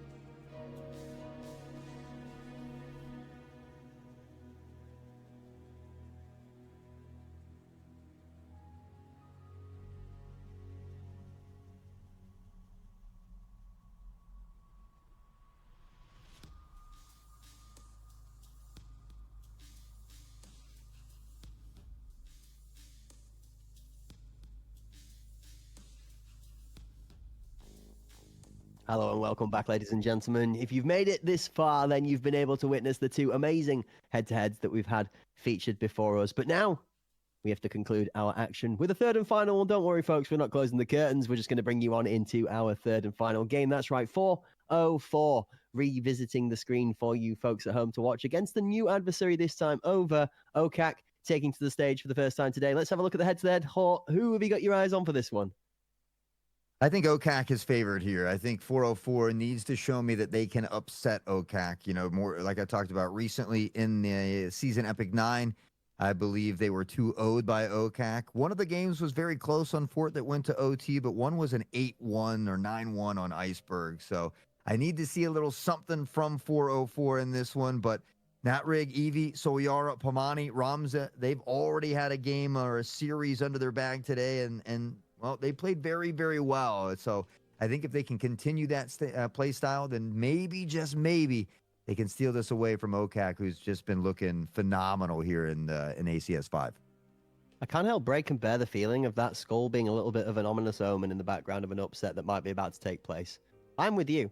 I believe that the lineup of Moyanri, Zarold, Aim Sabiri, Cords Disabler, Matter of Flow is set for maybe auto seeding as one of the top 3 teams in ACS regardless of performance, but I've found myself forever feeling like they're just not quite given that same level of delivery that we've seen from them in the previous seasons. This time around, it's been tough trekking through the mud for them, where they had that convincing performance with the strong matchup towards the end of their group stage, but other than that, it was a little bit here and there. I mean, 11-9 Jumbo team in overtime, 9-7 EPA. These are not confident victories. Yes, we got a 9-5 versus Oil Rig, but again, it's not the OKAK domination we expected. Teams unsure, maps may help. Let's have a look at where we're going. Well, we see Bay 5, Iceberg banned right away, which I think is probably good for 404. They've had a lot of trouble on Iceberg against these other Russian teams like OKAK and Virtus Pro. So that ban doesn't surprise me coming out. Skybridge, we know a lot of these teams, especially the CIS regions, very good on this map. Bowl is a map that 404 has been playing very well on, given the circumstances against some of these other Russian squads. And Fort is probably the closest they've come to upsetting OKAK, where we saw, I think, a 9-7 for them in that season Epic 9. So I feel like if they can find a way to win in one of these first 2 maps, then we very well could see that upset happen on Fort. But I don't know. OKAK time and time again has beaten 404, and they've done it in 2-0 fashion. So for me, you have to lean into the favor of OKAK. Yeah, I kind of want to agree with you, but at the same time, I find myself erring on the edge of caution. It's one of those unexplainable feelings, Hot. I don't know what it is, but something in the back of my mind just tells me this one is not as written in the stone as it's laid out to be. I agree, Skybridge, OKAK. It's a almost a foregone conclusion. That map definitely plays more into their play style than I think it does for 404. I do think Bowl definitely goes the other way. I think 404 have taken a good choice here.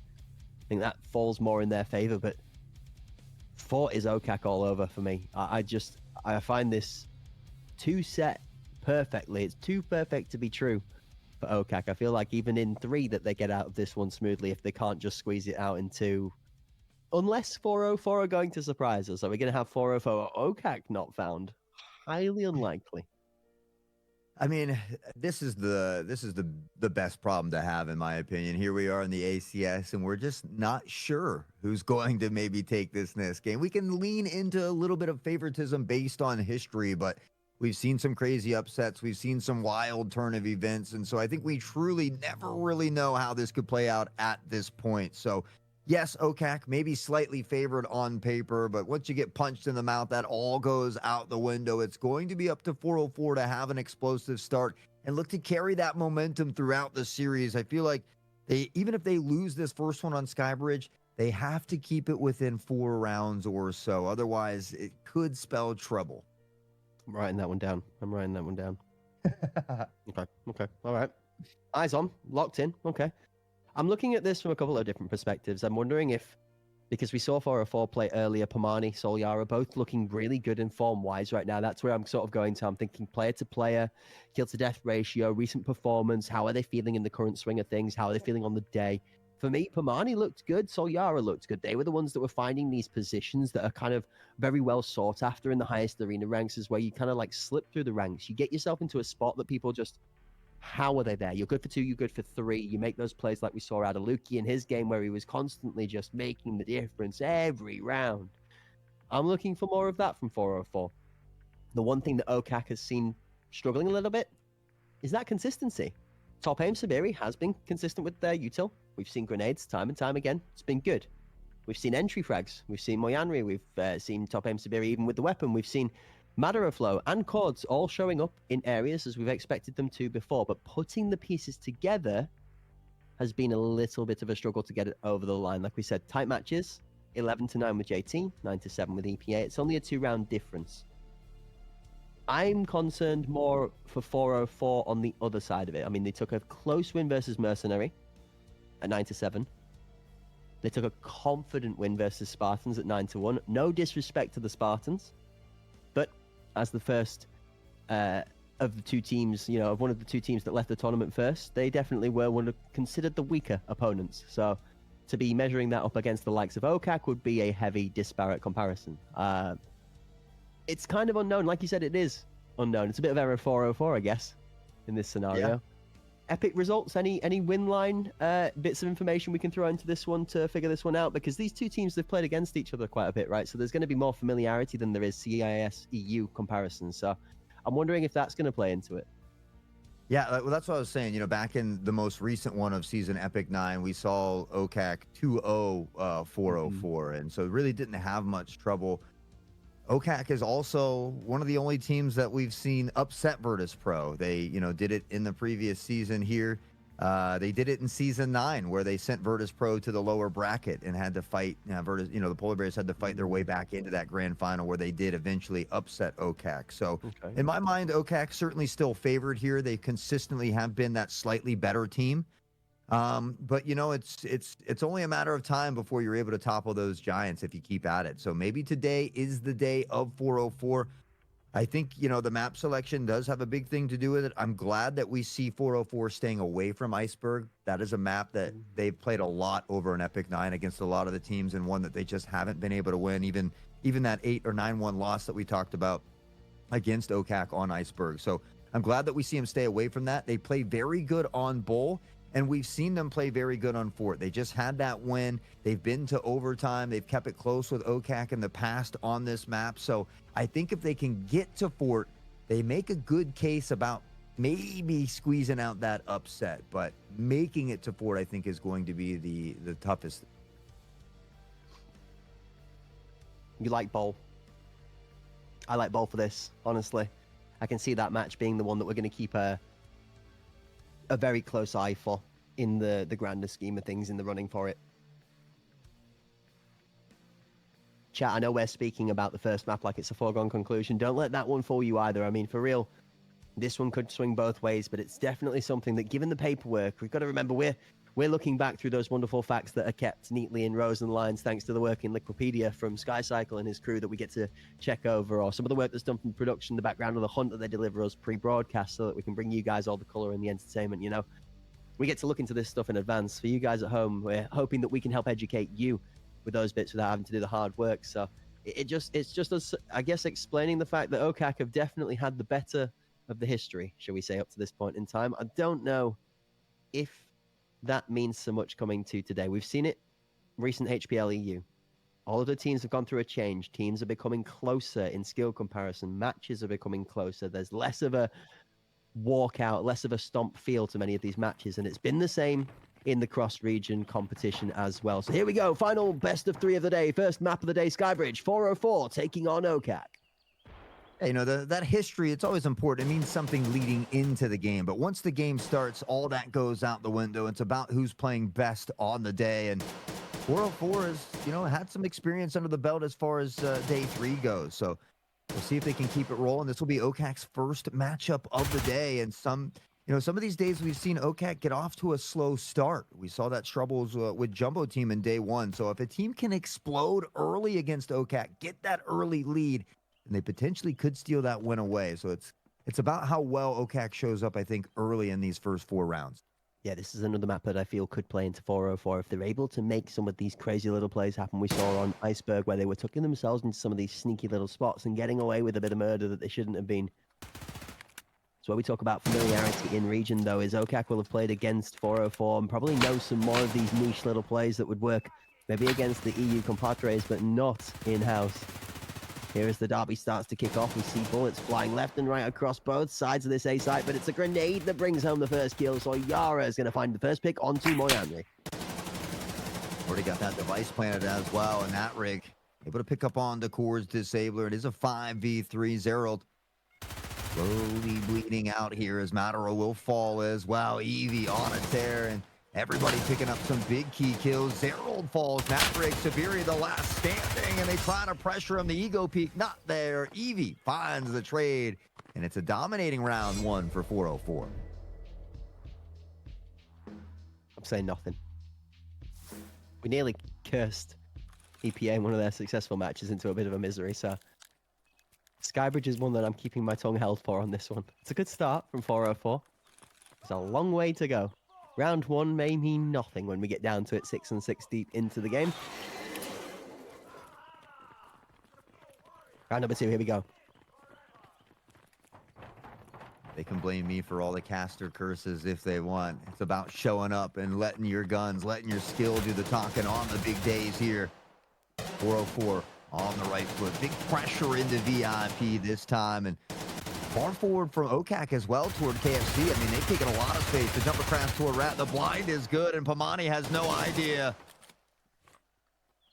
I don't know about the wildlife, but it's definitely not got in the eyes for the time being. Deer aside, Moyanri's going to put Natrik down. Darrelled on the timing. He's going to find almost the creature angle into Solyara. Romza clears him off before it becomes dangerous, though. Moyanri trades back into Romza. 3 versus 3. Quick picks back and forth. There's a nasty shot from Moyanri. Eevee steps out with that P90 and is just being cautious of that potential flank that could come in. We'll look to deal potentially with this heavy bleed here and does so. So Yara has taken quite a bit of damage here, and maybe Eevee looking for a little bit of extra goodies in the teammates' pockets here. Still a fair bit of time left on the clock. 48 as Eevee is going to kit up.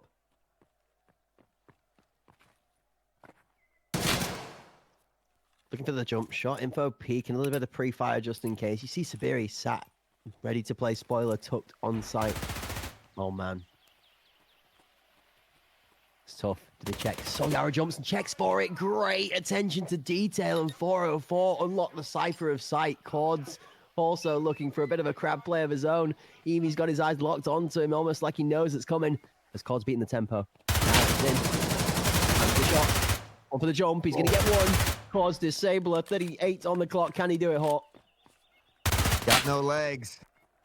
But we'll see if he can make it happen. You only need some arms to shoot the gun. So Yara backs off, finds the big pick here as well. And 404 up by 2 in the opening 2 round. Yeah, sadly, an ode to Stoney isn't going to carry Cords Disabler out at the end of the round without any legs. Good effort, great attempt from OKAK, but it is going to be a secured round again for 404. They are now 2 in the lead. Good start, but we talked about it. You got to keep it flowing here. And OKAK, they've kind of been off to these slow starts, especially in their first game of the day. We saw it against Jumbo Team on day 1 as well.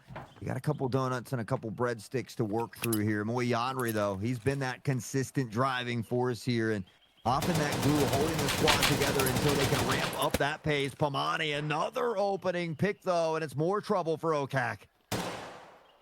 Trouble on the horizon, trouble in the distance, now trouble right in front of the face. Early quick kills, 404. Continually, round after round, making this first contact count. You see the corpse laid down on site, but as that first pick comes through, a little bit of mind games coming out in tow now from 404. Maybe just teasing lack of audio from the rotation. Solyara is going to nade over towards VIP. That flash is going to cover all of the area, but not do anything to Moyanri, as a good quick flick's going to keep him away from the damage of the flash. He's OKAK with a player disadvantage one more time. Sabiri nade in hand, and he seems to often find bodies when letting them sing out. This one's just a smoke, though, looking to block off some of that sight line, and it's good to hold on to some of these smokes late. It makes it tough to pressure on the site. He'll send a nade the other way, and uh-oh, right at the feet of Solyara. How could he do it time and time again? Yeah, Solyara got confused for a second that he'd been forced into a game of football. That one there landing down at his toes. You don't want to kick out with it. You want to get it away from you as quickly as possible. 2 quick kills from OKAK are going to immediately turn this game on its head, as suddenly tempo feels way more blue side favored.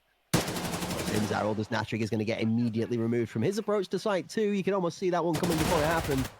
We're on board with the cheese, but the cheese is going to find Moyanri less good than ease as the immediate final kill comes through. Sabiri claims Pomani, and OKAK put a point on the board.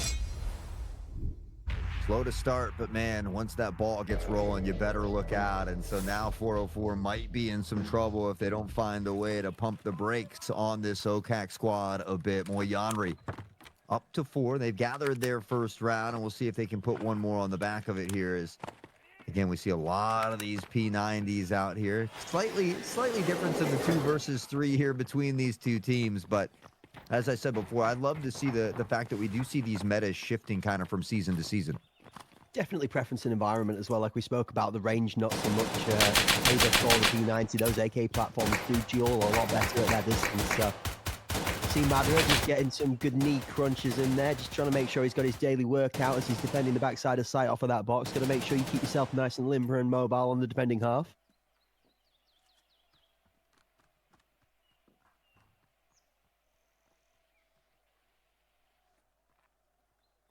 Things slow down a little bit here. And OKAK, they're so good at this. They're comfortable just being patient. They can hang back and really force that attacking side to make something happen here. So we can see those silhouettes all through the wall there posted up in the background. 404 is spread out, though. They've got a little bit of attention to detail toward this B site. And so maybe looking to see if they could find that flank if it were coming in. Get an early pick before you get that rotation out. But it hasn't come in yet. Now that we're under a minute, we'll see some of this utility start to rain down on the A site. Yeah, I thought you'd enjoy this position. Posted up in the corner is the kind of gameplay you get on with, isn't it? You know it, baby. Rats on top. Jokes aside, the slow play is definitely the deadliest, especially on the defending side. Whilst that time is ticking away. Speaking of timer, that thing's starting to get really deadly. As 30 seconds left on the clock, 404 forced to push. OKAK respond to the aggression. Bullets slam into all of the different corners of the scenery over this A site, but still nobody takes any ground. 25 on the clock as the bomb starts jumping towards site. Everything feeling just a little bit frantic as the grenade goes off over the top of his head. Top aim Sabiri finds Evie. Another piece of util goes towards Zarold, and the bomb is now finally down. Bomb goes down. 404 looking to work with that advantage. It's OKAK that has the numbers, but Ramza will nullify that. Zarold the first to fall here. The pressure from the back of the site, but the smoke plumed in the way makes it tough. Sabiri trying to get it done with a P90, and he'll find the dome of Natrig. They've got a player advantage, but time dwindling away. So Yara was in a great spot, but it's up to Ramza to find the 2K, and he does. Oh, you don't want to get in a rumble with Ronza right now. This man is dancing like it is the hottest fashion in season. Well, saying that, Sabiri's got some steps to be able to take to the court as well. Apparently, 1v1 now, earning himself a chance. The jump shot's not going to land. 5 on the clock, and the time is already gone. OKAK, they're not going to be able to claim this one. 404 find themselves 2 in the lead. Sabiri tried, got himself a 3-piece, but that 4-piece from Ronza is going to claim another one for the 404 squad. Doing a good job of staying out in front of the pack right now, and that's what you need to do against a team like OKAK. So 404, they just got to keep their head above water here. We saw this from Jumbo Team on day 1, and they fell short just at the end of the game. So it's one of those things, you might be up, you might have that 2-point cushion, but you can't get too overconfident against a squad like OKAK.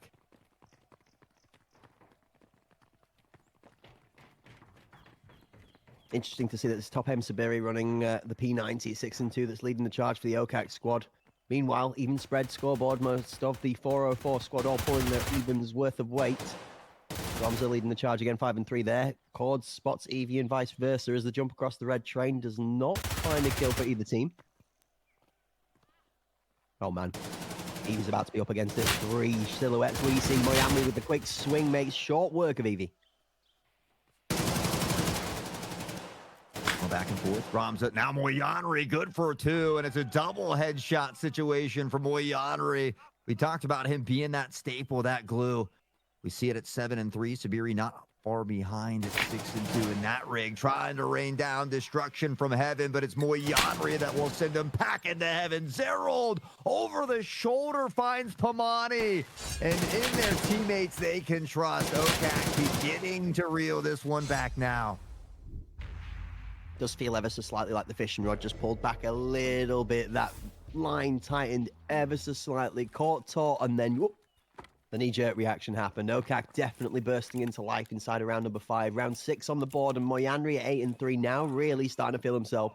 That was definitely one of the more powerful parts of their matches in the first weekend. Moyanri showing up.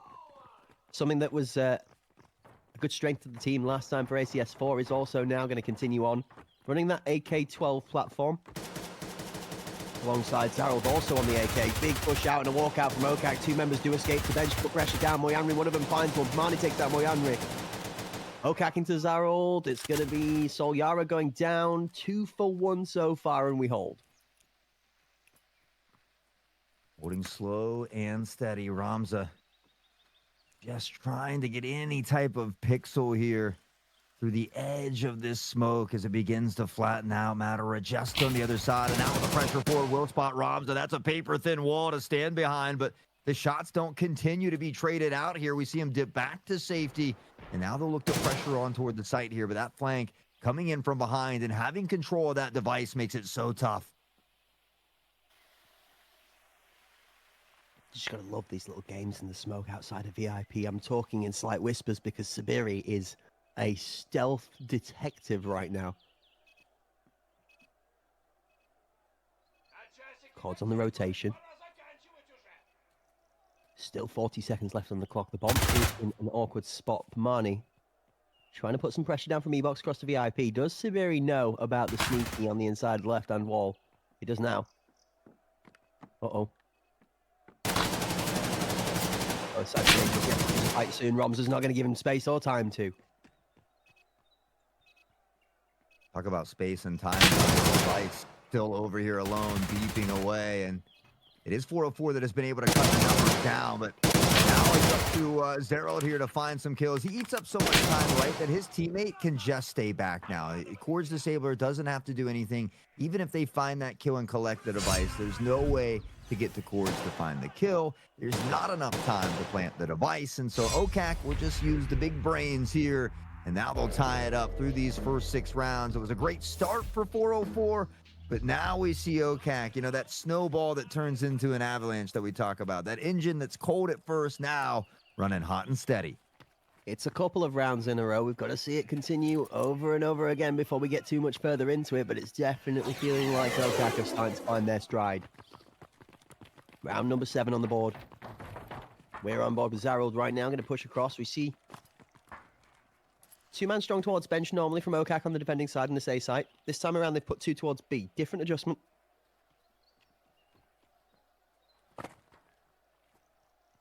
Nobody from 404 has gone to B, so I'm going to keep an eye on... Okay, here comes the rotation. OKAK immediately adjust. When does the flank start to work? When does Cords Disabler activate?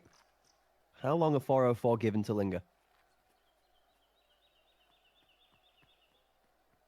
OKAK has shown that they're comfortable letting that time expire here on this defensive side, so wouldn't be surprised if we see them remain patient until 404 does try to make a move here. They've got one in toward VIP, and now that these smokes have begun to run out, we might see them look to make some moves here. Jump across, just receives a single tap from Moyanri just in case it's the world. Evie, however, is going to re-challenge. Furious at the fact that he might have had a bullet slung his waist, and no, you don't get to do that for free.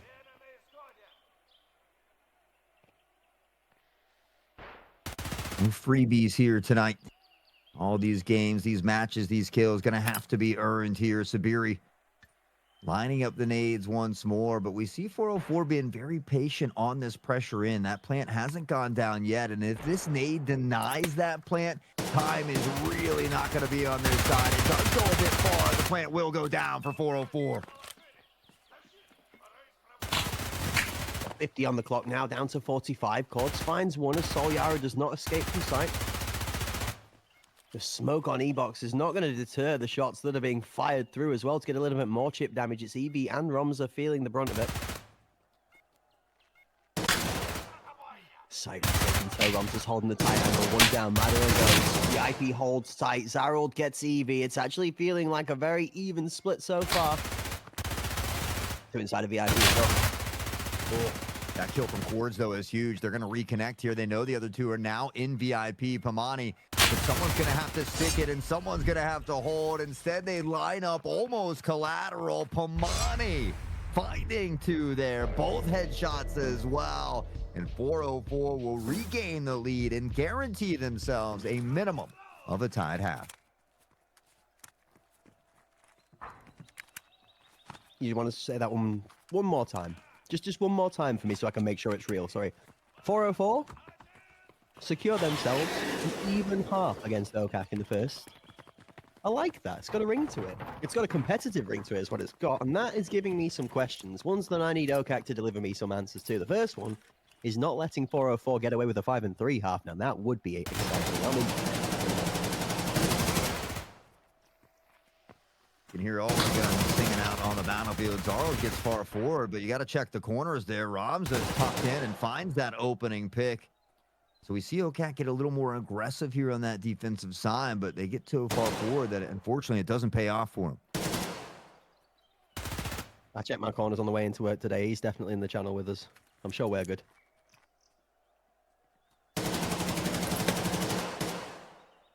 It's an old flashback to blue. You want to talk about a flashback to blue? How about a two-piece from Sobiri with the grenade? That's twice we've seen a piece of juicy work today on either side of this scenery.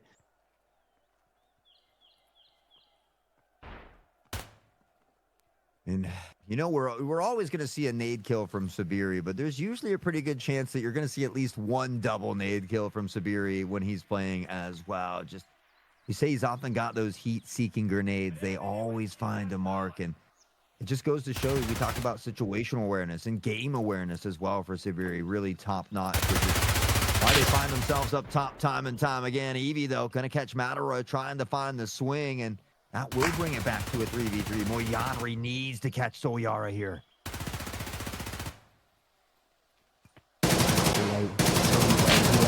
He gets himself two. It's good.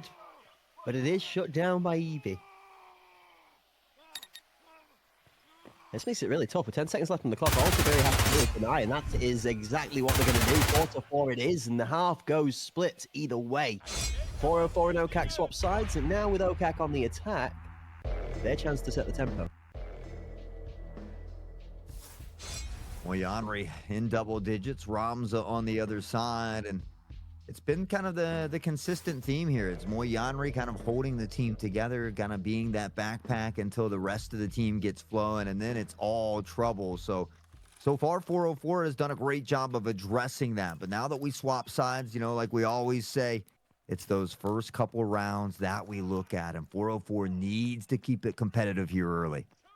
Yeah, it's a really good point that's being made by a couple of the folks in the chat and a couple of the folks in the background as well. We're seeing 2 AKs, 3 AKs, 2 P90s, 3 P90s per side here, rather than the Model 1s and the HKs, the M4s that are run by the majority of the EU competitors. Difference in scene, difference in feel. Zarold on the shotgun with Piranha's going to snap at the ankles for a 2-piece. He's going to claim one to the dome for the second.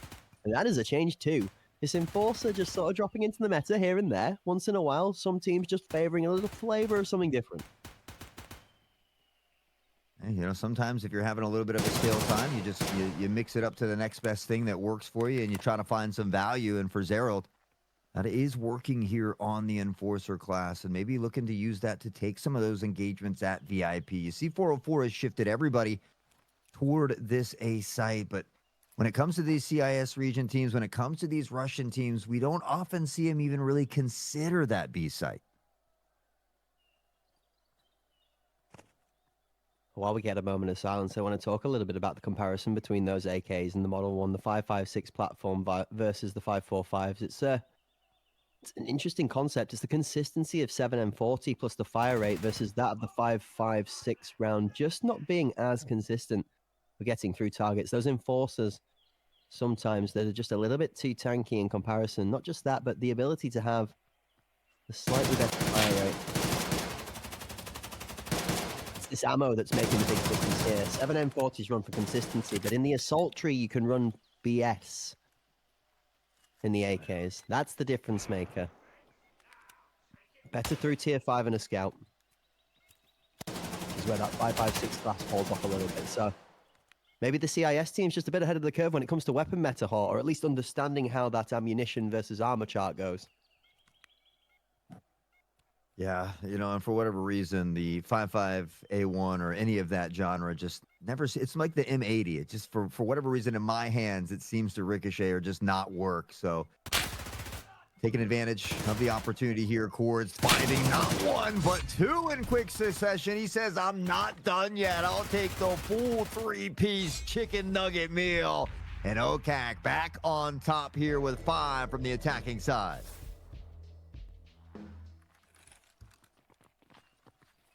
Cause Disabler starting to come alive a little bit in the backside of the team. 3-piece to finish it off, but we've got a good all-round performance from the squad as a whole. It's interesting that, again, it's Madara that's struggling a little bit for the kill-to-death ratio, but not necessarily on impact in the round. I've seen Madara go down a lot of times, but off the back of Madara's impact, the intel is gathering is allowing the majority of the rest of the OKAK squad to swing for good kills. So, great live for information. Something OKAK are playing to very well so far.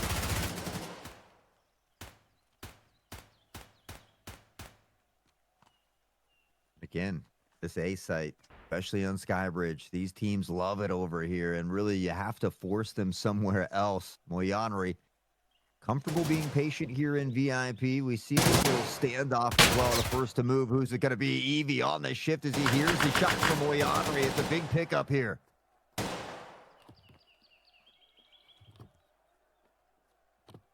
You see 404 trying to get a little bit techie with it in VIP. Got the flash thrown in as well as both teams considering this control important. Evie! Oh my word. The Giga Brain play works out, and it's not just good for one, it's good for two.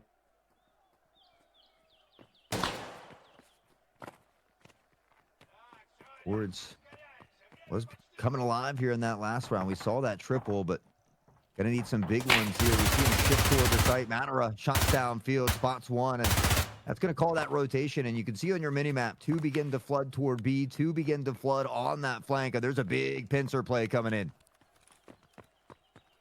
For OKAK now becomes increasingly short. Might be 20 on the clock, but it's about how quick can we get onto site without their back being exposed to heaven. And the stairway to heaven became the pathway from hell as they stepped away. Stepped into the firing line. 2 members rotate. 404. Close the gap. 5-5 were evened up. This is a good game. This is a really good game. And in fact, the further we get down the scoreboard, the closer I find it getting. We can see player for player, these teams matching each up. Keep an eye on who's fighting each other as well, Hort. There's a couple of little inner rivalries going on here where people have back and forth been looking for the same fight. Evie's having his way with one at the moment. Here we go. Here we go. This is huge because Daryl's got a huge brain on him as well. He's going to back out from this one, actually. Shotgun being taken back. Mercenary left to deal with Evie. With the star players. Mercenary finds the pixel perfection. Pancake. The second's going to go down, and Mercenary's a menace.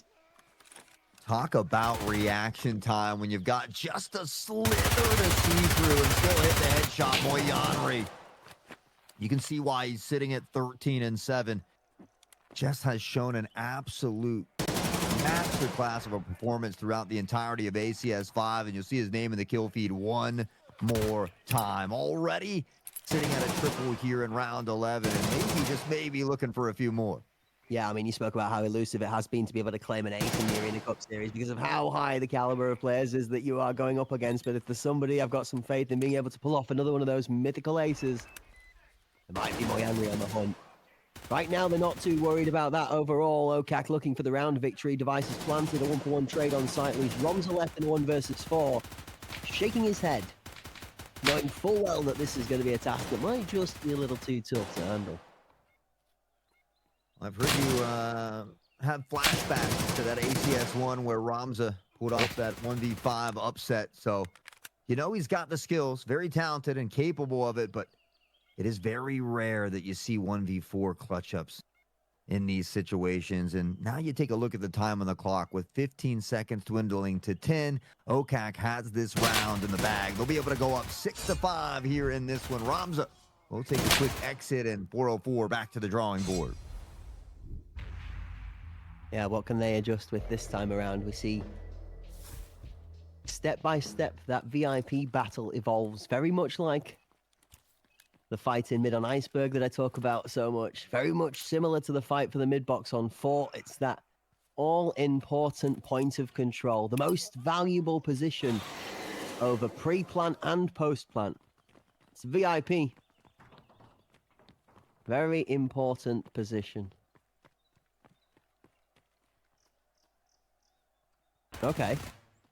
Okay, 404 setting up some post-plant gameplay. Romza catches a whiff of the shoulder of a model going in behind the top. He's going to swing for the second and not find it. Little bit of a slightly whiffy set of shots on the second peak. He's going to claim his life, but Evie trades out. Okay. 404 up by 1 hot. Looking good at the moment. But man, these moments, they can change in just that, a moment, an instant. And OKAK just comfortable being patient here. Again, they know they've got a little time to work with, so maybe looking to see if they could catch 404 off guard. This smoke will allow them to potentially look to pressure onto site here together. But it's, you know, it's a little bit easier said than done here. 404 has been playing this very, very well here from the other side. Okay. Really deep line of scrimmage in this one. Like, they are playing this super far back.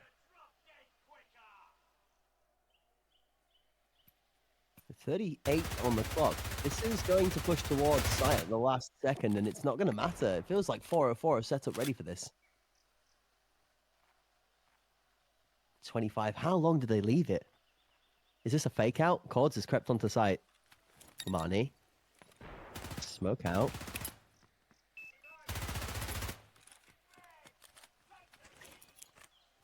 Needs over the top here from Pomani as well. That device did get planted, though. So OKAK, they get the first part of the job done.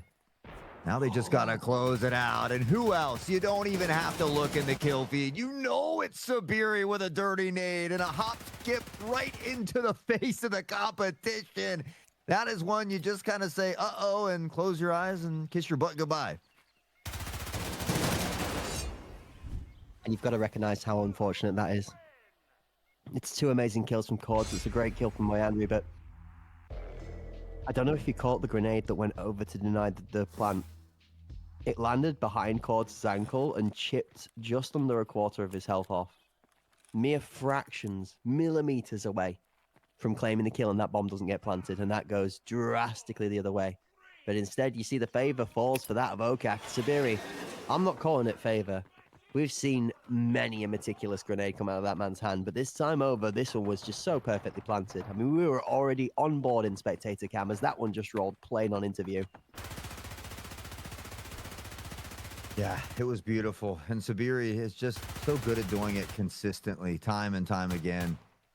It's been a big difference maker here. And for the first time, we're seeing OKAK actually shift away from this A site. But does Romza catch zeroed on the run through? That smoke just good enough. Matter of the first to fall, though, on this rotation. Solyara is going to be happy. It'll be the first time he's seen action for the whole game rather than having to rotate up to the A side. He's going to be like, yes, I finally have some action over on the B side. That being said, with the first opening kill and that pickup from Zarold, as I was keeping my eyes up towards the lobby, this may see it just swing all the way back over to A. Solyara might find himself sadly, smoothly disappointed. Gonna try and get a pickup on the cross from the 2 in lane 1, but nothing found. Oh, Looks like they said, hey, right back to the other site we go. Moyanri, he's got control of the site now. He finds the first pick onto Pamani as the smoke doesn't plume out. And in great control now, OKAK. They just got to hold on. Sabire sends rounds downfield at 5 ahead of Solyara. Natrick has one back though. Natrick has two back though. Natrick is looking for the third on site. There's a close member tight in the box. The second from behind. Romza is there in time. 404. Do pull it off for the time being. 1v1 earned. He's tucked back towards KFC. I don't think Romza knows that he can just stick it right now and it's good. 35 on the clock. Surely. 2, 3. There's a nade towards site. Romza's no idea. He's not going to be able to do anything about it, even if he does. And of course, it's a grenade from top aim Sabiri. I'm just waiting for Kirk to pop up with the actual stats of how many nades Sabiri has had, because it's gotten to the point where I can no longer count it on the hands and toes or the fingers and toes, because my man is just consistent, just a consistent driving force. Nade after nade, and when you're finding util picks like that, it can be that big difference maker. Now we've swapped sides. OKAK beginning to run away with it, up by 3, sitting at match point, and they just need one more. There are a few players that we credit with being gifted with the hand of God, the touch of the ability to just throw grenades wherever they're actually pleasing it still work out. Sabiri is definitely one of them. This is an interesting spot. So, opening pick for OKAK, but Pamani has these two members, not that they're aware of. There's audio of one for sure, tucked in the stairs here. This could get really interesting really quickly. If Pamani picks up the bomb, this is messy. Odd. That's poor from Sabiri. Pamani just needs to not over-aggressively swing this. This is so clean out of Pamani. Meanwhile, the team is making damage in the back lines. Cords does win out the fight. Crucial. Bomb safe, secure for now. Little peek there as well. We'll expend half the mag for Nat Rig, and they'll pop that reload. OKAK trying to figure out what they want to do here. They might potentially look to pressure back toward B, and there's only one individual from 404 over here. It's Solyara, but they have that advantage of that 3v1. So even if they lose a member, they find that trade, they should still be able to get that plant down. They're getting a slam towards this big side because Solyara has been here the whole time. Discipline stick stays strong. Hold the line. Hold the line, says Solyara. The bomb down. Teammates called for aid. And 2 versus 3. 404 have the numbers. Darn, that grenade almost cost lives again. Sabiri made the way onto site. The pre-fire through the walls just a slight fraction too high. 1 on site down. Sabiri's going to be caught. And 404 do claim another one back. I mean, they need to, right? It's do or die as far as game 1 goes. So they got to claim not just this one, but 3 in total, 2 to follow it here if they want to push us into overtime. So again, OKAK, they've done what they need to do to get that breathing room. They've given themselves a room for an error to be able to drop a round or 2. And so still, I think, not worried just yet, but they've given themselves a couple opportunities to close it out. Moyanri, 17 kills in this one. And just, I mean, through both of these weekends, really has been that driving force. So close to going the other way again, though. You keep an eye and you realize that the karma came back from the grenade that didn't kill the member planting the bomb a couple of rounds ago. This time it came in their favor. 404 with 2 members on site. Tanked the grenade from top aim Sabiri this time over. They get offside for the clutch 2v2 inside of the IP. That's to be trades. 1 for 1 for 1 as Moyanri finishes it off with a 2. Oh, naturally going to go for the extended. Oh, that's a terrible angle to take. No. Yeah, especially when Moyanri's sitting on the other side. He'll get up to 20, but Solyara on the flank. It's a big pick on to Sabiri. The nade master has been taken out. Now in a 4v3, Solyara dangerously low, on the brink of death, but still surviving. Yeah, you feel so sorry as you walk into VIP there. You understand the slow approach. You'd think after killing 2 that Moyanri would have backed off to re-up and just maybe retake a different angle. But no, Moyanri plays confident and strong, not taking a single lick of damage for the first 2 kills. There's no reason to back off other than a quick reload. 20 and 9, 3 kills strong this round. Moyanri enjoying life in the arena right now. Oh man, Solyara's freaking out. Look at the health. It's just ticking away. Slowly but surely bleeding to death, and 25 seconds on the clock. Not a ton of time for Great positioning as a lot of that attention is drawn the other way. Quartz from behind. Moyanri takes it first. And OKAK takes game number 1 here on Skybridge, 6-9. It was close through halfway point, but I think after that second half, once we saw OKAK on that attacking side, they really begin to kick it into overdrive. Yeah, absolutely. I think when we got to OKAK being able to set the tempo of the play a little bit more, finding themselves that rhythm that we are used to them seeing, a 9-6 scoreline is confident by the end of it. But like you said, closely contested battle up to the point until they found the rhythm. Definitely saw them being challenged for the first half of Skybridge. It is still the first of 3 potential maps, minimum of 2. Chance for 404 to bounce back on Bowl. I mean, they've played well on Bowl, so that is, something that's a bit reassuring. But it's tough. This is a team that really hasn't beat OKAK recently, at least in the stats that we're given. Like I talked about Epic Season 9 and things like that. So 404 is still searching for their first dub against a team like OKAK, and so they need it now more than ever if they want to extend the longevity of this series. OKAK looking to take it into, and again, I mean, these teams just fighting for that chance to get into that grand finals. We talk about that luxury of remaining in that upper bracket and not having to deal with the pressure of that lower bracket in day 2 and day 3, excuse me. So looking into this head-to-head going forward, then you got to look at the underdogs in this one as 404. What's the recipe for success in map 2 to be able to pull this one back? I can think of a couple of immediate things that scream out to me. Number 1, let's try and do something of getting our hands on the same severe util usage, shall we? Even if it's just being able to dodge the grenade so much that it doesn't claim a life and it just takes half our health, because this guy is looking volatile with a grenade in his hand. On top of that, you've got to get a grip onto a 21-9 scoreline. Moyanri, that's not something to slouch over, and there's been few players today that have broken 20 bomber likes of Walker and Fox as well that come to mind straight off the top of my head for some standout performances that got both of their teams over the lines in the respective games that they did. So Moyanri again here, similar effect for OKAK. Following that as well for 404, I'm looking for something more to enable them as a team. They have the likes of Pamani, Evie, Romza, Natrig. You could name the whole lineup from top to bottom if you really wanted to, but for me particularly, it's Evie I'm looking to. We've seen Natrig make standout plays, we've seen Pamani make standout plays, but they're playing on a level of consistency right now, which has been really good. It's Evie that's not just been consistent, but that has gone above and beyond in the games where they've been successful, that's been the standout player to really take it over the line. I need Evie to step up to Moyanri and try and start matching the same pace of damage that they're putting out if they're going to be able to get back into this one in game 2 on Ball.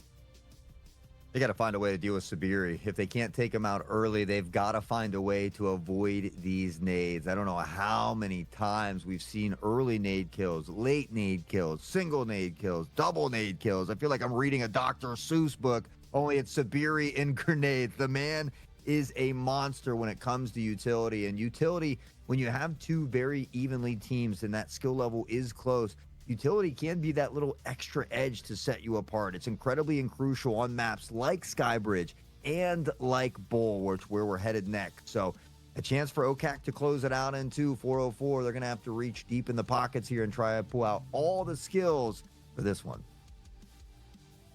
I have my thoughts set on a game 3 because I would love to see both of these teams getting there. If I'm going to be honest, I'm not 100% convinced that my hopes are going to be delivered for this time. I do feel like OKAK have done themselves a great job of being able to put off what would have been the beginning of an upset. For me, if 404 had taken game 1 and we go into Bowl with them in the lead, I think that the momentum doesn't just carry them to a map victory here. I think it gives them a full opportunity to slam the door shut before OKAK even get themselves going. Situation as it is now, OKAK have found not just a good but a confident win, I think, in game 1. And that finds me in a position where I'm like, even if 404 do find a map here, I think map 3 is going to be very, very rough for them to be able to get out of with a close game, let alone one considering a win. I think OKAK will find it an offense to their existence and will probably just absolutely slaughter map 3 should we get there. Do I have faith that we might reach that? Yeah, of course. Let's do it. Why not? All for the cinema. I'm in. Hey, I'm all in for it as well, honestly. It's I love game 3s. I love the OTs. But, given the history here, I still I've leaned into OKAK at the start, and I'm not going to change my mind in this one. And maybe we can see why here as we take a glance back from the highlights of our wonderful game number 1 on Skybridge.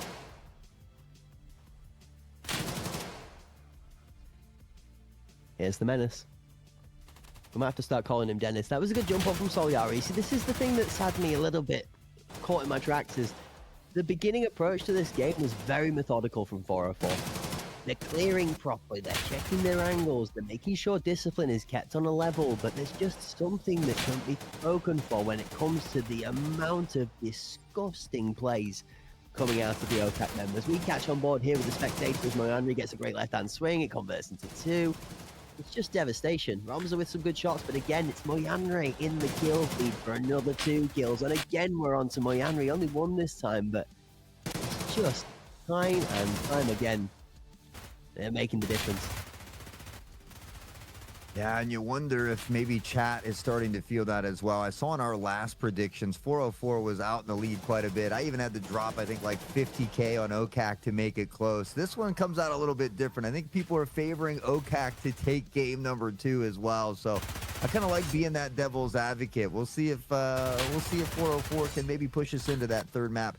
And again, if they can get to Fort, I think they make a strong case there. They've played very well on Fort. We've seen them squeeze out some wins just recently as well. And so it's tough, but I don't know. Again, it's really, really tough here. You want to see 404 do well. You'd love to see that 3rd game, but for me, just given the history between these 2 teams, it's hard to not favor OKAK in this one. I mean, how do you fight gameplay like that? That grenade comes up and over the top, bounces off the top of E-box perfectly, and lands in the awaiting arms of the victim on E-box. I mean, yeah, what do you do? You know, all you got to do on site is, well, I'm dead. Sorry, guys. Nah, nothing I can do there. Like, even if you tap your caps lock key to come straight out of slow walk and quick walk as ROMs are on site, you're just done for. Cleanup is very well indicative. I'm telling you now, if the cleanup crew, the original concept of the cleanup crew was an OKAK squad, there'd be a lot less players being able to hold for so long after time in team fight. I'm telling you that. Jokes aside, we have a match to settle here. We have another round to be able to deliver minimum, potentially 2 more. We'll see. We'll see.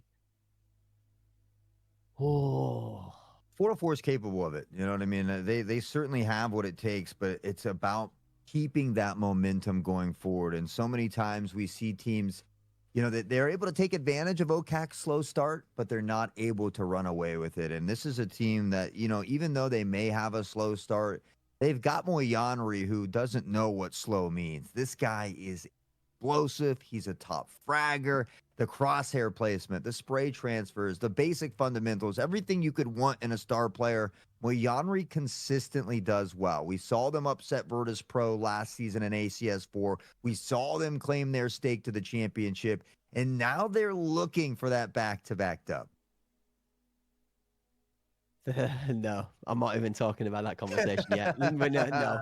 We got Virtus Plow to consider in that conversation, all right? The Polar Bears have looked destructive so far down the tournament, so I'm not even going to consider anybody else other than them hot favorites until we get any evidence to prove elsewise. You've got to give it to Virtus Pro at this point in time in the tournament. Every other team that we've seen has made a difficult match out of somebody else, except from Virtus Pro. They haven't really had a difficult match as such to speak about. It's been confident, dominant performances. I think 9-4 is the most that we've seen Virtus Pro. 4 rounds, I think, is the most we've seen taken off of them so far in the tournament. Don't quote me on that. I've not got the stats to hand, but I'm pretty sure it was 2 9-4s they had.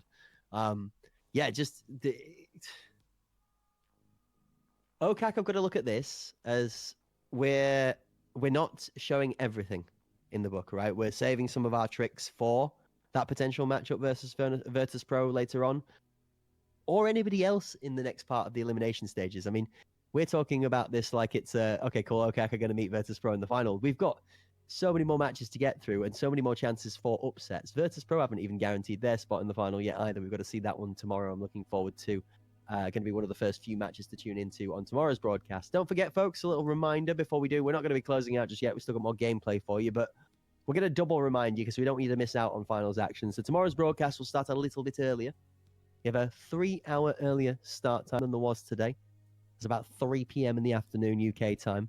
which I believe puts you is about 11, or is it 10? Your time? It's 10. 10 o'clock. 10 o'clock over the pond time for the fans in the NA scene. We love to see all of you guys here, whether you're from EU, whether you're from the CIS region, or the NA region, anywhere else in the world, and you've come to join us in the broadcast today. Thank you for taking the time out of your day to bless us with your presence and to bless these amazing pros with your views. So, without any further ado, Hawk, map number 2. Let's kick it. Let's get right into it, baby. It's on Bowl, and we're ready to see if they can line them up and knock them down. Evie, you talked about the explosiveness here, wasting no time heading toward Curtin. That device lingering here in the background as well. And a lot of these teams comfortable with that anchor toward that B site. This time, it's going to be Cord's Disabler on the side of OKAK. Yeah, keep an eye out for those util trails that you're going to see in the air, because I'm sure they're going to play a very keen part in this map. Like Hort so wisely said, util a prevalent part of Bowl's gameplay, both attacking and defending side oriented. Any of you had the chance to check out EPA's Walker's wonderful YouTube series of a couple of cool kooky grenades? There's some free ones he recorded for you. If you want to learn some funky lineups, you want to throw from the B site towards the A to defend post plant, go check out Walker's vids. I need some of them Sabiri vids, man. That man Tell me about it. on these nades has been insane through both weekends here. And again, we see OKAK comfortable. This is a team that can explode, but if they need to be patient, they're fine just sitting here waiting and putting that pressure on you to make something happen.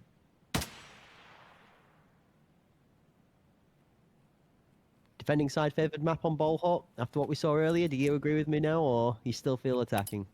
I don't. When it comes to the Russian teams, I don't know if that's necessarily true yet. Ooh, okay, fair point. Util out. This is interesting, the trade of Util. We've got 20 seconds left on the clock, Hort, and it feels like nobody's really respecting that clock right now. Yeah, I mean, that's what I was talking about. OKAK is okay with being patient on that defensive side, and so we see the explosiveness come in, but now it doesn't even matter, right? 404 can't find the plant. There's just not enough time. Or no, not with Sabiri still on the board. Not with Sabiri still on the board, and I think that's rule number 1 for 404. If they haven't heard any explosions and Sabiri is still up, they need time to bait that plant. They've got to try and lure him in to tossing those nades early, because God, my oh my. Hey, if you forgot, well, you got reminded, bro. Yeah. And that's one of those things, right? That becomes frustrating. So not only do you have to worry about the physical aspect, but now the mental aspect, because you're getting frustrated. Well, this guy keeps killing me with nades over and over. Well, then go somewhere else. I am. He's always finding me. It's like he's got a heat-seeking nade on him, or it's like he's gone through everybody's pockets before the game and put air tags in so that he knows where everyone is. He's going to pick up the first arrow. It's going to go down. Oh my word. You couldn't ask for better cinema, honestly. You've got to give Sabiri his due. This man does not just do kills, he does flashy kills. It's with style. Style and execution. Oh man, Jarvis enhance. Okay, pinpoint grenade, D4. Beautiful. Delivery system complete. Very slow rounds to kick things off here on Bowl, but 404 has found an early pick on Desaro. Maybe something they can look to work with. They can't afford to be exploding onto the site with only 18 seconds left, though. They've got to make it happen a little bit sooner this time. I mean, yes and no. If Sabiri's dead, yeah, it worked. It absolutely worked for everything other than the post-plant grenade. But you're absolutely right. You can't bait a post-plant grenade out without more time on the clock. You can't do that at 13. And you definitely can't just walk up for free if Sabiri's watching the angle. Evie finding that one out the hard way. Sabiri just taking a quick glance at his P90 and admiring the weapon for what damage it just did. Oh. Oh, so Yara finding Moyanri from behind is huge. Cords will answer back, and we see Sabiri with this flash. He's going to let it sing out first, and it connects beautifully. It doesn't get much better than that, and he's got the nade behind it for this pressure onto the site. He's waiting for Madara to fall, and as soon as Madara falls, the nade comes in, but it's a bit too late. Just missing that one, and now 404 a real opportunity. That's the gamble, isn't it? You roll the dice. Does he pick the right position on site to roll the nade to? They go to the deep plant, actually way away from default to the backside of site. This one, not safe from a tuck defuse, but that's not what they're trying to avoid. 404 more than finishing the bomb down than having to find somebody off of the defuse on the plant. A little bit of a model on the backside of site there. Confusing for a second for the OKAK member that peeks in. section of shook. Slowly skimmers away as Cords stepping up to support the site battle. Vermani's dancing well enough for the time being, but not good enough to repel. 1-1, Natric takes Cords. Here he goes aggressive onto Curtin. That's not going to work. Wow. I don't know. I kind of like that play from Sabiri because there is one up top, and you can't really just hang back in that 2v1. So if he does press that curtain and find the pick, all of a sudden he's got a 1v1 to deal with. But it is a left-hand peek versus that right-hand peek. Card stacked against him, and 404 winning rounds that they should win here. So they bring it back to 1-on-1. We've seen these games be close to that first half, so it's tough to get excited. I'm really waiting for those first 2 rounds of that second half. I was really surprised that swing didn't work. I thought that how aggressive he'd been with going straight through curtain was going to catch the guy behind it off guard, but these guys have played against each other many more times than I've seen, so that'd be why we're ready for it, and ready for it they were. OKAK and 404 both one apiece, so Yara picks up the first onto Mercenary. I thought we were going to see a separate reverse kill on the other side of the map. Cords gets out of the way and calls in for support. Although Fonzie on site, Cords is in the right place at the right time. Gerald gets one. What is going on? I can't make sense of this chaos. Sabiri, what am I watching?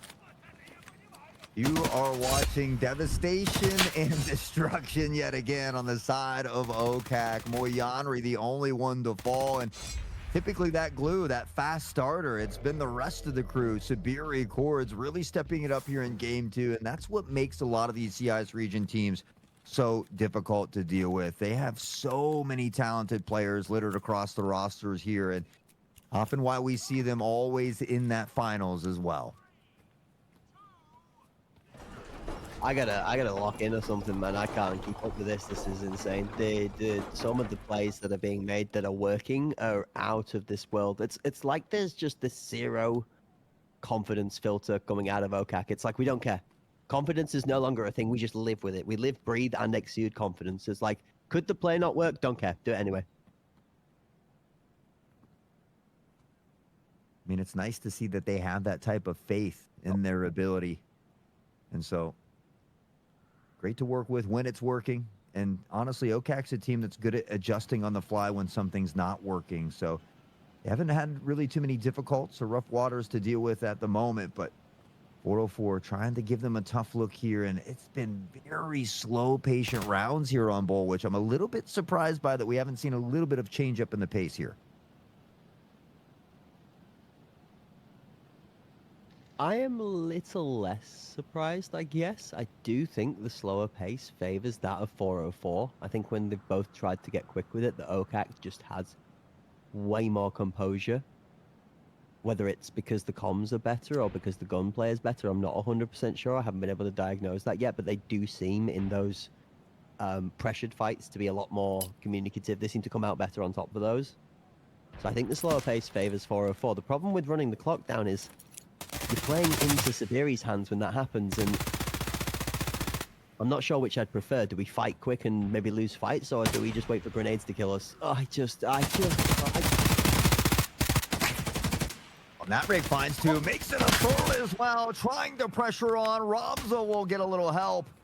And with that, the device goes down. They're going to scoop it up, and they have just enough time. So it does pay out in their favor this time. But, man, they are really rolling the dice with some of these plays. But you called for the adjustment. You said you got to go before 13. They go at 29 this time. You're right. The window gives them the opportunity. It works out. Natric gets a big 3-piece. Now Cords left to clear his way across the... Does he realize how close Ramza is? No, he doesn't. Peekaboo. Hello. Man, these rounds are so technical. It's gone from being like a game of like total heavy skill gunplay to super tech. Like, do you give away the audio cue wrong point in time one time? Well, you're dead. You died to a grenade. See you later. Mistake made. Sucks to be you. This is crazy. Sabiri has 4 grenades on him, by the way. Look at that.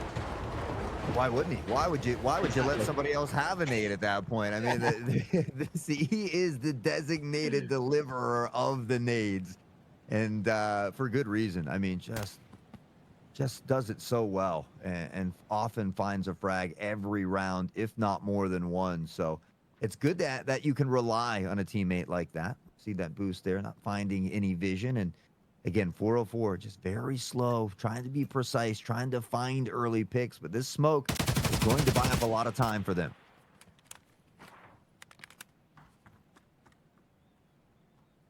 I don't envy the spectator's job in this one. Imagine having to try and pick perspectives and get yourself on the right point of view when teams are causing the fight to go down within 23 seconds. That must be nightmare, honestly. I do not envy the spectators today. Like, W effort in the background. This is a tough one. Well, you know, you probably don't have to look at Siberia because he's probably staring at the sky with nade in hand. So at least it narrows it down by a little bit. But no, I 100% agree with you. I got 9 out of 10 problems, but top aim Siberia ain't one.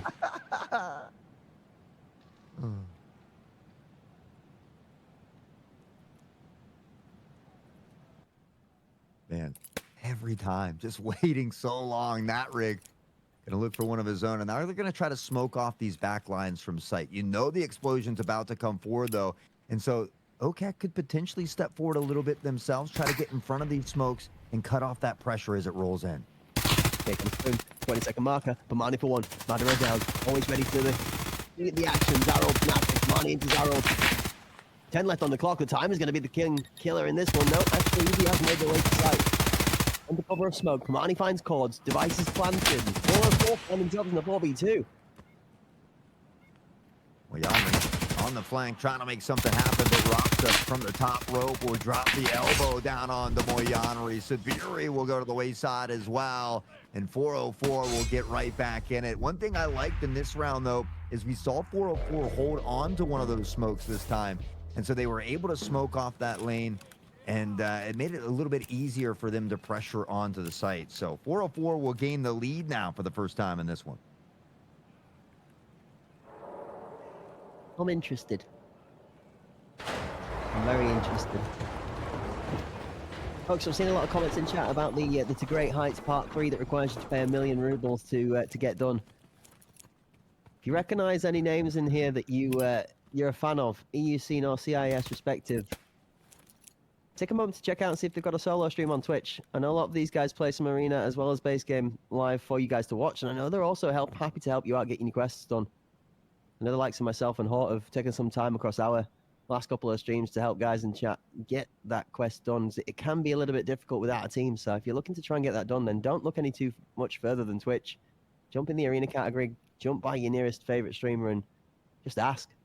I know there's a lot of people have been trying to help out, get people their quests done. At least start off with this one is 404 favoured as it's Romza picking up a kill onto Moyanri.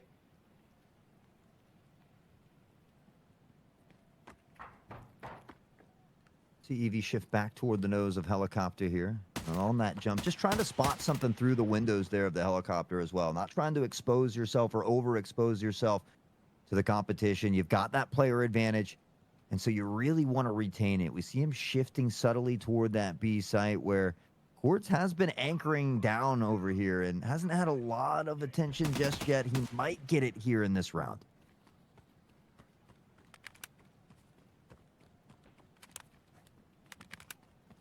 Across we go. Got to rate Evie on the drip there. You see the bright luminous green face masks. Not afraid to stand out in the dark. So Yara picks up another kill for the favour of their team. 2 more quickly hit the kill feed, and it's down to Severi to save it all. Has he got a grenade for 5? I mean, he doesn't need it for the first.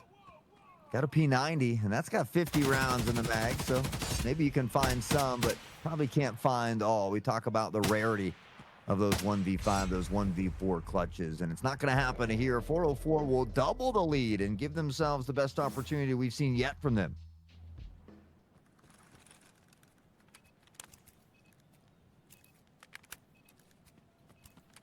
Yeah, a couple of questions. I'm keeping up with chat. Whilst the pace of the game is a little bit slow out of the gate, so there's a question being asked in there. So, why do we see people shoulder swapping so much? It is due to the amount of your model that is peeking out the angle. You're absolutely right. It is better to right-hand peek than left-hand peek on every occasion, including with the shoulder swap. But when you do shoulder swap on a left-hand peek, it does help reduce the amount of your model that is visible. 100%. We see a nice little techie boost peek here. Pamani and Romza looking to just try and peek that spot. Deep tower lane on the back headshot box that does play for an aggressive angle if you rush gen.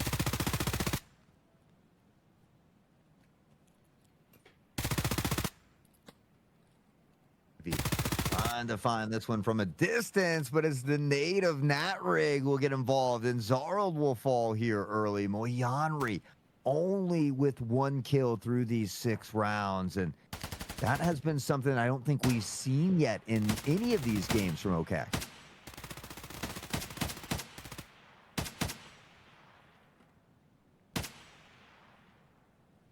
Definitely a lot more slow, deliberate pace on ball here. I'm wondering whether this is something that 404 has found from previous experience, because they've definitely changed their approach too. That's going to be a big pickup into Moyanri going down.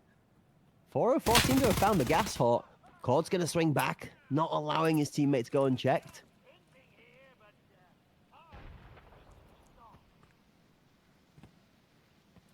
Well, that smoke will block off tower lane here. Pamani shifting fast forward. Madara caught off guard, and Madara as well. Just a breadstick on the board. It's been a tough go here on Bowl for OKAK.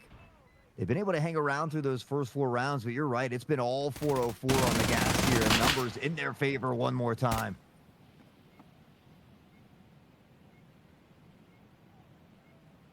.35 on the clock. Device is down. 404. Still in a really comfortable position again. Down number 7. Looking like it's going their way. Really not able to land the shot. Pamani and Romza close it out, and it is going to be a 5-2 start, maybe even a 6-2, at least a 5-3 half from 404 on the attacking side, and Bowl. Yeah, and that's why I just feel like it still favors these Russian teams on that attacking side. They just shown that they play this attacking side so well, and so I think if 404 can get over the edge and make it a 6-2, they very well could end this up on 4. But if they allow this one to get to 5-3 and those first 2 rounds of the next half go toward OKAK, we might just see OKAK doing OKAK things as they get to that attacking side.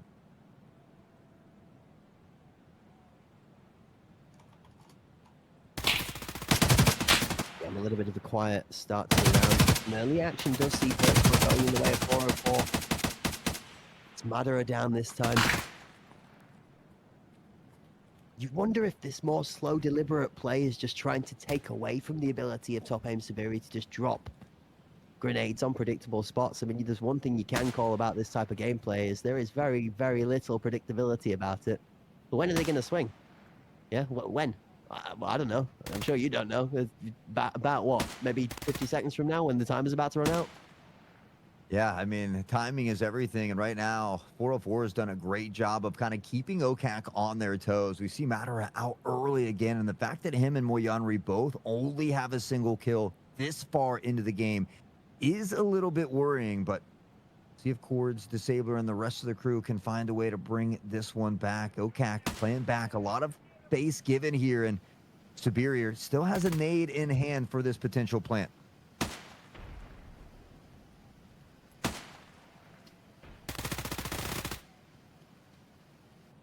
Does see into it though, although OKAK have taken themselves to the very meta mindset of 3 P90s, that it's not quite going to pay out. Instead, this mutant in the hands of Sol Yara is going to do the damage. And the assault class picking up another kill. Gord's down, Moyanri down as Pamani's in, hot on site. Spiri does win out the fight, and a tough position from Zarald is good for 1, but that's it. 404 do close out the first half 6-2, and talk about confident. Hawk, we were confident Ball was going to be 404 favored, and I don't know if I meant this much. Looking great from that attacking side. Can they keep it up on defense, though? This is the 404 squad that hasn't been able to topple OKAK in recent times. We look back to that epic Season 9 where they were 2-0'd by OKAK as well. So I think this is great for them. You know, it shows the improvement, the hard work that they've been putting in, and now they're ready for that hard work to pay off. But it's these first 2 rounds here of this second half that I'm really going to be looking at. OKAK needs to win both of them, and if they can do that, we'll make a strong case as to whether or not they can make the comeback. But they got to get through these first 2 first. Interesting. Where do OKAK go on their first attacking round, and what sort of pace do we see from them?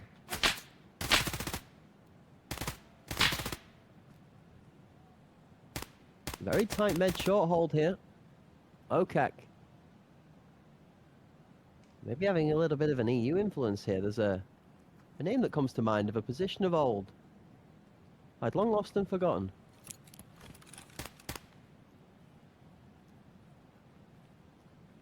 Oh, we're not Both quite these close teams yet.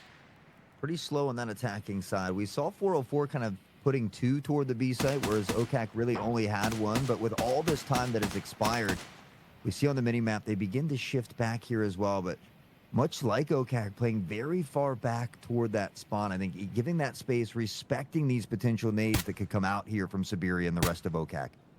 It really shocks me to see on the minimap how little either team cares about that 90 angle from B side. Look at how much space is being given. Look at how much free real estate there is to move about on that map, and it's just all focused on A.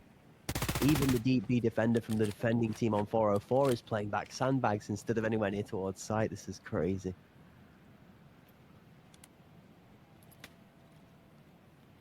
25 seconds on the clock. And who? Yeah, that's right. Sabiri with the nade. Looks to open up the site. Smokes plume out. They get and fight for position towards tower lane as well. They hold off just long enough for the nades to explode on site. The plant will look to go down here shortly. Sabiri has found another easy in that prone position. Spots Moyanri, and Moyanri goes down. The prone position is the deadliest. And goes to jump towards generate. And just swing Roms are giving it in fighting now together. Both of them swing and 4 kills apiece. 1 for Roms, 1 for Evie. Here he comes off Soyara. Cross onto site. Evie now has access to the bomb. Hold up. Romza covers. If he just sticks it over and done with, it doesn't even matter. Romza kills the second 2. Romza feeling himself in the round with a 3 and 2. It's a full house between the 2 remaining members of 404. 2 more and 404 are out of this in more confident fashion than map 1. What's going on?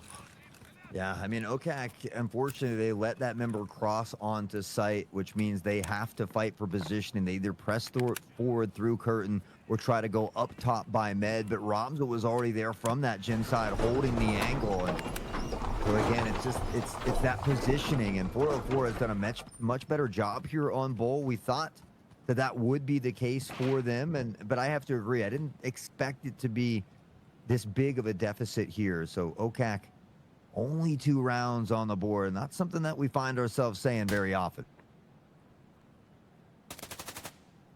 This game has been a really, really strange one for me. It's been a real exception to the pace and the speed of the rest of the rhythm of the ACS. It's been a delight to watch. It's really jank in comparison to the smooth pace of the rest of the games. Pamani and Madara there deciding that staring at each other longingly is much more entertaining than killing each other. Evie, however, has got none of the nonsense in mind. He's having a straight up quick up, down and done job onto Madara Flow. 1 for 1 so far, both teams losing a member. Ramza, Madara Flow sitting from the sidelines and watching in round number 10. Yeah, Madara has just had a really tough time here on Bull, and even when the shots look decent, just not connecting, not finding that elusive pick there. And at 1 and 9, it's tough to win games. So especially with Moyanri at 1 and 8 as well. Sabiri on that nade lineup. We'll check for a win. Nobody's home this time, but Moyanri will now begin to pick it up. A nice pick on to Evie.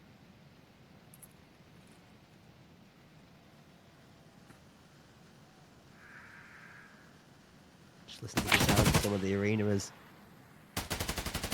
bullets from the AK ring out. That's the mutant tapping in the background. Moyanri and Solyara responsible for the 2 equivalently. Sabiri and Pamani also pick their 2 P90s up and bring them to bear.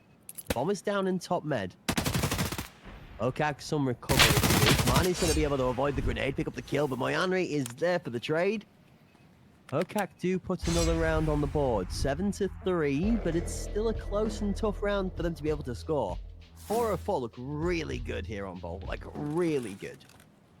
Moyanri finds a triple in that round. We often talk about the single sparks, that spectral fire, just rekindling that flame as a whole. And so we'll see if maybe that was a little bit of something there for Moyanri. That 3K potentially could have done it for them. But you look at how far 404 has gotten ahead in this one. And for OKAK, you feel like they've realistically got to get 3 or 4 of these rounds in a row before giving up that match point to 404. Eyes on locked in early.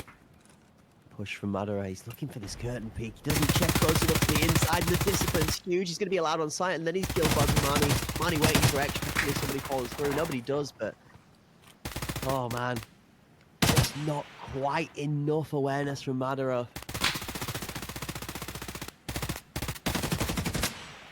We haven't seen OKAK struggle too much throughout the ACS 5. But a little bit of a tough time. Moyanri, back to Moyanri things. It's not one, but a double here now. Sabiri, letting the P90 sing the chorus of bullets across the battlefield as the device does get planted. Moyanri, no, it's Sabiri from above to find that one. That rig got a nade kill just as that device was looking to be planted. Yeah, a little bit of 404 saying if you can grenade us whilst we're planting, we can do it back to you, and they do so. Solyara's going for the aggressive play. The curtain comes there to cover off. Generator is protected. The Nasty trades it back. Severi on site now. A little bit of pressure put down. Severi's going to close off to the back right-hand side of site. Nasty on the reswing does gain info. Space made. Severi does a better set of dancing, though, and the P90's fire rate's going to outplay that of the AK on site. OKAK claim another one back. 7-4. The gap closes to 3. Slowly but surely. It was looking so good for 404, but now you gotta wonder a little bit. I mean, again, the attacking side, especially for these Russian squads, has been phenomenal on a lot of maps. They were able to do it on Skybridge. They're looking to do it now on Bull. And 404 needs to find one more round here to get the match point. Guarantee that overtime, but OKAK slowly creeping back in it. Yeah, you take that overtime nonsense and you go back out the door. You're going to have to do a lot more convincing if you're trying to tell me that 404 aren't getting out of this one with a win. They've put themselves in too good a position to be able to throw this now, surely. Surely. It would take something miraculous from OKAK. Evie's on a similar mindset to my line of thinking where he says, Sabiri, no thank you. I don't fancy any util kills in this round. I'll get rid of that one. Get rid of one. Got to get through 4 more here. We've taken out the juggernaut of Sabiri, but Moyanri, the beast, appears to have reawakened now from this med side. They'll try to pressure forward. 1:05 on the clock. Plenty of time to work with, and really not any interest in that B side, it would seem.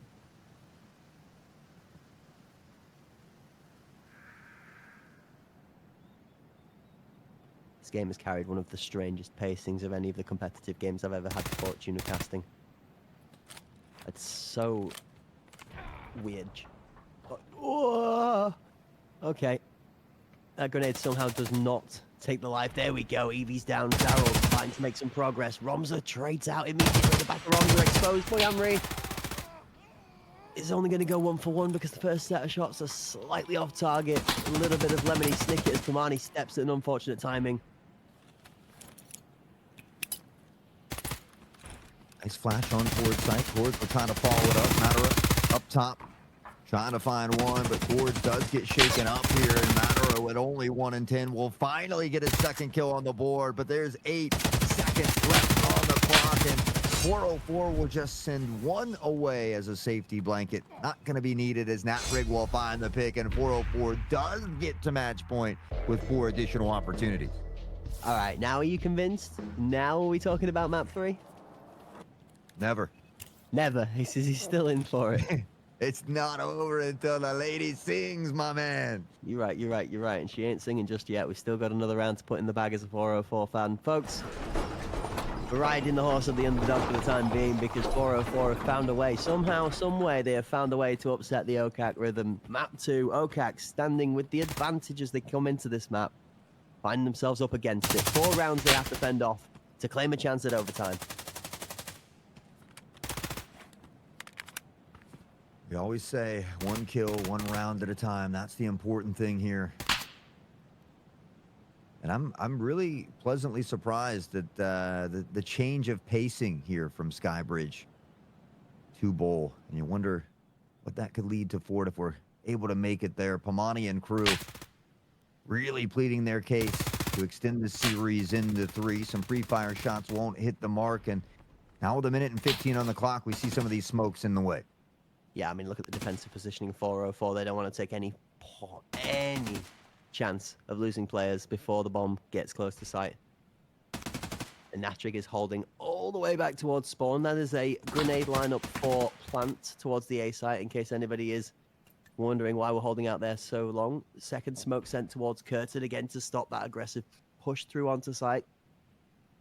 Flash that would have come out on timing if the second curtain re-smoke didn't come up. So OKAK looking to play that nade onto site is nice. And again, Sabiri scoring a crucial pickup. Shots up top into forward court. Save me, there's so much going on. It's not going to stop from here on in. Cords and Siberia that combine for 2, and it's a great round here for OKAK as they try to work back in, able to avoid that one toward the site. And now the plant going down. They've got members and bodies on site. Matera, who's had a slow start, has been picking it up these last couple rounds as well. OKAK, you hope it's not too little too late for them, but Solyara all alone in a 1v5 and might just look to lay down and talk some strategies over for upcoming rounds. Probably a smart play at this point in time. You've got 3 more rounds to get it over the line.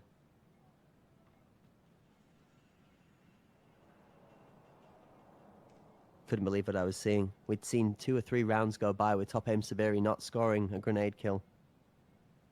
Don't forget, never, ever let your guard down. Very Tarkov feel is that right there. The minute, the second you decide to get complacent, boom.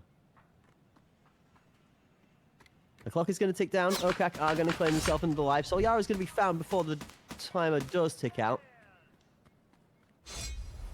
404 are going to give themselves a little bit of breathing room to consider how they are going to close this map out. We've got to think that this for them is only the first step as well, Hort. I know we're talking OKAK one step at a time, round after round to get back into this one, but for 404, this is just the first step towards trying to concede. Going to map 3, being their only option out of the best of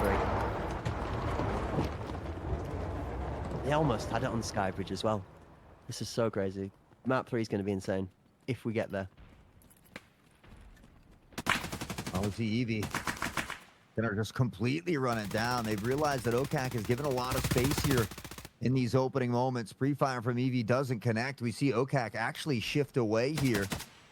Eevee looking away from the flash here. Will continue to pressure forward. 404 feeling real confident at the moment. OKAK's got to get this angle onto the nose lane before they can move out. Defending side of 404 taking space onto A-Plat. If A-Plat gets up on top before the nose, then they're going to have pressure over it. No, okay, so OKAK filled the space correctly. They managed to rotate 3 towards the B side. They have to take nose pressure and 90 pressure before the defending side gets on the forward side of B-Plat or A-Plat, or else they lose all of the space on the map. You see they now have access at least into the 90 angle. Solyara playing on this B ramp is going to be left to defend this point of contact. Madara now knows of one of the B defenders. And 404 knows somebody's coming.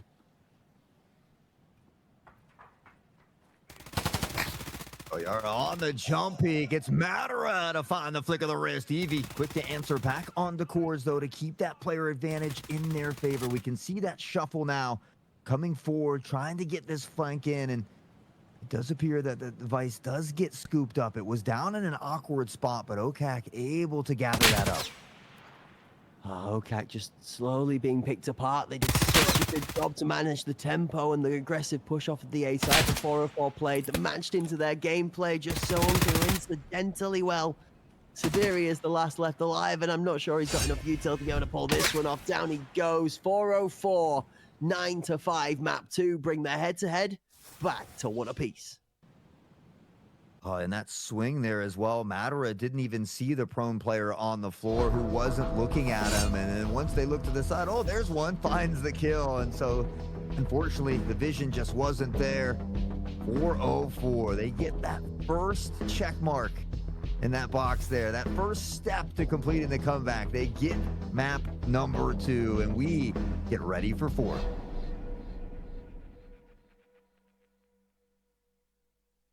I don't know if I can take any more of this. The mentality of that game has broken me completely internally. My like in a game sense round timer thrown.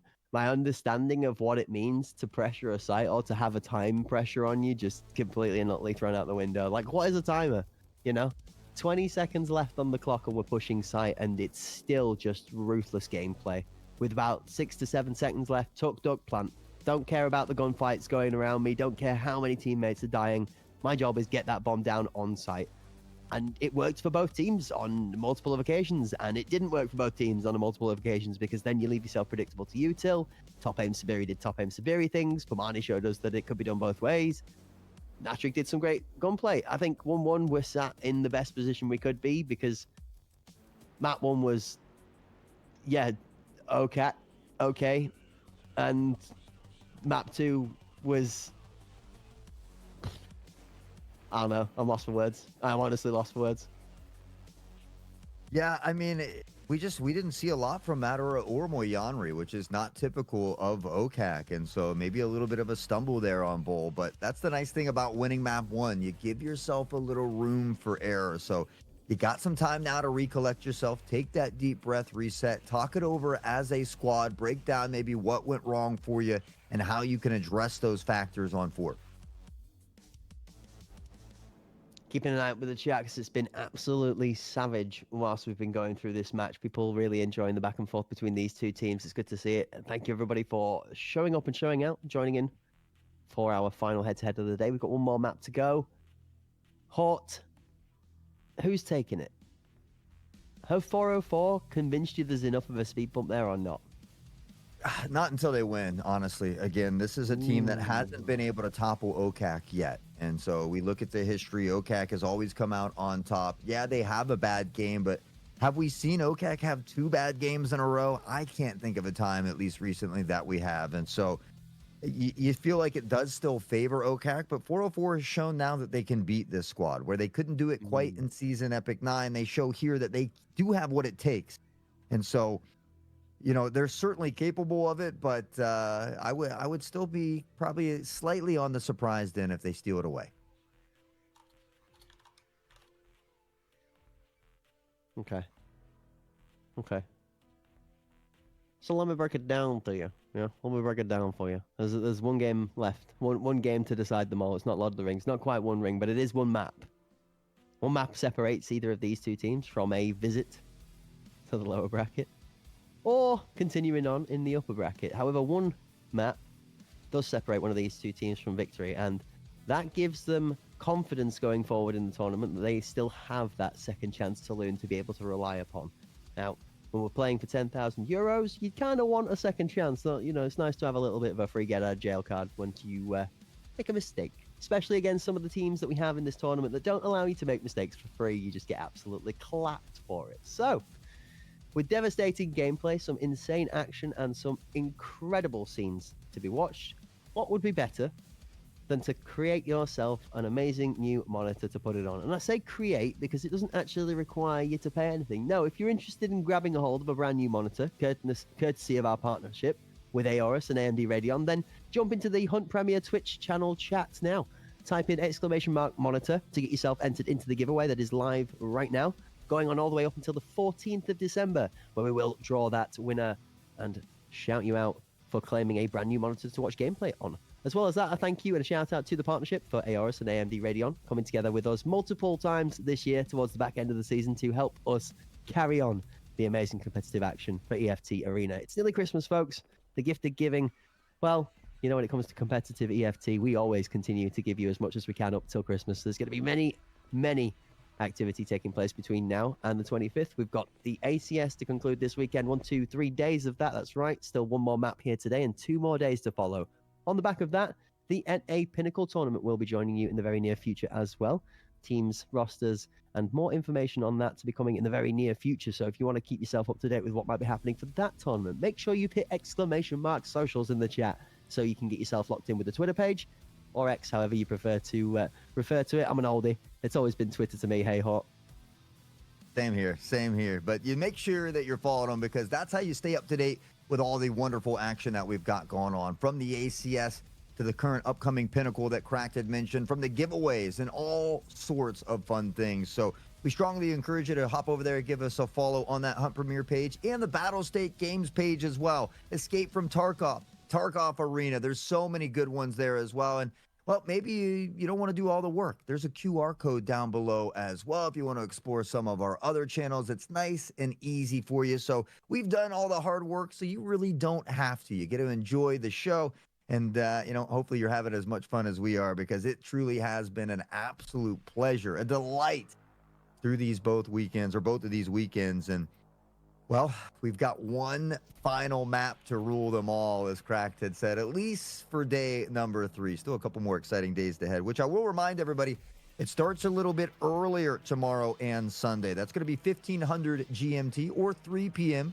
over there in that UK time. And of course, if you're like me across the pond, 10 a.m. Eastern. So make sure you hit the follow button, ring that bell so you're part of the Noti gang, and then set those alarms so you don't miss out on all the wonderful drops we got going on here. Yeah, ching ching ding-a-ling. He's going to be getting that bell ringing to make sure you're in with the action. Folks, let's not dilly-dally too much more, though. Let's tally no more, for we shall take ourselves on a little journey alongside that from the power of the partnership in AORUS and AMD Radeon as they show you what they might have on offer when it comes to power in graphics and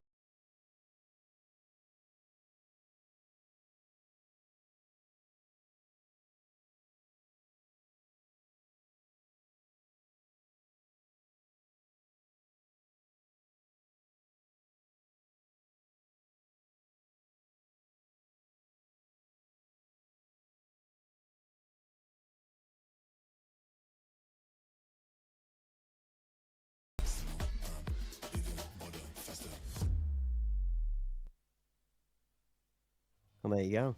Thanks to the amazing partnership, like we said, AORUS and AMD Radeon, they've been championing us like we have been carried in a backpack since the beginning of 2025's competitive season, all the way back at, I think it was like the middle of July, June, July time, but we've been with them for a fair while now, and they're going to be with us all the way until the end of 2025, seeing us safely on in to 2026. A final shout out, thank you to AORUS and the partnership with AMD Radeon, alongside Battlestate Games and Hunt Premier. You guys are here, you're seeing it first live in the action, so let's take a moment to look back at it for a second time as we hit up the highlights. This was a crazy one and a really big change of pace than what we're used to seeing. We've seen a lot of patience here from both squads. It was close in these early rounds, but man, did 404 turn it on, and well, they never, ever looked back. Why look back when you can only look forward? I'm going to be honest with you.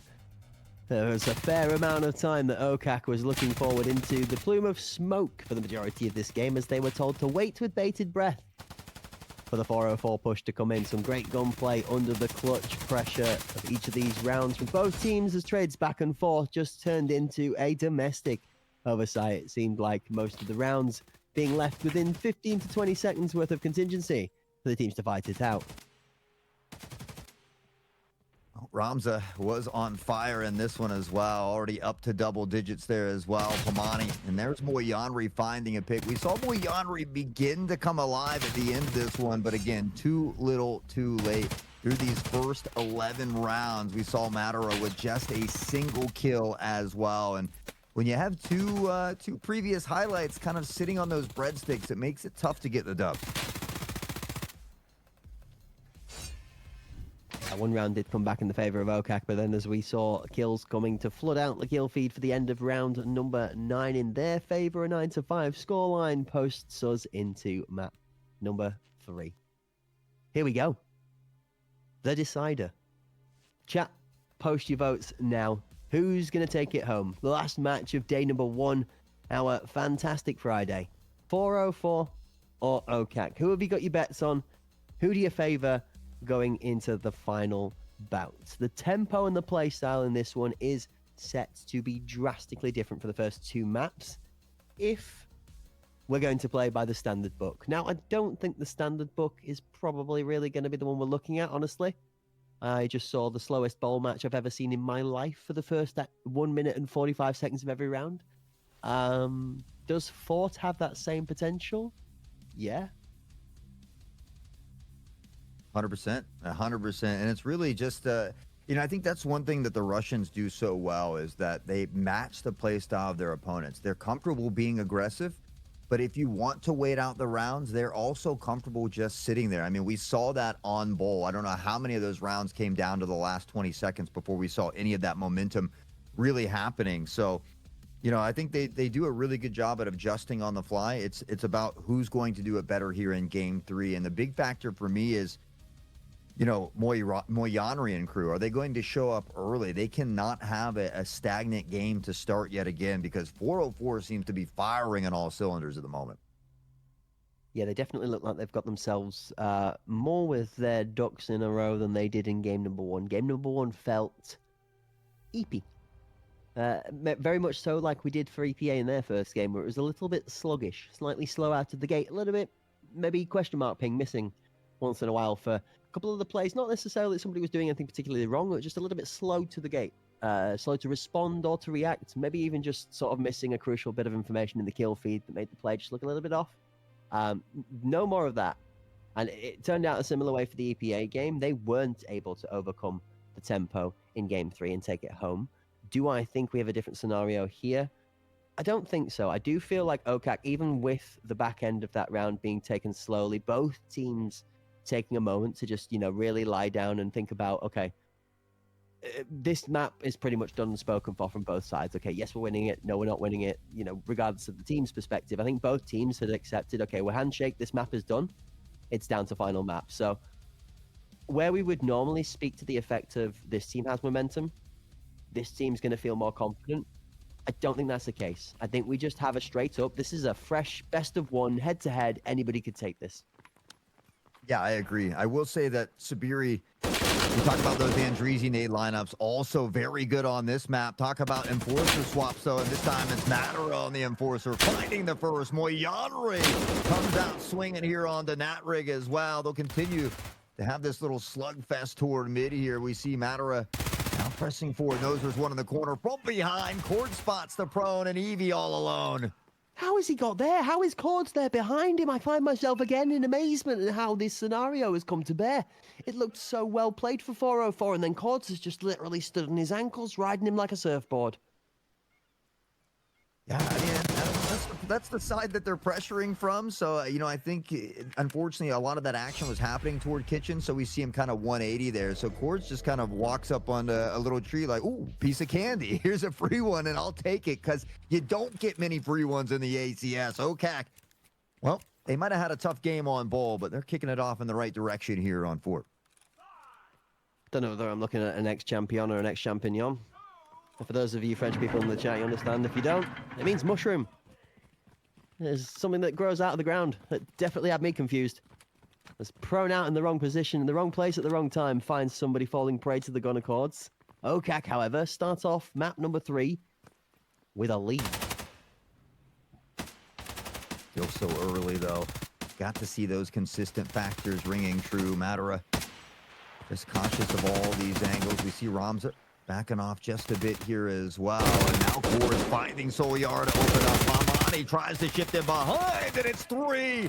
Eevee and Pomani will combine for 3. 3 quick headshots to look to turn the round around. You a fan of Eminem? Bomb's going round the outside, mate. Round the outside. He finds one on the back of cannon stairs, although the turn of the tempo says to come back and check through secret now.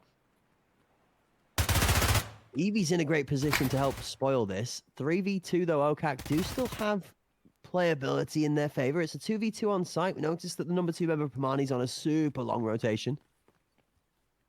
Cannon's giving space. OKAK almost accidentally taking out a teammate there. Sabiri's going to then end up leading Cords into disaster as Eevee claims both.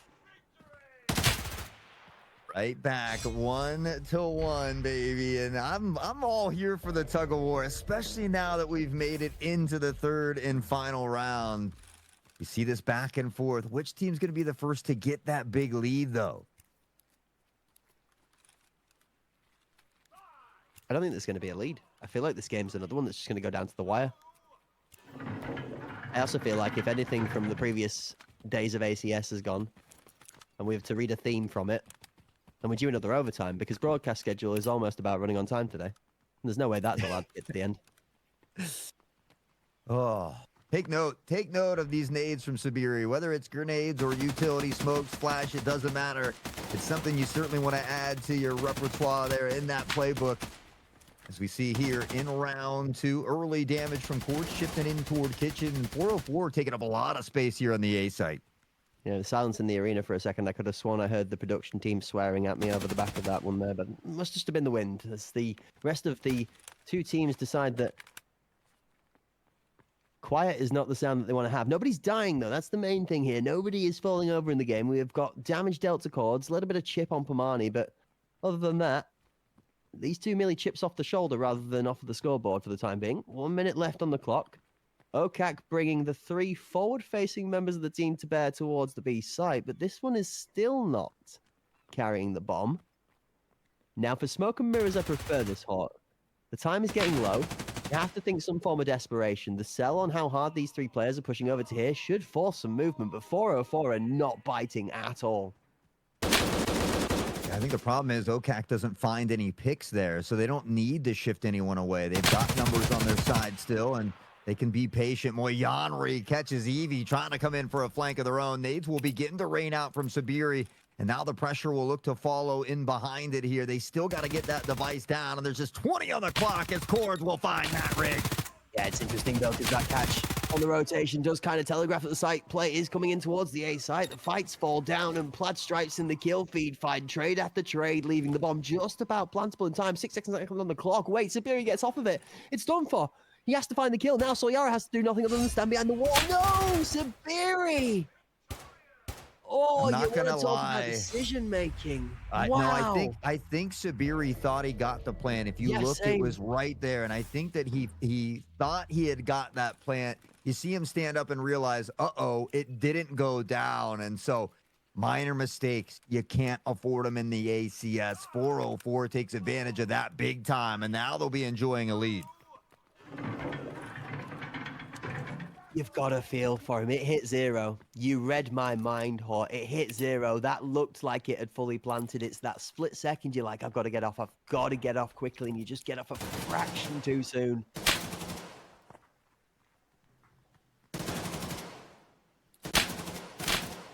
Early picks back and forth here. Matter of Evie, the first 2 to go down, but Cords has found that rig here as well. And now they're looking to get control of mid, but Ramza well aware there's one above. It's Moyanri raining down death and destruction.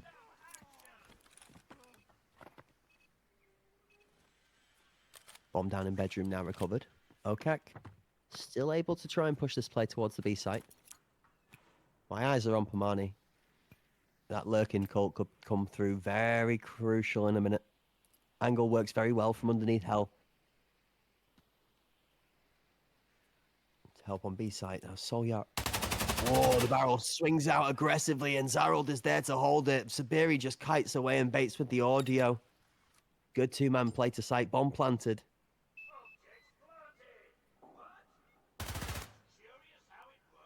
Can they do with it, though? They've got the 3v1 advantage. It's these rounds that you have to solidify. You can't give up for free. And they're really in great positioning here. You see the crossfire from Zarold. Sabiri tucked into the corner here as well. And Moyanri from behind can wait for these shots to ring out. We see Pomani's cautious of it, though. He knows that there's potentially someone up here. It doesn't matter. Sabiri will find it. And OKAK will tie it up once more. Yeah, Pomani forced into a tough spot. They've got the angle up top. He knows he's aware of the member holding him, but the second you get out of that angle, you're instantly under threat from Mini, Secret, Arch, Sight, Tuck Con. It just becomes an absolute nightmare, basically. You're playing up a heads-up game of reaction times at that point in time. And when you're in a 1v3, that doesn't normally end in your success. OKAK do themselves an amazing job of securing a grand numbers advantage towards the B sites in round 4. Scoreboard level 2-2. Where do we go from here? Early grenade up top from 404 and an aggressive push towards mid. These 2 members storming for central cult control. This A-site slam is coming in quickly. Pomani, oh my word. Discipline. Doesn't matter. Ramza's already found 2, though. I mean, how many times have we seen Pomani lurking in the smoke, find big doubles and triples? He's going to sneak out for 1 here, though, as Matara does go down. And every time OKAK gets around, 404 answers back almost flawlessly, but unfortunately, they're going to lose 1 here to Pomani. It's incredible play. The 2-man mid push out and the walkout off the B site is so sweet that Ramza gets 2. And in the meanwhile, Pomani, it's like a security belt. It's like a secret contract over off backside in case it doesn't work. And then they get a pick for free and a second for free playing out of the smoke. Right, it's absolute theatre.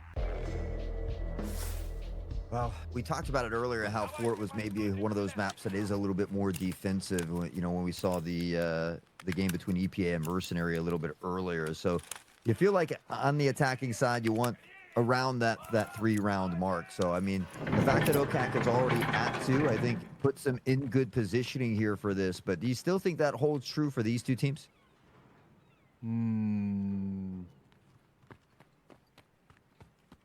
Ooh, that's a good question. I'm a brood on that and get back to you. There's no way. There's no way Madara survives that. He loses a third of his health, but he's still alive, and he doesn't even quite get space to make the play either. Pumani just eats him alive. I do want to answer you, but it's a long answer. Not just that, but this is about to go down. This is getting really tense here. OKAK have gone very, very heavy towards trying to push the site towards A quickly. And Romza is lurking, waiting for it. Gods gets 1. Gods gets 2. Gods gets 3! And what looked like a great start to the round for 404, Core's Disabler steps in and says, hey, I've got other plans, boys. Big picks here. Eevee spotted on this rotation from mid as well. We'll see some shifting in the background as Ramza in a tough spot here on site. The flick of the wrist, he finds one. Sabiri will chop him down, though, and Eevee has a tall task in front of him. 1v2, we know Eevee's good for shots like this, but not into the king killer. Sabiri's here still. 2 kills for Sabiri. 3 for Cords. And OKAK levels back up to 3 apiece. Man, you just can't.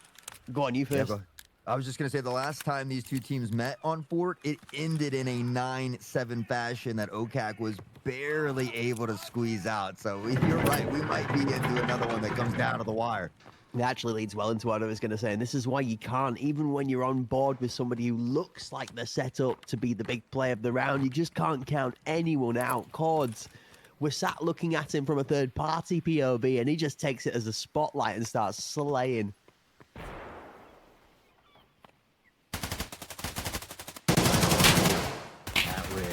Almost catches one on the jump over, but now OKAK in great positioning for this site. Moyanri finds Nat on the peak with utility. Top with utility in hand, spells trouble. So Yara shots to the smoke, but just a bit off the mark. Madara steps in, but Sawyer doesn't care. Aims Sabiri will eventually close that one out with an A, but Eevee on the backside will find that return fire on the Sabiri. The device does get planted, but the numbers favor 404.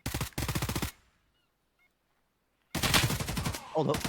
Oh, okay. Back and forth. 1 for Cords. That one looked nice and juicy, but then Romza closes him out. 29 on the clock. Moyanri, close proximity.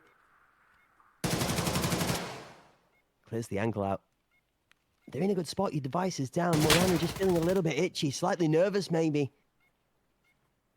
Now they're in that crucial position. 1 on site with 1 to cover. Romza goes down. That's a mistake. Not mistake enough for them to be able to convert, though. Pumani does close it off. I always hesitate when these guys go prone in the middle of the gunfight, but oh, who am I to question it? The madness works. 404 take themselves to a 4-round scoreline and guarantee an even half in the first. I think the only reason it works there is because Pumani gets off of the device and tries to swing with him there. Had Pumani not done that, it really would have allowed OKAK to isolate those ones. So a great job by Pumani realizing he needs to make that swing, because you're right, caught in that prone position, still in that animation. That was a pick that OKAK got with ease there. So good on Pumani to wrap up that round. Still 4-3 though, as we find this one inching closer to a tie at half. Can 404 get that extra step here in this one?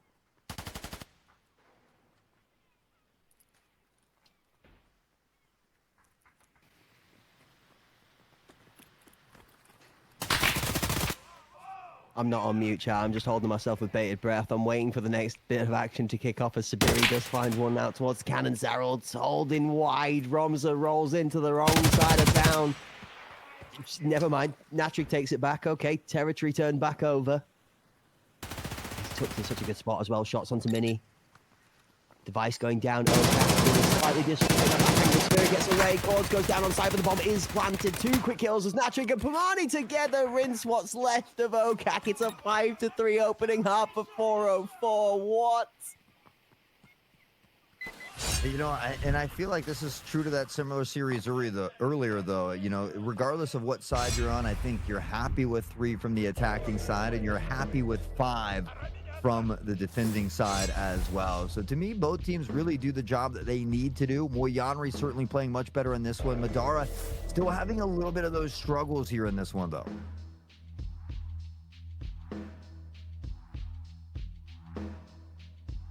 This is so close. Again, this is close. It's not just close, but it's like 404 have the, dare I say it, 404 have the better edge of the tempo going into the first half, into the second half.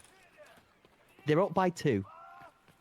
It is 4, and definitely still agree that there is a defending side / attacking side favored conversation to be had here. I don't know if I agree either way now for this one, but 404 find themselves 2 round in the lead. We spoke to this effect last time for the EPA match in the best of 3, especially when it got down to a 5-3 scoreline. OKAK need to put 1 or 2 of the next few rounds over the line to keep it competitive.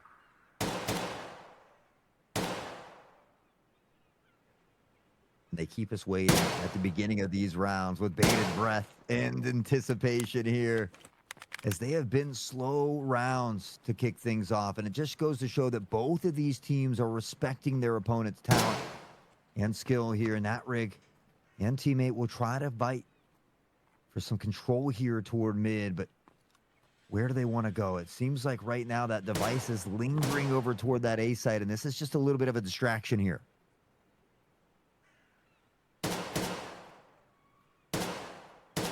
Looking up towards Zarold, we see through the walls thanks to the spectator POV and our silhouette POV to show where the peoples are for you folks at home.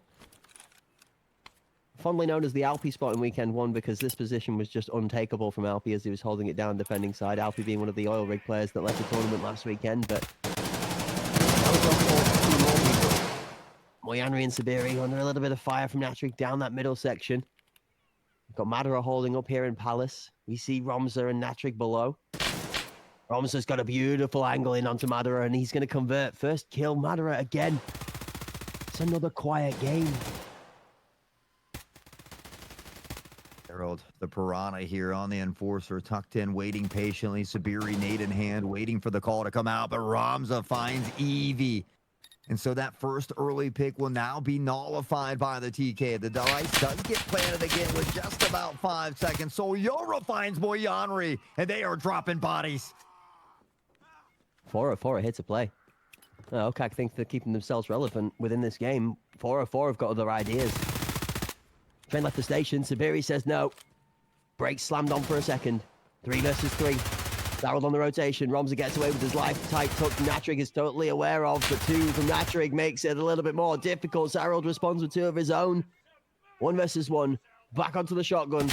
He doesn't know. He doesn't know. Romza for the play, and 404 are going to find themselves 6-3 up against OKAK in our final map in the best of 3. If OKAK doesn't win this next round, it's going to be really tough to try and come back from this.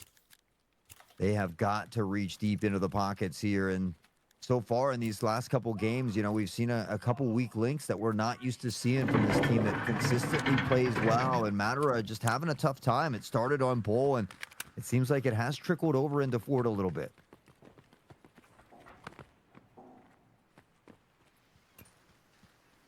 Again, we went with bated breath to see which of the 2 teams is going to pull the trigger on the action for the first pound at round number 10. The 2 OKAK members are immediately evacuating from the A site. You hear that audio being given aggressively as they thunder back towards the top mid. You still have that player up in Palace of Madara holding. We see Romza and Natrig in mid just below. Towards cannons, that's Natrig picking up a fight in mid. Madara responds from Palace down onto Natrig, also in mid, down below in heaven. Palace drops off. You can see that Romza and Madara are about to come into contest very, very soon. Them 2 just on top of each other right now on heaven and below in hell. Here we go on board with Eevee is now to the left-hand side of this fight. There's Madara from up below. He's good for 1. We get to swing on board from this perspective to see the kill 2 as well. Oyara, though, waiting patiently on that opposite site, does find Cords here. We see that shift through mid into rotation, looks to come in. So Oyara catches Matera off guard, and it's another pick now. They turn the tides once more. Ramza finds Zorold. OKAK Sabiri in some trouble. Like, you're going to have some top aim here to get out of this one. Ramza goes down to the ground. The concrete now his newest companion, as Sabiri's going to be left to deal with that one comfortably. We know full well he's more than a match for one member laid on the floor, but with the device planted and 25 seconds off the clock, Ramza is going to claim 10 of them with a little bit of memery. Solyara finishing the final blow as the two members left by site do line that kill up. 404 extend the lead even further. 7-3. Hot. There ain't no way we're sending last year's champions to the lower bracket right now, right? Well, it was last year's champions that last year sent the polar bears to the lower bracket. You know, and anything's possible. We saw in season 9 they sent the polar bears down to the lower bracket as well, and the polar bears came back to win. So the lower bracket, it's not the ideal spot. They certainly wouldn't choose to be there, but it doesn't mean that they're out of it just yet. That second chance opportunity could be huge, but they're not in that bind yet either. They've still got a couple rounds to fight for this here, and I'm sure we're going to see them fight for it. Moyanri spots the barrel, finds the kill of Solyara. I've been listening to a little bit of this magic that they've been looking for. Now OKAK Moyanri is going to find himself a second Natrig nailed in Colt. Pamani does close out Cause Disabler another section, but one starts to feel a shift in the tempo as Moyanri just, it's a little bit of a pep in his step. Sabiri just admiring the tree on the outside of the scenery.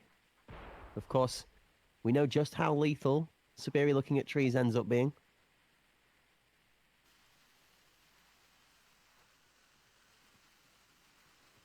It's crazy. We hear all these gunshots, the explosion, and again, just silence, crickets, pin drops, and then that explosion yet again as that device does get planted. There's smoke to deal with. Darl's just going to send the bullets through, and he finds Pamani. The device gets dropped. It doesn't go down, but from behind, it's Evie. Darl caught in reload. Sabiri fighting from the site will find one more. This is why he would normally be in trouble, but isn't the P90 and the 50 rounder in the magazine, he gets a chance to be able to put the gun up for the second challenge and then take time to duck off the site. Ramza in and out. He's going to go down. OKAK have found a little bit of magic in the momentum. Hold up. Hold up. Wait a minute. We ain't done yet.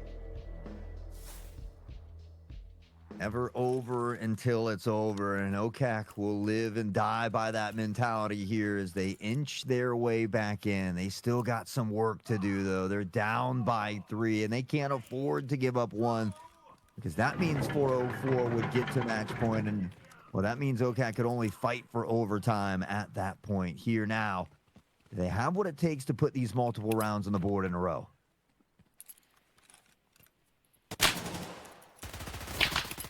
Seventh crucial spot, but not the all-important 8th. Easy for the first. Cords goes down. A good swing from Moyanri. Backed up by that as Sabiri. He's going to claim 2. Ramza for the third, though. In and back out again as Moyanri closes off the aggressive push onto site. Bomb into kitchen. 2 OKAK members standing strong in support on site as 2 members of 404 are left standing. Natrig, or what's left of him, breathing ever so slightly out in the garden.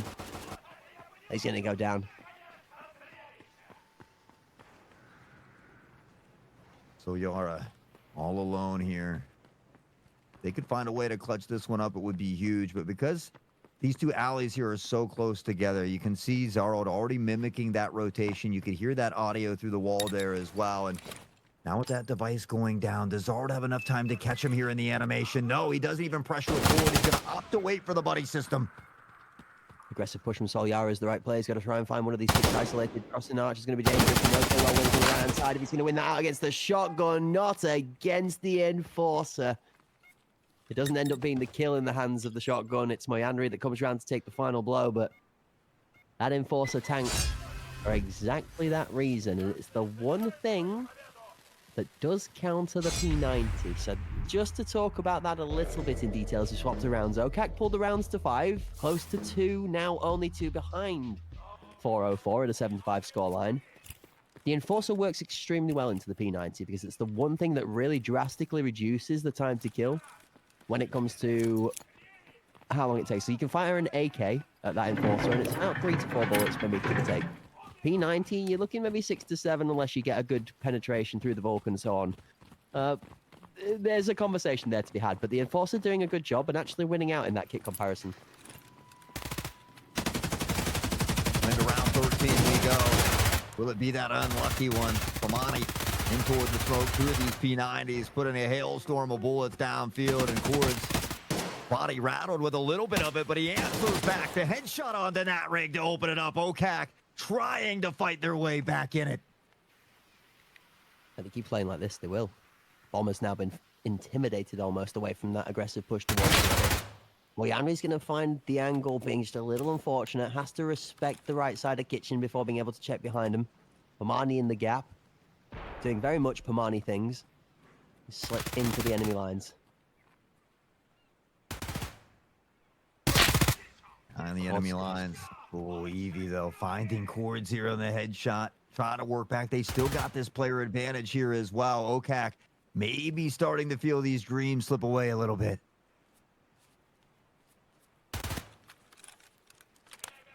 Surely there's got to be more to this.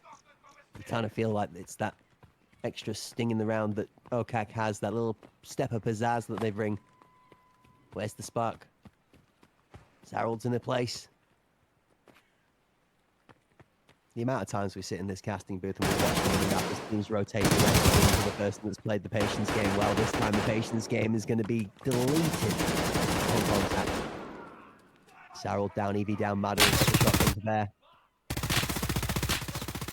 Ooh, Pamani, though. The dance of death will find one more on to Sabiri Madara, the last standing player, but there's only 8 seconds. Can he find both? He does! He's just got to get out of dodge, but he's running toward death. No, he cuts toward cannons.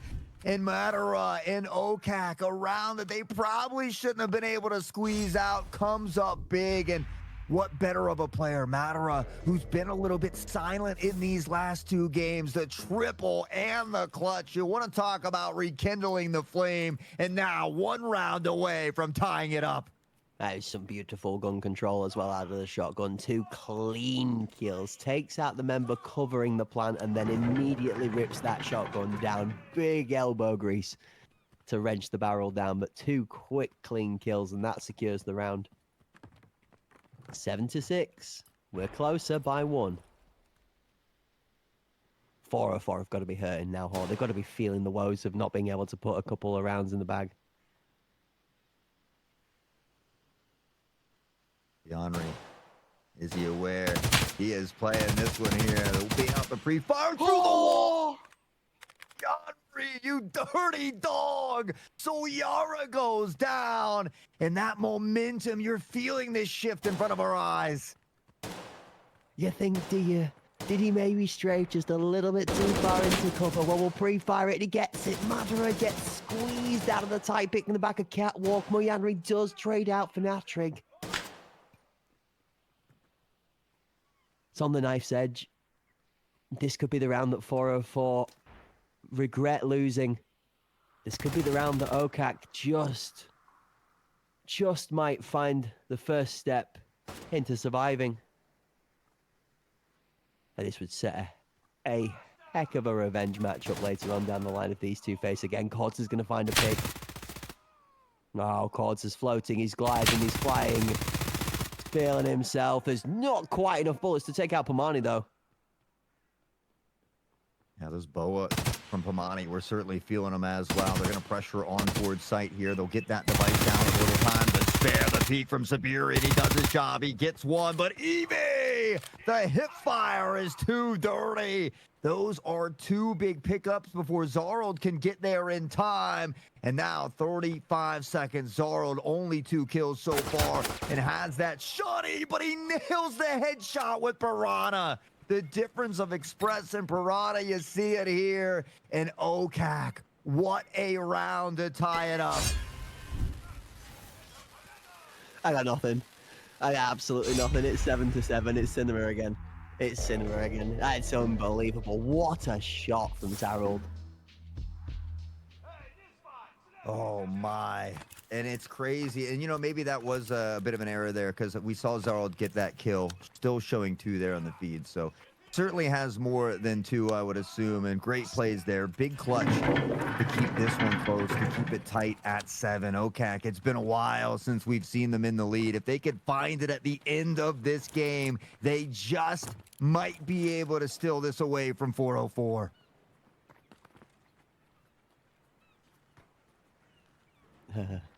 Not again, surely not. Madara's up for 1. Madara for 2! How does he do it time and time again? But Eevee and Solyara are right there to answer back. The tides turn chords. I think got caught there. Oh, no, sorry. That was just in the changing of the scenes. We can see on the minimap, he's still on that rotation around. And with that, the device planted a 1v3. 50 seconds is all you have to work with. And it looks like 404 might be the first to get to match point. Oh, 404 would have been swearing about Madara right there. He's died twice in the same position. What do you mean he's still there? And he gets 2 for it. It's unbelievable. Hold up. Okay. Let me not forget that we're on both records. Pulling internet cords since however long he's been playing Arena for.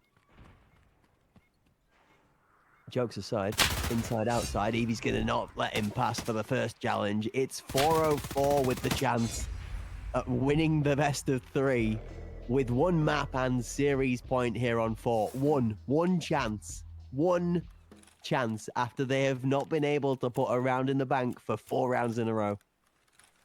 And the last time these 2 teams met on Fort, or teams, was 9-7 in favor of OKAK. They have a chance to dish some sweet revenge here and maybe find a 9-7 of their own. OKAK, 1 more round to decide it here of whether or not they get that dub or we get blessed with 1 more OT.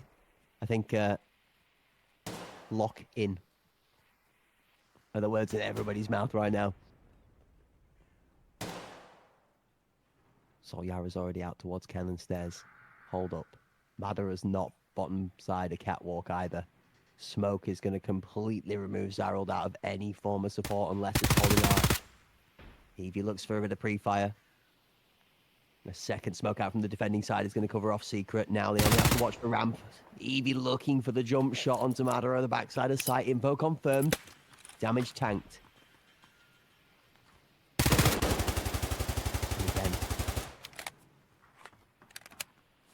Both teams really respecting each other. Neither of them want to lose that member first. You see him now shifting around. Ramza is able to find the first Pamani. Now Solyara gets all as well. 404 finds Madara. All 5 standing with only 2 of OKAK. And they may have just done it, but they can't. Oh, Solyara killed a teammate here. It's over.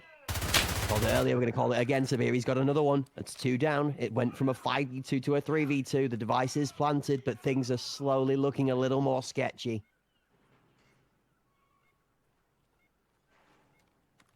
A win is a win is a win. 404 will take it if they get out of this, but a McShaky is not the way they want to finish it off. Out of bedroom goes one, running a little over eager. Sabiri, after some great work done, now leaves Disabler of the Cords all on his own. What's the cooldown? I'm going crazy. Yeah, they're so spread out here. And now look at the time. There's no time for OKAK to find this defusal. It doesn't matter. Solyara has done it in 404. A rocky start, but no L's found here for them. They get the W. They punch their ticket into that upper bracket. But for OKAK, they're not out of it. So they still got a second chance opportunity. They'll have to fight from that lower side down below, though. And there's my man. The reason that my beloved better half is a massive Eevee fan. Best Pokemon for sure. But an 18 and 13 performance out of Eevee, 3 MVPs. And the one I spoke to when we were talking about pregame for this one stands tall.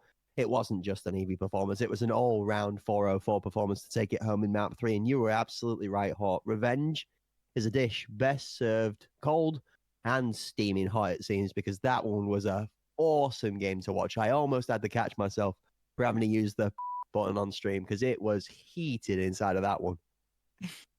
Yeah, it was an insane one, and we saw Moyanri step it up, but I felt like it was just that bowl map that really hurt him. Moyanri, Zorld, a lot of these players, Matera sitting at just a breadstick. We saw Matera with a lot of troubles here at the start of Ford as well. It wasn't until the end that we saw some crazy clutch plays, but when you're playing at this level of competition, you can't allow the game to get away from you for that very, very reason. And so 404 does what they need to do. They shut it down when it matters most. They get that ticket into the upper bracket. They advance a little bit further, but it's tough from both sides. The talent of all these teams, it doesn't really matter if you're in the lower bracket or the upper bracket at this point. It really only takes a game.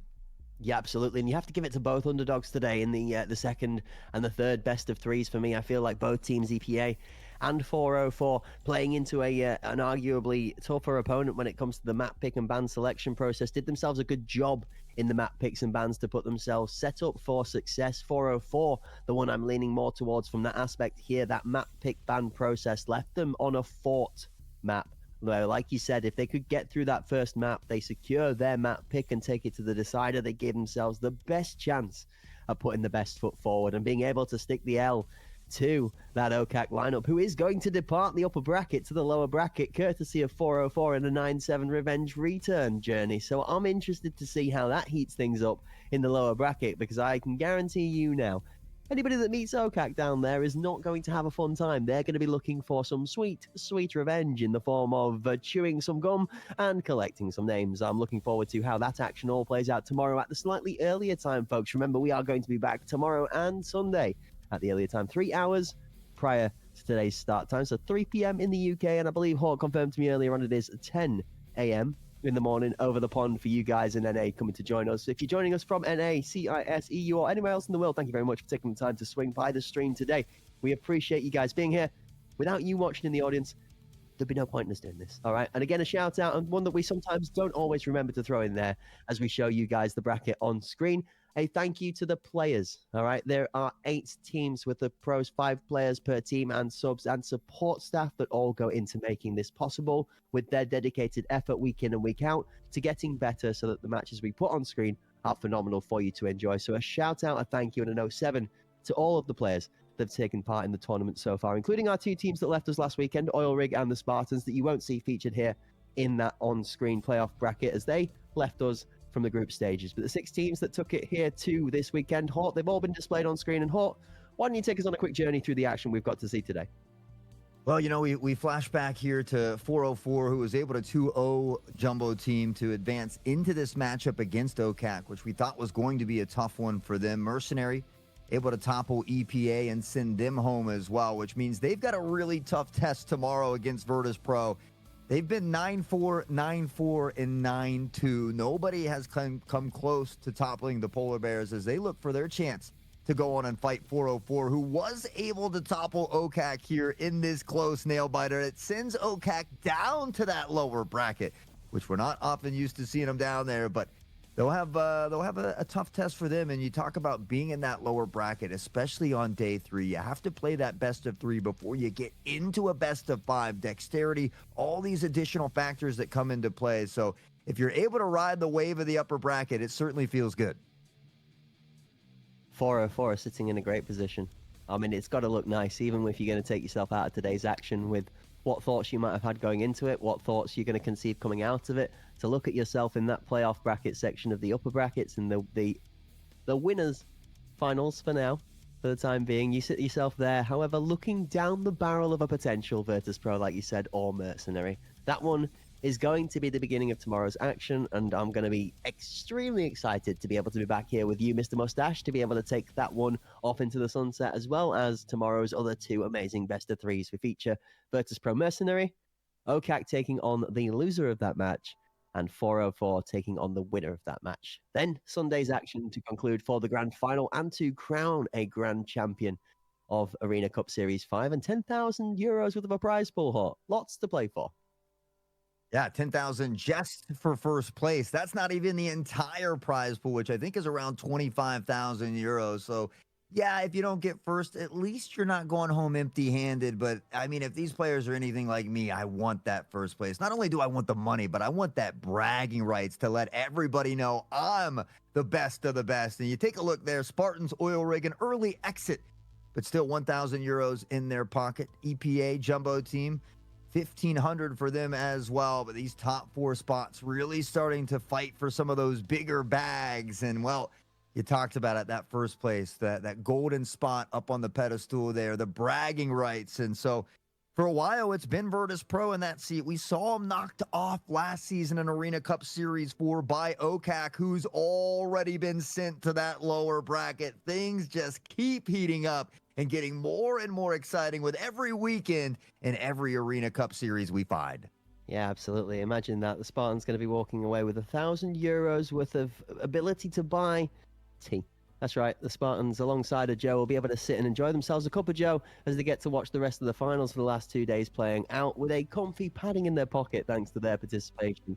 We will also see, like you said, Jumbo Team and EPA having an extra 500 on top of that to maybe be able to throw a couple of Mackies in on top. Maybe a trip to the shop and bring home a bottle of champagne, whatever they fancy celebrating with. But nonetheless, performances aside, those four teams have paid their dues and have said goodbye. For us now, we get to crown ourselves a champion, a second place, and a third place as well as fourth, but also we get to settle the real question. Well, I know it already feels a little bit one-sided, but who really is the stronger region in the scene right now? Is it Europe? Is it the CIS region? At the moment, 3 teams strong CIS. They're looking like they're in a good place. I know Hort's rolling his eyes, How dare and I you, know bro? my How naivety and dare my you? optimism constantly has people questioning whether I'm cracked wisdom or insane wisdom, but we like to roll with a smile on our face. We always look towards the positive side of things. Hey, you never know. Mercenary might just roll everyone. Hey, EU is very good. They're very talented, but I can't yet. I got to see the dub, right? We haven't seen an EU squad in the finals yet in the ACS. So for me, which region is better? CIS, hands down. And I don't have a dog in the fight. I'm over here in the NA squad. I'm waiting for our big land for some of these NA teams to really show that we've come a long way since that first time. But yeah, CIS, they are that dominating factor. They've had teams in the finals every single CIS, often in the top 3 spots as well. So until EU can change my mind, it's going to be CIS. But I'm all for that ride. I'd love to see some EU teams get at least into that final spot. But with the way teams like 404, OKAK, and Virtus Pro are playing, it's going to be maybe just something short of a miracle, if not a miracle itself. Lots of things to look forward to. Like we said, the NA Pinnacle tournament coming up in the very near future. And hopefully 2026 may have something on the horizon. We don't know just yet. We'll get to see. I'm sure an announcement will be made towards the end of this year as to what the roadmap looks like for next year and events and stuff like that. But to see whether NA is all gas, just ass, or maybe all that, a LAN tournament might be the way to decide it. We're going to get to find out. We know they've got more than the ability to talk about it in the socials and in the Twitch chat, as it's always a circus of an environment when the NA scene gets it going, but they have some amazing players to be able to talk about, so it explains why the chat gets a little bit wilder, right? The roster that's been dominating through under different names, but the likes of Barbaric and Washful and company that are making scenes every time they step onto the stage, they're going to be ones to watch out for, but that's another scene for the near future. Like we said, NA Pinnacle on the horizon. We've got Arena Cup Series to finish off first, and folks, it wouldn't be possible without many people that take their time and effort out of their daily lives to be able to come here and put this together. Hot, so many names to mention. Where do we start? I mean, the folks in chat, the folks that take part in the gameplay, all the part of the production. I mean, there's so many people to name. So many people. But you know what? I think we should start out with Auroras and AMD. A big shout out to them because they're part of the reason we get to offer so many wonderful giveaways to you, including the one that's going on only in the Hunt Premier chat. If you want to get involved, you have to type this in the Hunt Premier chat, !monitor, for your chance to win that wonderful monitor that will be given away on Sunday, the 14th, during stream here as well. That 27-inch OLED 280 hertz. You don't want to miss out on the opportunity. It's free. It's easy to get in. All you got to do is type !monitor. Again, reminder, in the Hunt Premier chat only. And Auroras and AMD have so many wonderful products, and that's why they've prepared this wonderful trailer for you.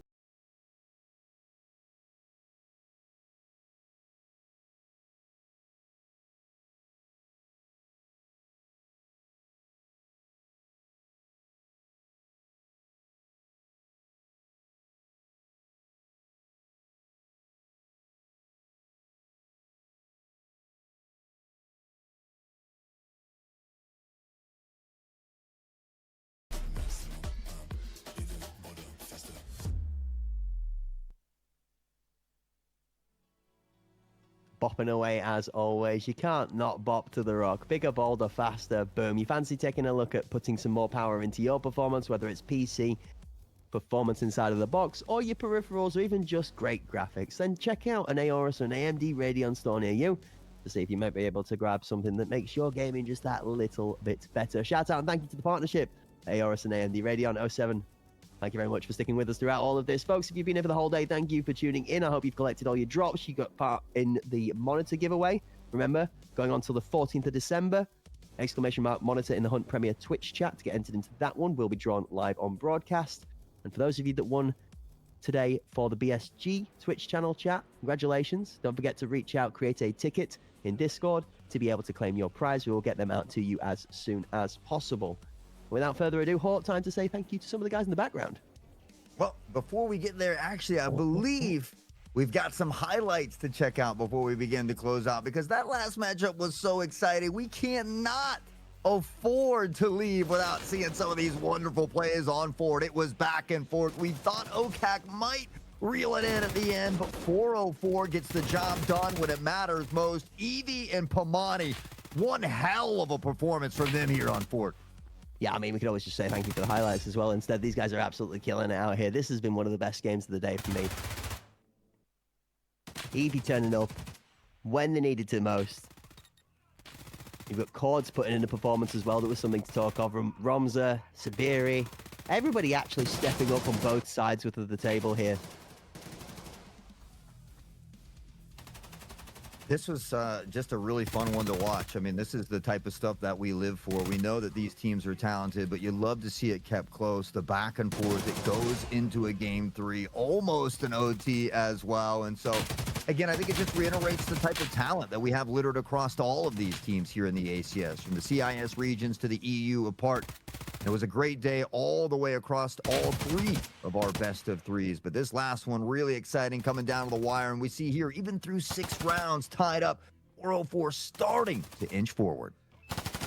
There's some really cool work of the spectators there. You get a little close-up as the mistakes made. Natrick for the 2-piece. Gerald for the 2-piece. That was a nice trade back and forth as 2 Titans clash. Romza playing his sneaky angles, getting some value from it. We got to see a little bit of a highlight from the shotguns for a moment as well. It was all slamorama for a minute or two. And not until the later sections of the gameplay. We even had a couple of some moments where both teams didn't let the ball drop, but where it was the game pressure forced some micro misplays. And it's the first time we've seen this out of both teams, actually. Definitely both teams showing slight senses of being put under a lot of pressure by the other in this one. There was a lot of pressure. Even I felt it, and I wasn't on the battlefield. They had me at the edge of the seat for the majority of this one. And we see here, though, 404, it looked like they were going to close it out decisively. Moyanri, the rest of the crew, some big clutches here to get close to tying it up. We saw that one from Matter as well in a 1v3. So OKAK, I mean, again, not for lack of trying. They fought to get back into this one, but again, at the end of the day, maybe just a little too late. There we go. That's the one of the 3 things that I was talking about. That there, you love to see it. As a fellow previous shotgun enjoyer myself, it does make me smile when we get to go back and see this Enforcer still doing work in the current meta. There's shots from the P90 though. I mean, this gun is just absolutely dominating the current scene. It's good to see the use of the Mutant, a little bit of a change up there. Sol Yara trying to give us a little bit of flavor of something that's not something commonly seen, but folks, it's not a case of a minimal amount of selection. These guys do have a variety of choice. It's just the P90 with 50 rounds. It's hard to argue against it. When it comes to being able to deal with multiple players at once without having to reload, that P90 just is that good. Honestly, it's just really strong right now. A lot of players today have given us a chance to contest it. Lukey definitely on that Model 1 was making us question whether 45, 50 or 30 rounds doesn't matter at all. So definitely one to watch out for going into tomorrow. Hort, I can't wait to be back. It's going to be an insane day. We've had so much good action today. I'm double stocking up on the Red Bulls for tomorrow, that's for sure.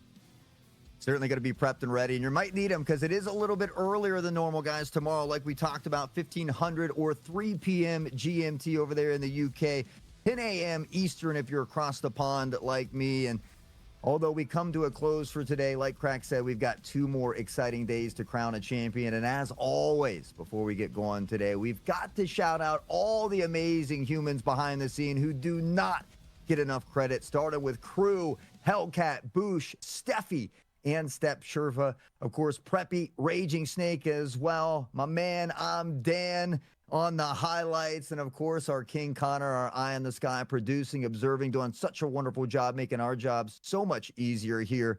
Connor, we appreciate you to the maximum, brother. And of course, old stepdaddy-o, Philbo Baggins. You can't forget the man, Philbo. We blame him for the good and the bad, but man, do we appreciate him for making all this come to fruition here for us. It's always an honor to get to highlight all the action and showcase the talent here. So from the front to the back, we certainly appreciate all of our competitors and you hanging out with us in chat today. You guys are the important ones, keeping the vibes hype and happy here for us. We certainly appreciate each and every one of you. A quick reminder to hit that follow button down below, ring that bell so you don't miss out on the drops tomorrow, 3 p.m. UK time, 10 a.m. Eastern. We expect to see you back here. That handsome, bald, beautiful man to my digital left is Cracked Wisdom. My name is Hot Sauce. You guys have been beautiful. I hope you enjoy the rest of your night. And for my Russian friends, do svidaniya, spokojной noche.